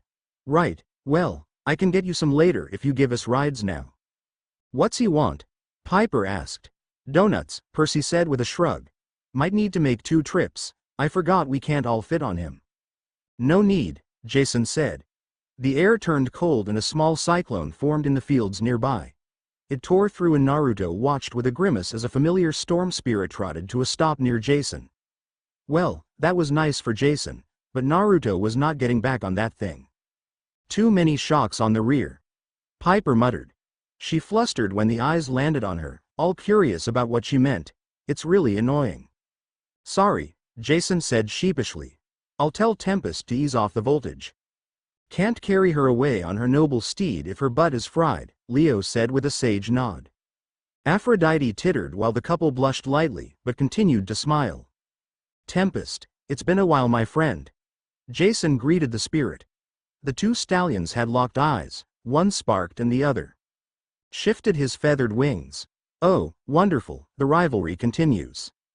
Naruto leaned on his staff as Piper climbed on Tempest behind Jason and Percy climbed on Blackjack. Yeah, I'll meet you guys there. Naruto, come on don't argue, Percy said. He smirked when Blackjack suddenly nickered again. Blackjack says he'll fly smooth. He's faster than the horses. Athena smiled smugly. Poseidon grimaced. He was not going to hear the end of that one. I'm good, I'll catch up. Naruto didn't want to add that the winged horse kind of weirded him out. It was too new, too different and Naruto never went around the Pegasus stables at camp, so he hadn't adjusted to their existence yet. Naruto didn't want to hurt Blackjack in general. One joke dive from the flying horse and Naruto could very well try to cling to him with chakra. Things without chakra didn't react well to chakra. Yeah, he runs. Percy nodded. Blackjack was not getting hurt for a joke. He was still recovering from the arrow to the flank. Percy, Jason, and Piper shared a look before Percy looked back at Naruto. Okay, well, just try to not get run over or something. Right, Naruto said. He watched the two take off and waited a moment. So, how long do you think it'll take them to get there? 5, 6 minutes tops. Kurama chuckled. Tailed beast cloak? It's like you read my mind, Naruto said before he burst into gold light and sped into the fields. He passed Tempest and Blackjack with ease. Both, while fast in their own right, had nothing on him. Naruto had outpaced the third and fourth Raikage, both of whom were able to move as fast as lightning with their lightning armor. Zeus made a noise of interest at that.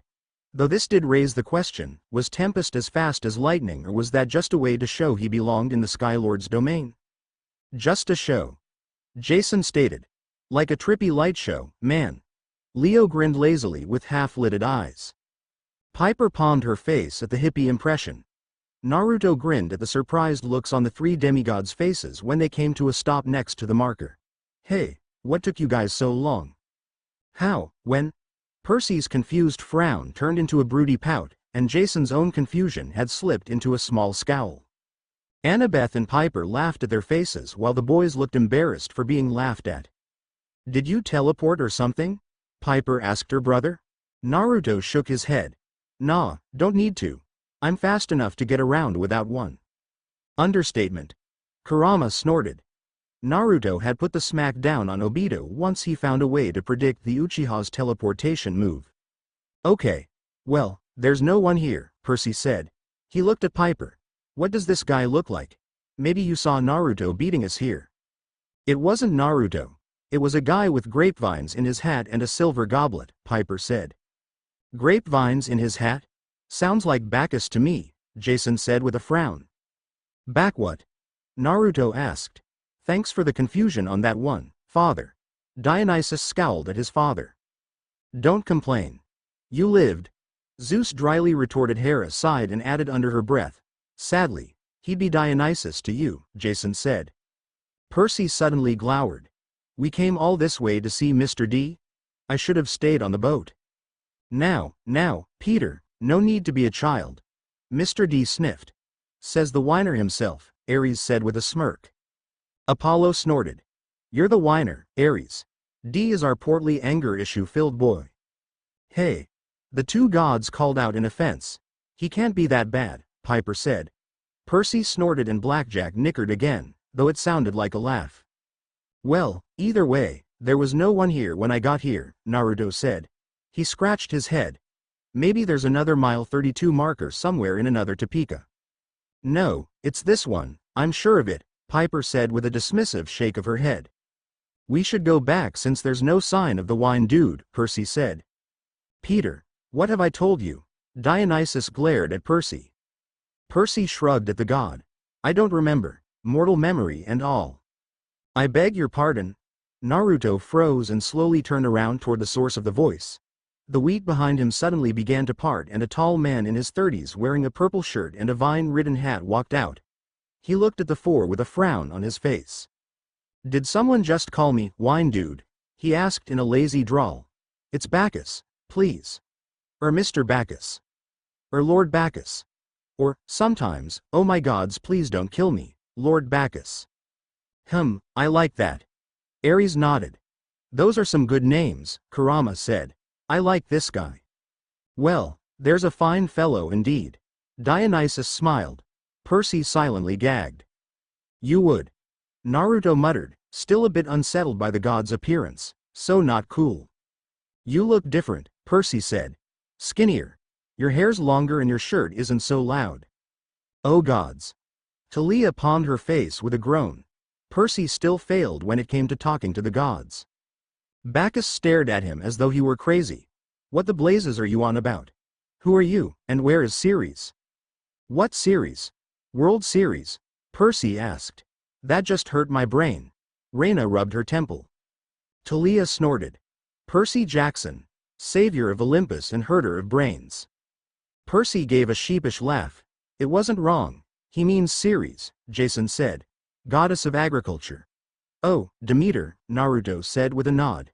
Dated one of her daughters for a couple of weeks. Liked her, but she was a bit clingy. Says a lot, doesn't it? Hades asked airily. Demeter glared at him. The ears of corn in her hair started to pop into popcorn. Yay, refill. Leo grinned as he held out a bowl to catch the free food. Piper looked unsettled at the comment while Bacchus nodded at Naruto's words. Yes, Ceres' daughters do tend to inherit her eccentrics. Poor Pluto, never a day's rest, but back to the matter at hand. Where is Ceres? She's the one that called me here for this meeting. She's not here, Lord Bacchus, Jason said. He urged Tempest to stand beside Blackjack. Lord Bacchus, do you remember me? I helped you with that leopard in Sonoma. Oh gods, you had to help him? Percy whispered to Jason. It wasn't that bad. Jason whispered back. Percy didn't seem convinced and continued to give him a look of pity. Sonoma. Bacchus rubbed his chin for a moment before he nodded. Ah, yes. John Green was it? Jason Green Day. Talia hummed. Never. The blonde told his sister. Bah, you ain't no good music. Jason Grace, sir. Same difference, Bacchus said with a shrug. Did Ceres send you in her stead? No, sir. Were you hoping to meet her here? Bacchus snorted and glowered at the boy. Are you deaf in both ears or did my words just pass through with ease, Mr. Granite? Grace, sir. That's what I said. Bacchus grunted with a small scowl. Yes, I wanted to meet her here. She chose the spot. Ceres asked to meet in Kansas for counsel on the war. With Gaia rising, all of the crops have started to wither. Drought is starting to spread. Carpoi are beginning to revolt. Even my grapes aren't safe. Ceres wanted to create a united front in the plant war. Planeteers assemble. Talia laughed. She frowned when she got a few odds looks from her friends. Seriously? Man, I feel old, she mumbled to herself. Wait until you hit your first century, Hermes said. If she hits it, Hades grunted. A plant war? Percy asked with disbelief.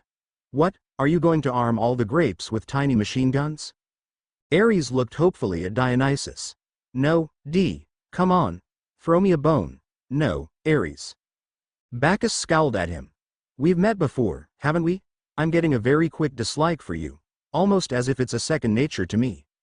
We met at Camp Half-Blood, Percy said. I know you as Mr. Dionysus. Bacchus grabbed at his head and his form flickered for a moment. Naruto blinked at the glimpse of Dionysus. A curly beard, larger stomach, and an awesome orange shirt with tiger-like stripes on it.